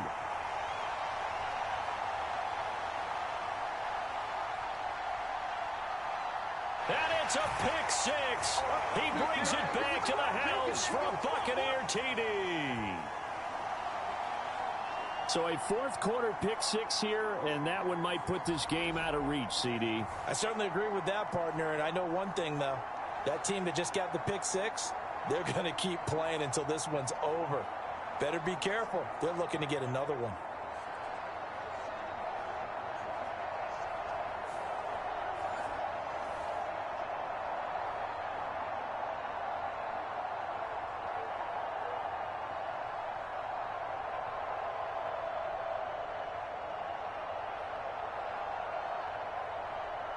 McLaughlin for the extra point.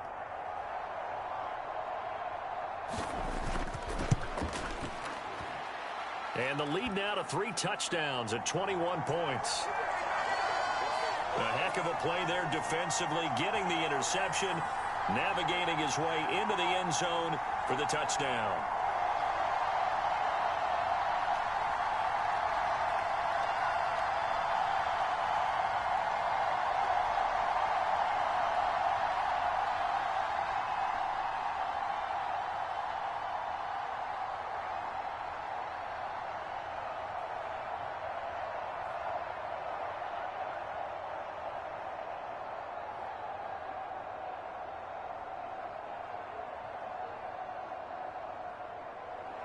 Following the touchdown, here's McLaughlin to kick off. And they'll put up the stop sign there as his guys will get it at the 25.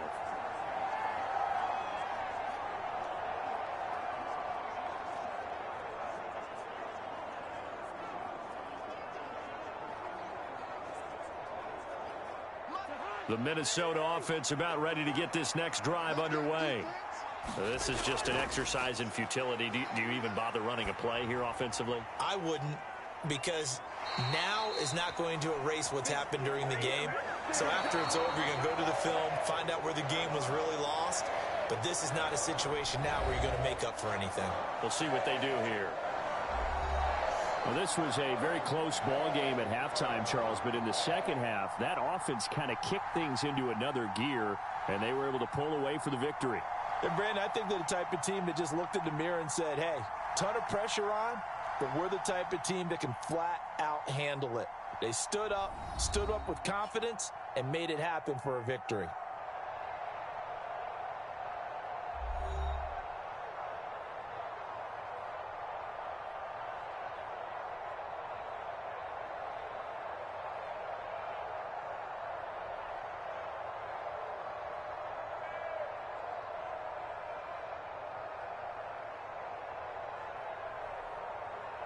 So that'll do it for my partner, Charles Davis, and the best darn crew in the industry. I'm Brandon Gaudin. This has been a presentation of the NFL on EA Sports. The Bucs are winners here as we say so long from Tampa.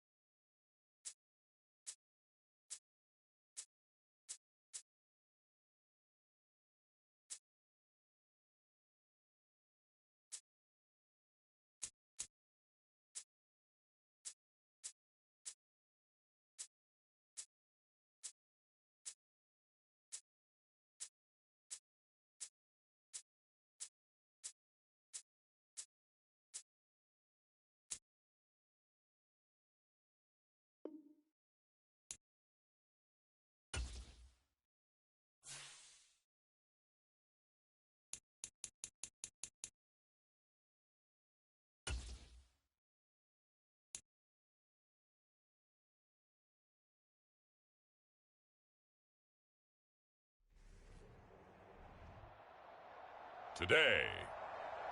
From AT&T Stadium in Arlington, Texas, this is the National Football League.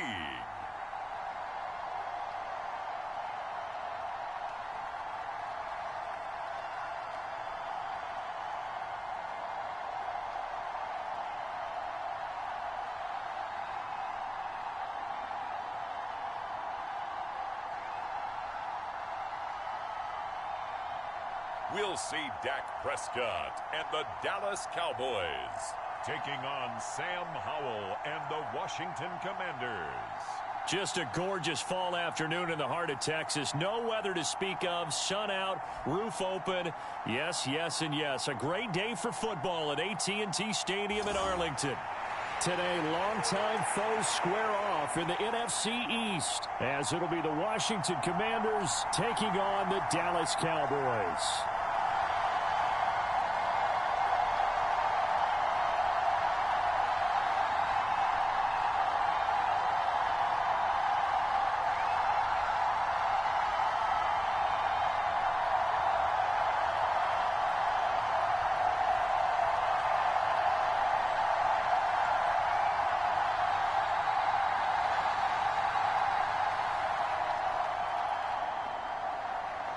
Joey Sly, the kicker, stands ready. And we are underway from AT&T Stadium.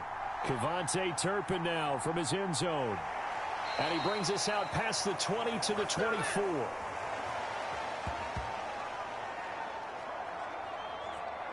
First look at the Cowboys offense as Dak Prescott gets ready to guide them. It's been a lot of fun watching him advance in his career. Many people question his ability to throw the football coming out of Mississippi State. He's conclusively answered that question.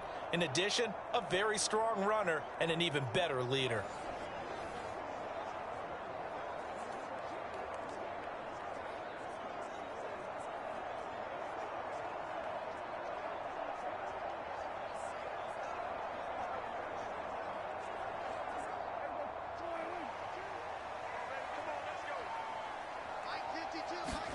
Dak going to start out going to the air.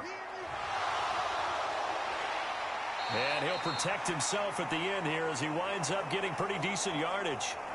He'll get 8 on the scramble there. It'll be second and a couple. This early in the game, it's all about making steady progress downfield, hoping to lead to early points. And you can do it with your actual play calls or sometimes something a little more improvised, as we just saw there. The first carry now for Tony Pollard. And he'll push forward for a couple to the 34. Pretty good job defensively. Thought he was going to get it, but they knew where that marker was, and they stopped him just short of it. What it does is emphasize that strategic football and situational football is not just played on the offensive side, is it? Defense understanding, as you noted, where the first down marker was and making sure they didn't get there.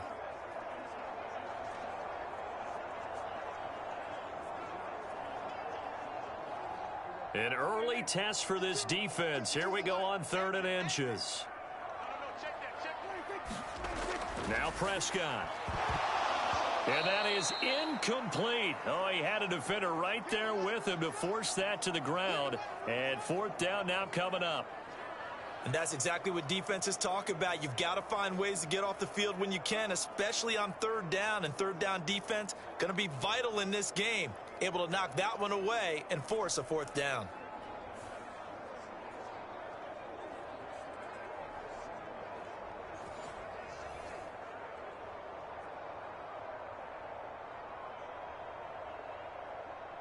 And the Cowboys going to bring on Brian Anger to punt on 4th down. Dax Milne deep for Washington.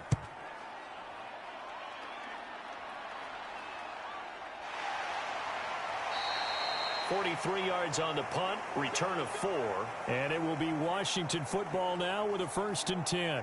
So out comes the Washington offense as they get their first shot. And they will be led out by a man in his sophomore campaign as the quarterback. And he left North Carolina with most of his school's records, and at one point was thought to be maybe the #1 quarterback in his draft class. He does bring deceptive athleticism and plenty of upside to the table. Add some consistency, and maybe he can really unlock what he can be in the NFL.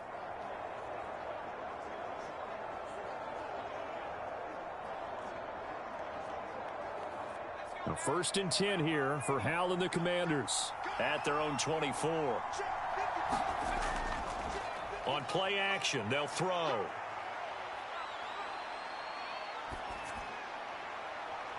Looking for Dotson, and he's got him. And he'll be taken down, but not before they work it across midfield. That'll be marked as a 27-yard pickup. And that's patience to be admired right there, because he looks left, looks right, and waits for the right guy to come open, spots him in the middle of the field, and delivers.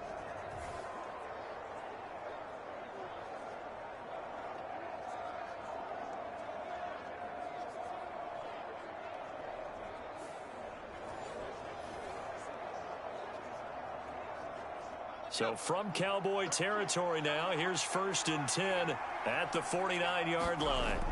Out of the gun, it's Howell. That's complete. Terry McLaurin with it. That'll go for a gain of 7, and it'll be 2nd down.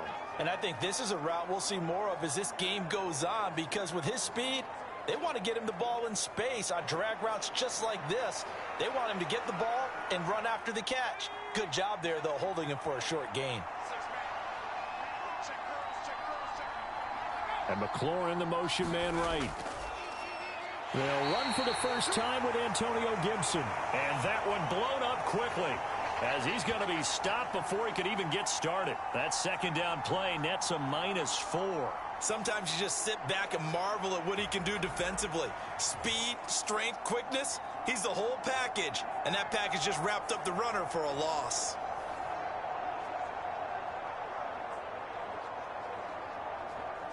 And they'll need the 39 here for a first. This is 3rd down. Hal now to throw it. They'll set up the screen for Gibson. And he's going to get this down near the 30-yard line. The Washington passing game dialed in now. It's a 1st down. I like the screen being called here early in the game, especially on the opening drive, because, Brandon, when guys come out of the locker room, especially those pass rushers, they are so amped up to get to the quarterback that you can use that against them, and a screen pass is a great way of doing it. A lot of teams against good pass rushing teams, they want to run the screen 10 to 12 times in a game. So 1st and 10 now from the 30.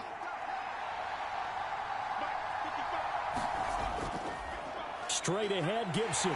And he stopped right at the 25 after a gain of 5.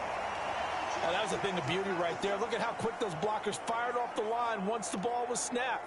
That was an O-line on a mission, all in sync, and the defense is lucky that play only picked up 5 yards. So from the 25, this is 2nd and 5. Back to throw, Howell. That one is slant to McLaurin. And he's going to have another 1st down here as the tackle's made at the Cowboys' 13-yard line. 12 yards there as they move the chains.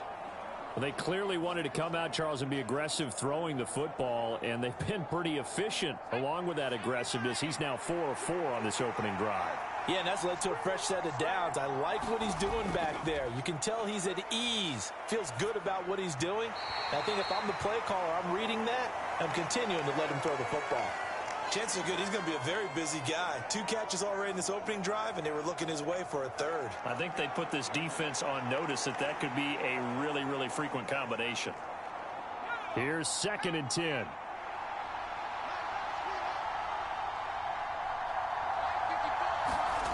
Now Howell. Throw right side is going to be caught by Samuel.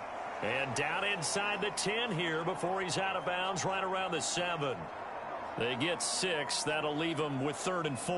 Well, that's what you're looking for when you're wanting to throw the ball downfield. You want one of those guys who can play out on the perimeter, can play out wide, who can not only get open, but when they're covered, can uncover themselves downfield and create catches. And they're going to get him. They bring him down to the sack back at the 16-yard line. Micah Parsons showing off that elite athleticism as he gets the sack. Let's talk about how teams are so competitively matched, and you just want to make those plays that give you an advantage. How about right here? The difference between letting them score a touchdown versus holding them to a field goal, that's absolutely huge with the play he just made. And you know he hated taking the loss there on 3rd down.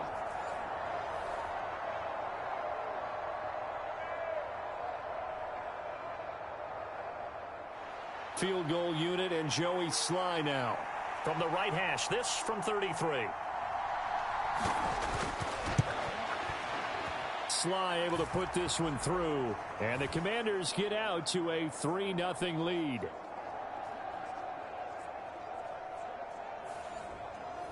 So they're able to end that drive with 3 points in this one-possession ball game. And ideally, you want to end every drive with points. Most quarterbacks would tell you, let's end it with a kick, right? A PAT, that's number one. Field goal you'll take. Punts, you really don't want to do that. In this case, they'll take the field goal and get prepared for the rest of the game.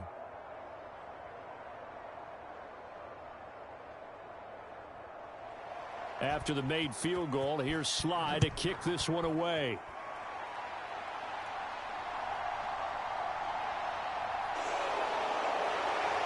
And it's a pretty good return here as he'll get this up to the 29.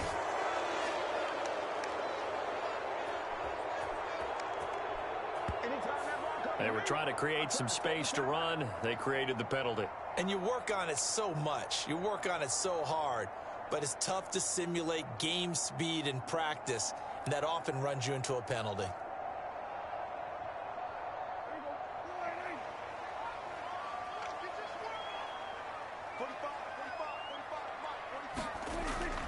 They run straight ahead here with Pollard. And from the 15, they're able to work this up to the 20 for a pickup of a handful. If you're a coach, you'll absolutely take that run every time on first down because it really sets you up to go in a number of directions here on second.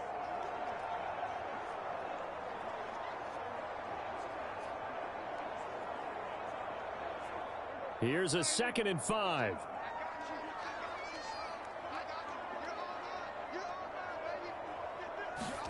Here's Prescott. It's hauled in by Brandon Cooks. And he gets this up just shy of the 30 to the 29 before he's out of bounds.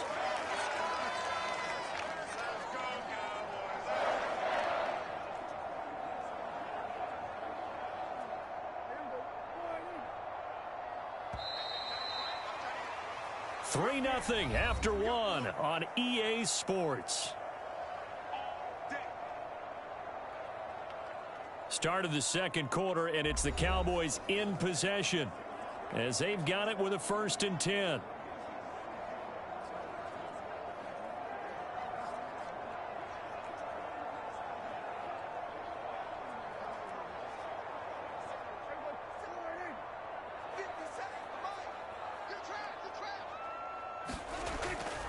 Pollard, he'll take it up the gut to about the 33-yard line. The defense thought they had that play covered, but it still got driven backward by those blockers. Those types of plays are a key part of any team's offensive game plan.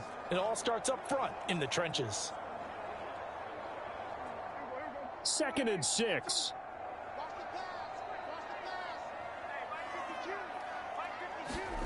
Now Prescott.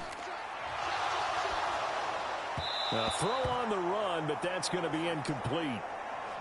Had an open man that time, but ended up putting a little too much heat on it, don't you think, partner? Absolutely. Just needed a touch more air under it. Instead, he fired an absolute bullet.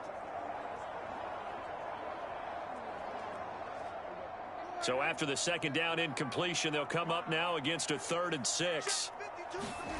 To throw is Prescott. Able to find the open man. That's complete. And he will have a Cowboys 1st down as they're able to get the 3rd down conversion. They're just going to run a drive route here with their tight end. Let him get upfield about 10 yards and then move toward the middle of the field. This ball's right on target, and it results in a 1st down.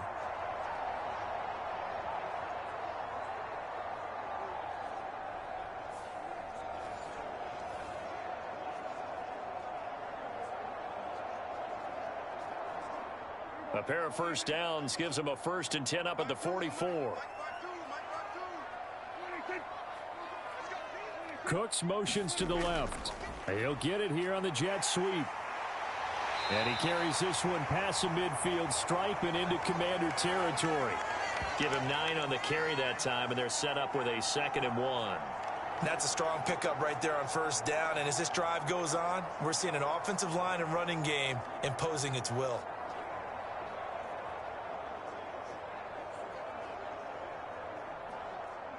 Ball on the 47-yard line. Here's second down and a yard. Throwing, Prescott. Swinging this out for Pollard. And he is out of bounds inside the 35. A good-looking drive for the Cowboys so far. It's a first down. Well, they've certainly done a nice job spreading the ball around on this drive. This time he gets it out to his back, and it's another nice play and another first down. They've got the defense on their heels a little bit. They're reacting instead of being aggressive and making plays. Now here's a throw right side, taken in by his tight end. Call it a gain of 6 on the play, and that'll make it second down. They gave up the completion there, but this is what zone defenses count on. Catching the ball and not much run after the catch. Second down and 4. Prescott from the gun. Open man, right side, it's Lamb. And Lamb going to have a Cowboys first down as a tackle made at the 18. What a methodical drive this is turning out to be. That time 9 yards, and the sticks move again. So from inside the 20, here's first and 10 at the 18.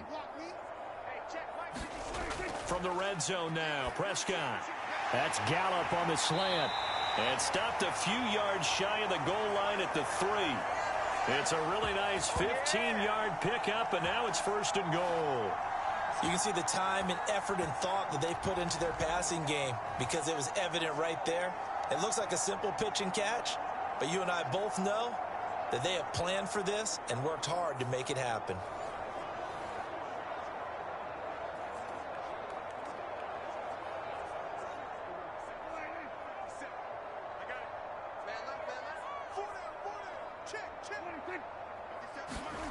They'll throw again. Prescott. And this is caught for a Cowboy touchdown.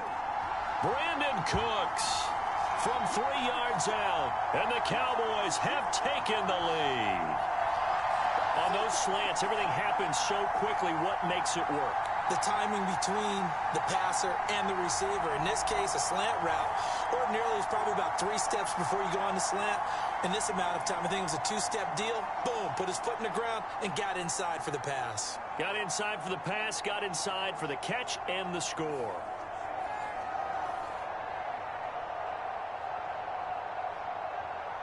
Brandon Aubrey now for the extra point.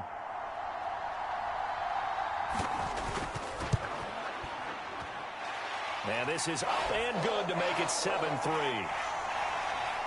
A pretty long drive that time. 11 plays all told. And it culminates in a Dallas touchdown.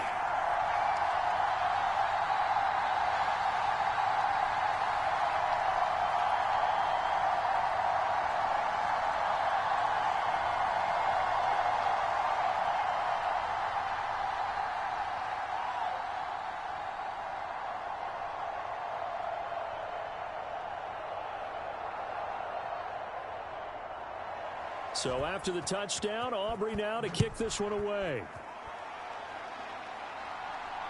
Taking it about the 1. And he won't quite make it to the 25.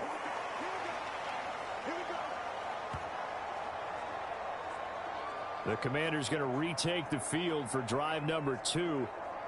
And a methodical drive last time, but they couldn't get that knockout blow. They had to settle for 3. But you got to like what they've been doing along the way, right? It's almost like the body blows, the setup punch. As you said, they didn't get the knockout blow here, but that doesn't mean it can't come later in the game on another possession.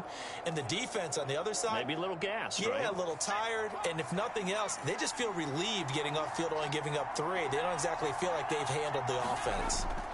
They'll start on the ground with Gibson. And he'll manage to pick up about 4. It's second down.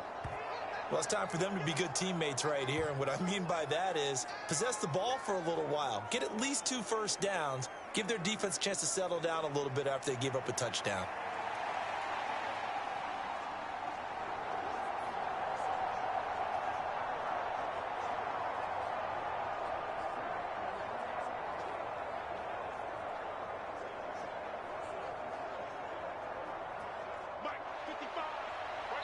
2 minutes to play in this first half. 7-3 our score.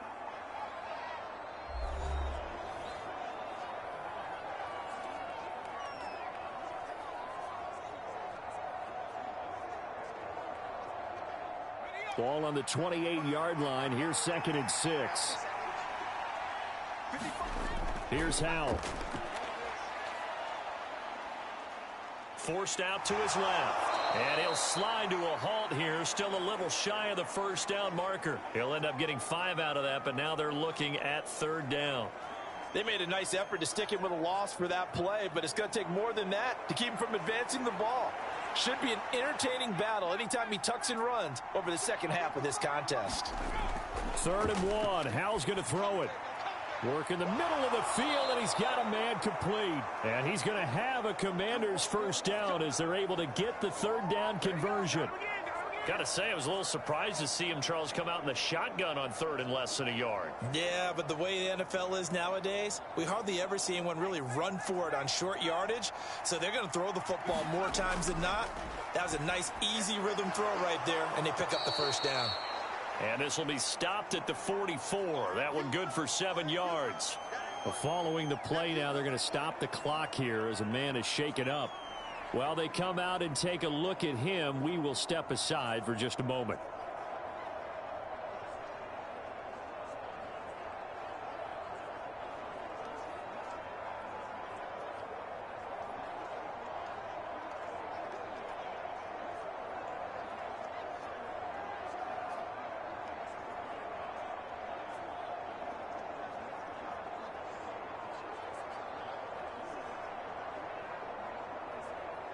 Now 2nd and 3.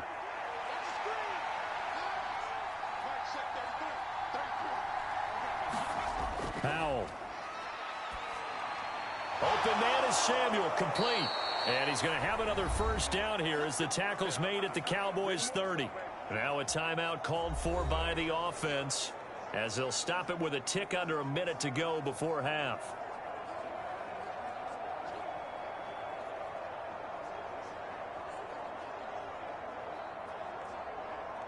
They had to settle for 3 last drive, hoping this second go-around ends in 6. In good position, 1st and 10. That's out to the flat for Gibson. The Commanders going to use the second of their timeouts as they get the stoppage with a little over 50 seconds to go in the first half.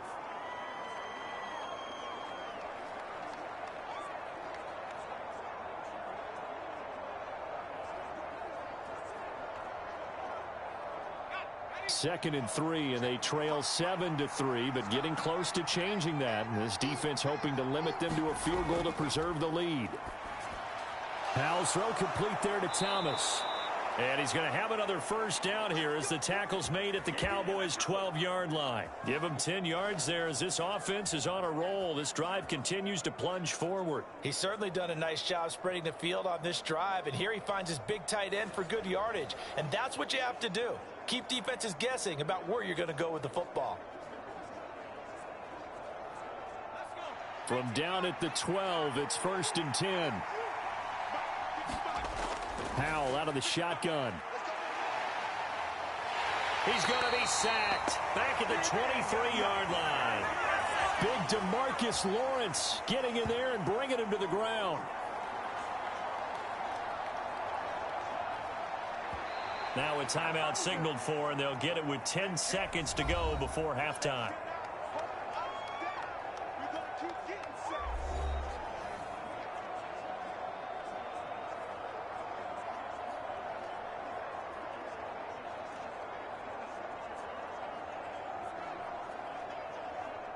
So on 2nd down, the field goal unit is on here as they try to get 3 before half. He hit his first, this one from 40 yards out. Sly able to put this one through. And they'll get it back within a point at 7-6.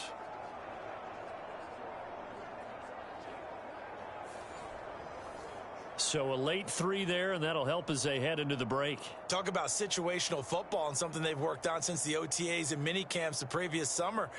They take care of the ball, get 3 points, knowing they're going to get the ball to start the second half. That's the old 2-for-1 special to finish things off.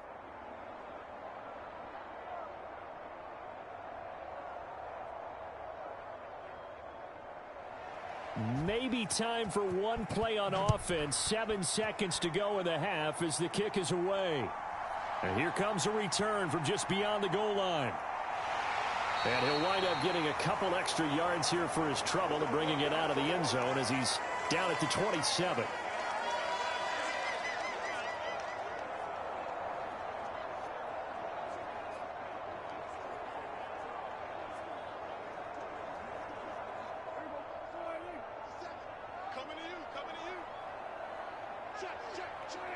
All that remains is to snap this once, and that'll do it for the first half of play. So we have come to halftime here in Dallas with the Cowboys out in front. As we send you on over to Orlando for Jonathan Coachman in our EA Sports Halftime Report. Take it away, Coach. Okay, Brandon, thanks very much, and welcome in everyone to our downtown Orlando studios in this EA Sports Halftime Report.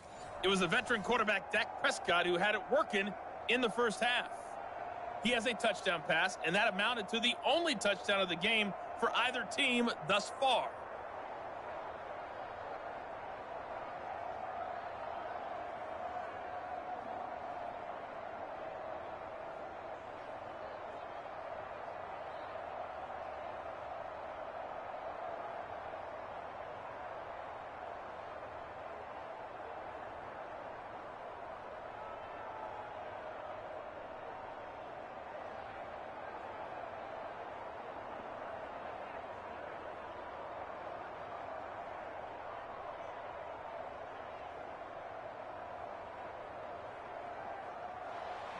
Washington down on the scoreboard, but they are getting the football first here, and we are back underway on EA Sports. This fielded right at the goal line.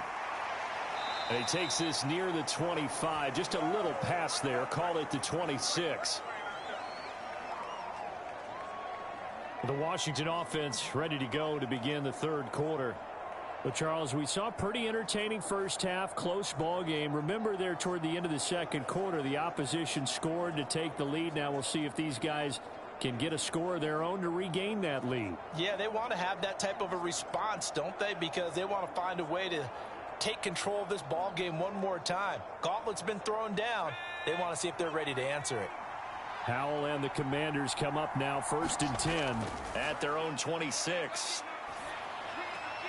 A throw left side to start the drive is complete. And he gets this up just shy of the 30 to the 29 before he's out of bounds. And just 3 yards on the catch there. He couldn't get away. And that'll bring up second down.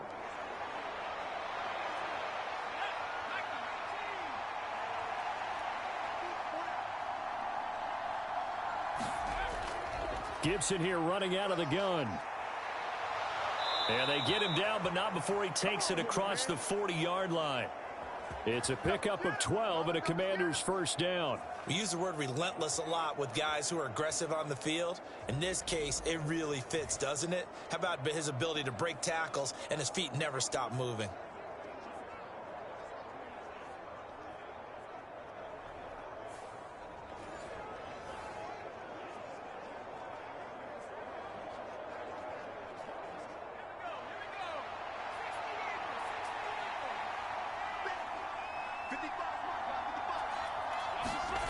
First down, Howell to throw.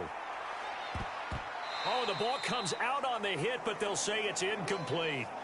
To give you an idea of how accurate he's been throwing the football, we're in the second half. That's just his second incompletion. Well, if he's that locked in, that means everyone's locked in, because to me it's like throwing a no-hitter in baseball. The pitcher may get the credit, but a lot of people making plays behind him in the field. They'll motion the tight end across the formation. On second down, a run with Gibson. And the play goes nowhere. Losing yardage back near the 40 at the 39. 2 yards the loss, and now 3rd and 12. This defense is just flat getting after it. They have not given up much of anything in the run game. Case in point right there.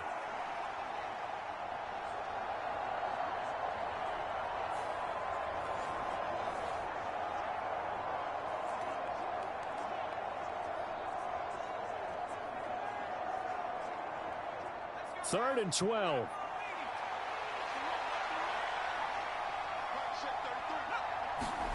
Howell from the gun. Short throw to the tight end, Thomas. And he'll be taken down, but not before he gets into enemy territory. 12 yards there as they keep this drive rolling. It's another first down. And that's well executed there on third down. And I love the confidence that they had to let their tight end try and find some space in the middle of the field, right in their quarterback's line of vision. And QBs love to make that easy throw, and they hooked up there for a first down. So from Cowboy territory now, here's 1st and 10 at the 49-yard line. And Howell will throw it. And a 6-yard gain gets him right around the 43.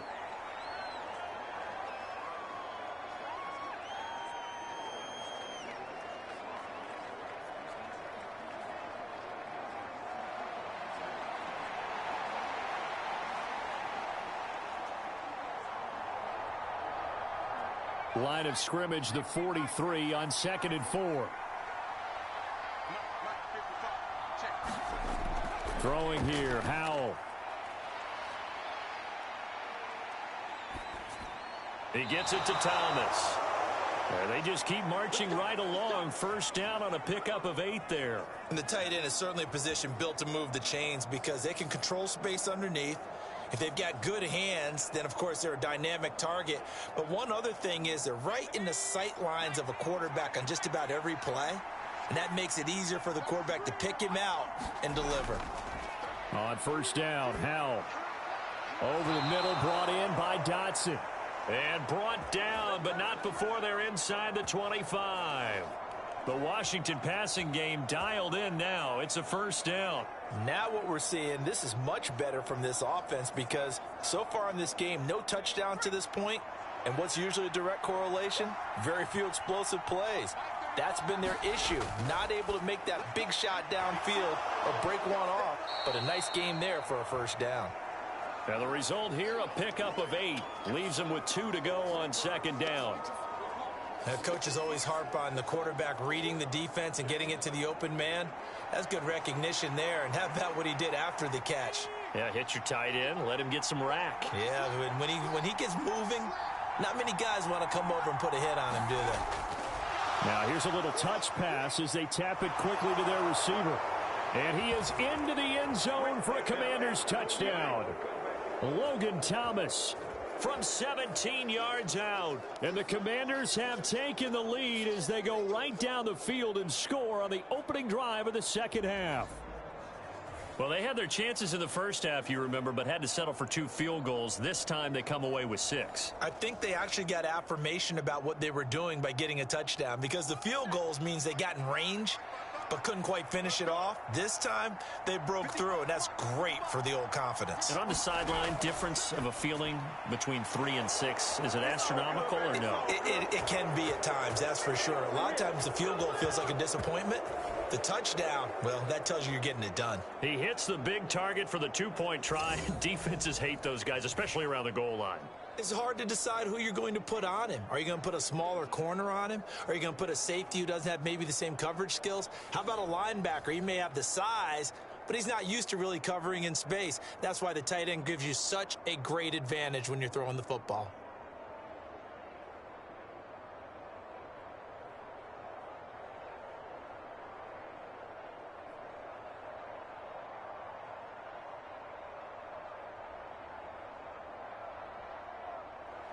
Joey Sly now to kick off after the touchdown. From a couple yards deep, he'll bring it out of the end zone.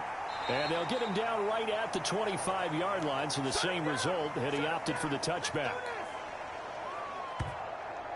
The Cowboys offense now, they head out for their first possession of the second half. And really, Charles, not much of a surprise that they're losing. They just haven't been able to get much of anything going in the pass game. And as you well know, in today's NFL, if the passing game isn't working, usually not much else is working either. You're exactly right about that, partner. And I know that right now the easy answer would be, hey, let's run the football. But that might not be everything you need.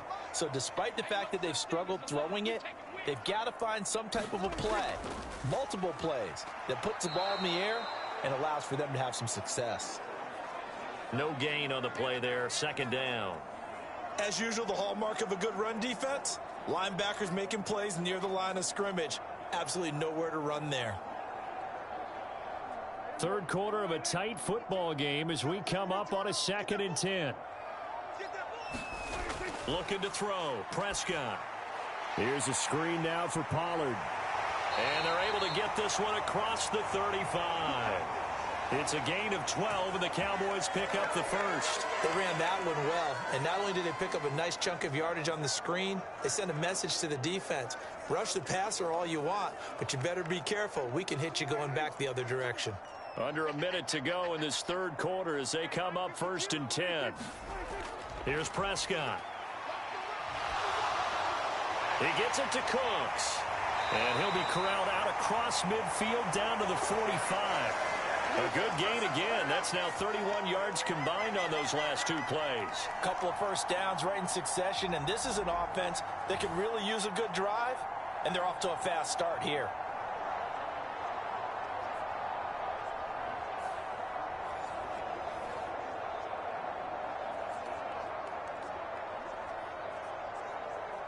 In Washington territory now. Here's 1st and 10 at the 45-yard line.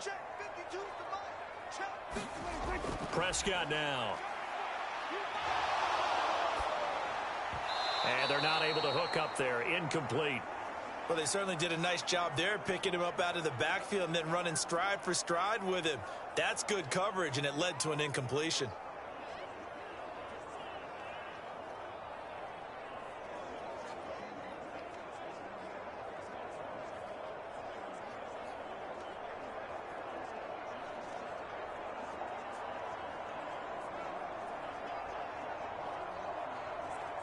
Dallas, Texas is the spot. Third quarter inside AT&T Stadium. Glad you're with us. 2nd and 10. Prescott. He finds his man, Pollard. 5 yards. Now it's 3rd and 5. So they'll get a little extra time to come up with his 3rd down play as we've played 3 quarters. We'll return with more after this. This is the NFL, and it's on EA Sports.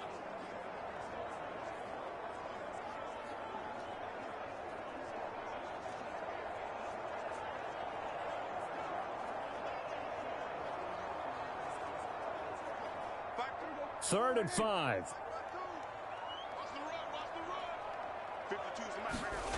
To the air again, Prescott. He's got his target. That's complete. And they're going to have another first down here as the tackle's made at Washington's 13-yard line. Well, that's one way to convert on 3rd down, picking up 26 yards. This defense has certainly had an outstanding second half, haven't they? I know they just gave up a first down there, and for the offense, they're hoping that that's something that they can jumpstart with and maybe start to move the ball a little bit better. But it's been tough sledding for them here the entire second half. The drive continues as they search for a tying touchdown. Here's 1st and 10. Prescott to throw it. That's caught once again by Gallup. Touchdown, Cowboys! Michael Gallup on the receiving end from Dak Prescott. And the Cowboys are an extra point away from tying this game here in the 4th. We are set up for a fantastic finish now. A 4th quarter touchdown here, and we're an extra point away from a tie football game. And I know they're thinking about possibly going for 2, but I'd go ahead and kick this one and just get it back to level.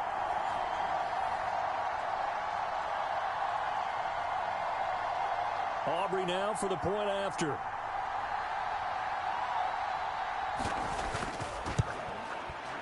And we are tied here in the 4th quarter.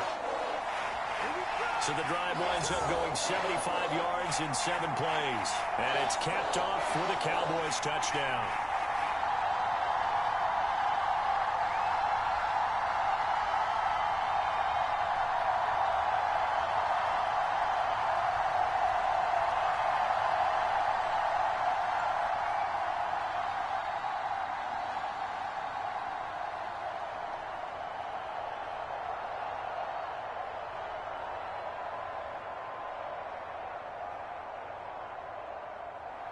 Now this one setting up for a great finish. All tied in the fourth as the kick's away. This taken in right around the goal line. And he'll be tackled just shy of the 25.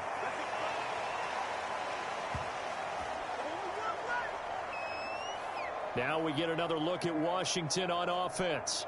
They no longer have the lead after that last touchdown, all tied up in the fourth quarter, and a chance for this offense to mount a potential game-winning drive right here.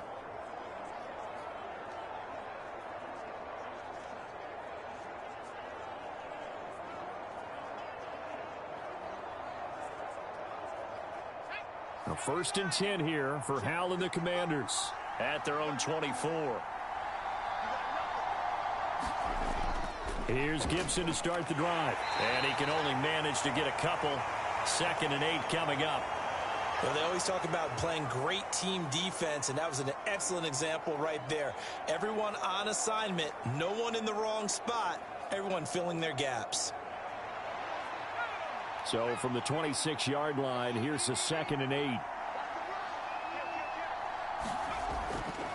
On the draw, it's Gibson.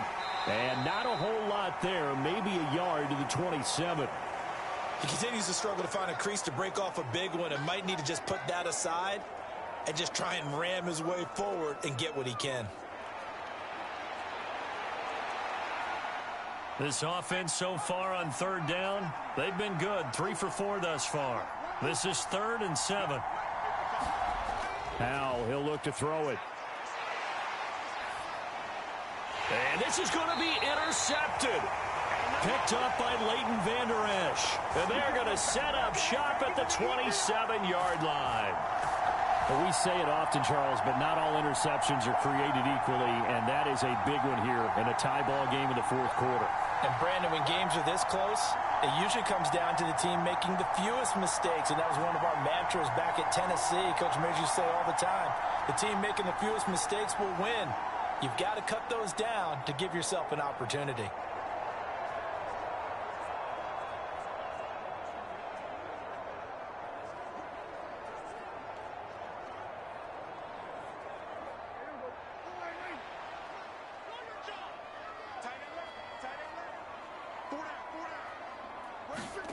Following the interception, here's Prescott going for it all. And it is incomplete. Good positioning there downfield to break that one up. This has certainly been a physical game so far. Limited scoring opportunities for both sides. And there's another chance that goes unfulfilled.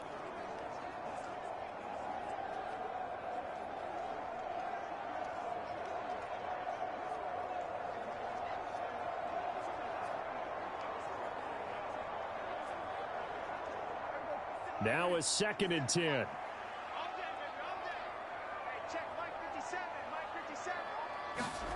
Now Prescott. Got his man complete over the middle. That's Ferguson. And taking it to the 15-yard line before he's brought down. It's a gain of 12, and the Cowboys pick up the first. And that's a more than acceptable read right there because it's zone coverage, so timing is everything. This time he waits for his man to come open, puts it right on him, and they pick up a first down. They'll go with Pollard here on 1st down. And he's swallowed up right near the line of scrimmage. Bringing him down there, Jonathan Allen. Early down stuff to put this offense in a precarious position. We know that securing the point of attack, especially against the big-bodied guys in the middle of this D, has got to be priority one. Officially nothing on that last run. They'll try again, 2nd and 10. They'll look to throw here. And that's going to be incomplete. No receivers open downfield, so instead of forcing the ball to the sideline, he's going to throw this one down to Fort Worth. He'd rather have the incompletion than the turnover.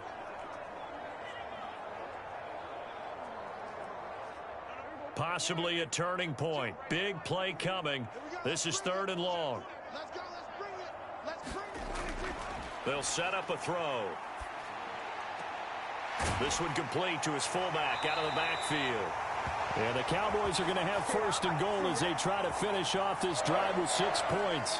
And remember, this drive started off following the turnover, and they've taken no time working their way down the short field. A nice connection there, and now they're looking at a 1st and goal.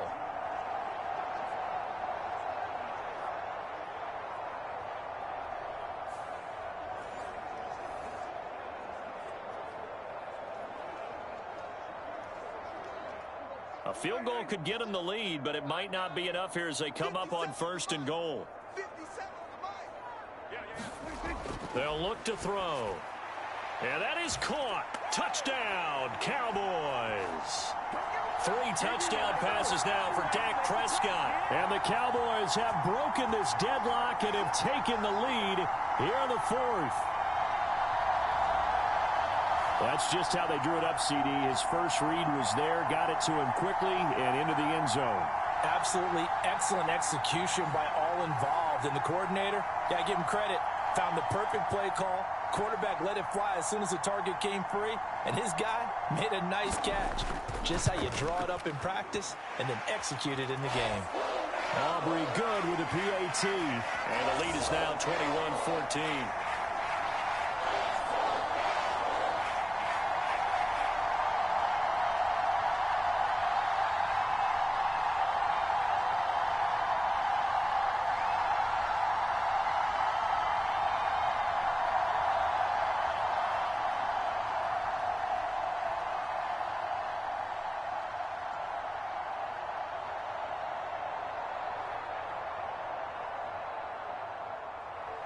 So after the touchdown, Aubrey now to kick this one away.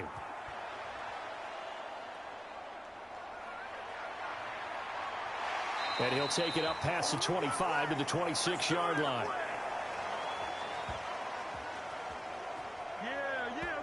So here we go now with Howell and the Commanders. Down 21-14, 2:21 the time left. Plenty of time here. They've got 3 timeouts and the 2-minute warning as they've got it 1st and 10.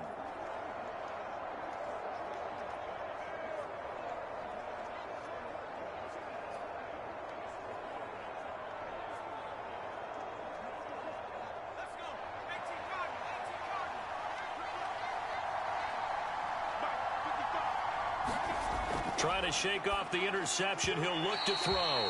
Throwing quickly there, but it's incomplete. One thing I have learned, receivers don't mind high throws so much to the sideline, but do that over the middle to them, and not only are the DBs going to throw a little verbal trash their way, when they get back to the huddle, they're going to have a few words to say to their QB, aren't they? Yeah, hung out to dry a little bit there on the high throw. Luckily fell incomplete. Back to throw, Howell. That one thrown across his body, and it's incomplete.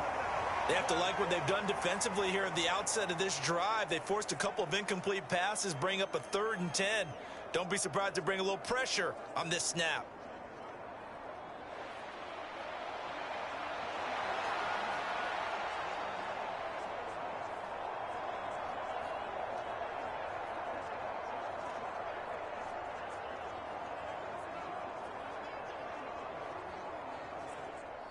Well, this crowd is making an impact right now. 3rd and 10. Howell down to throw it.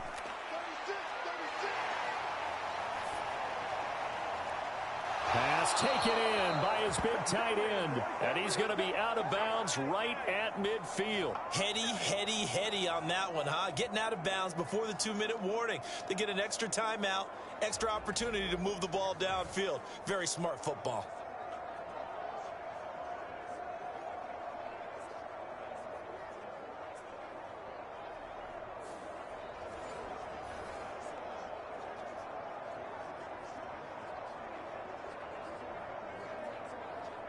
All 3 timeouts plus the 2-minute warning. Here's 1st and 10.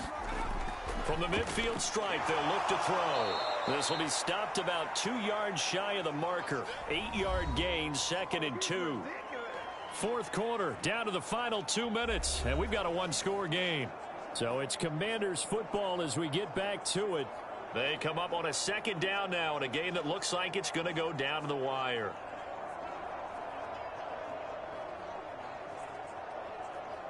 They come up now on 2nd and 2.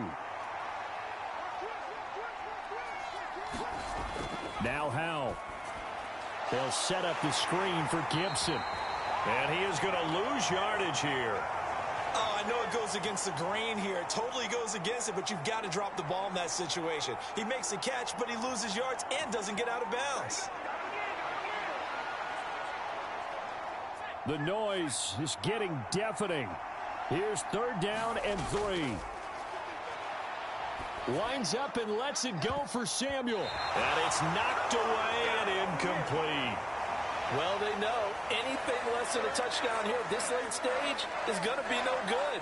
They were going for it all right there, but it was just too hard to adjust to that one in the air, and it winds up incomplete. Here we go. This is 4th down.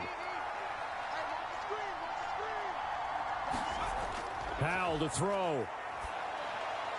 That is caught. And he works it past the 30, almost to the 25. They keep the game alive, at least for the moment, as it's a 1st down. Well, they did the part they had to do. Quick throw got the 1st down. But that doesn't allow them to relax. They still have plenty of work to do. Plenty of time. All 3 timeouts still remain. Here's 1st and 10 now. They'll try the left side with Gibson. This will be a short gain of 3 before he's brought down at the 22. Clock's under a minute. Still plenty of time, partner. They have all 3 timeouts. That means they have plenty of options in their play calling and where they target on the field. They can throw it downfield, maybe even in the middle, and use their timeouts. Here's a 2nd and 7. Here's Howell. And he can't get a throw off. He's taken down. What a huge play at this point in the game. DeMarcus Lawrence in there to take him down, and the clock will roll. Brandon, that's just football 101. If you're out of the pocket, you've got to get rid of the football in this situation. You cannot take a sack in a 2-minute drill. Back to throw. He'll dump that off to Gibson, complete. And we've got a timeout. 9 seconds remaining.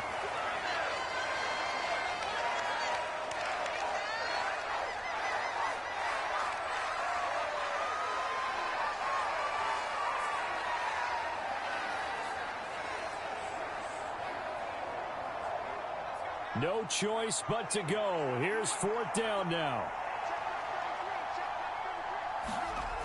Got to try it here. He's back to throw. And it's incomplete. They cannot convert, and they turn it over. They had to go for it with such little time remaining, and this 11-play drive is going to lead to nothing on the scoreboard.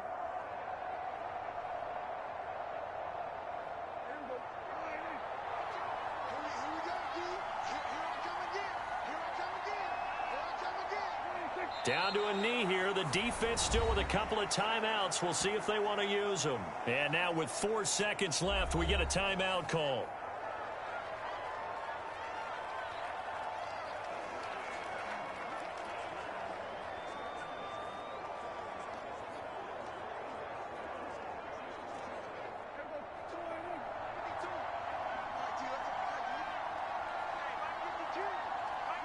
The Cowboys on their way to victory as they take a knee.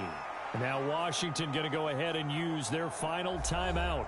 And as the two teams talk it over on their respective sidelines, we take a break.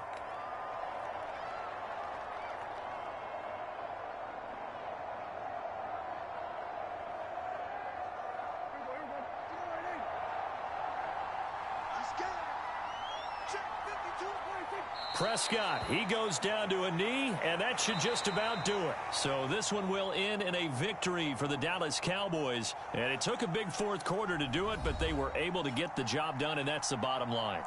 No doubt about it. And let's face it, they had to be more than nervous in the fourth quarter. But a lot of that was their own doing. I think you observed during the game, their energy level just didn't seem to be there. But in the fourth quarter, somehow they dug deep and found that extra bit, right? That reserve tank. They hauled it out. Offense scored some points. Defense held them. And lo and behold, they walk away with a win. Maybe expend a little more energy than they expected to, but they'll take it.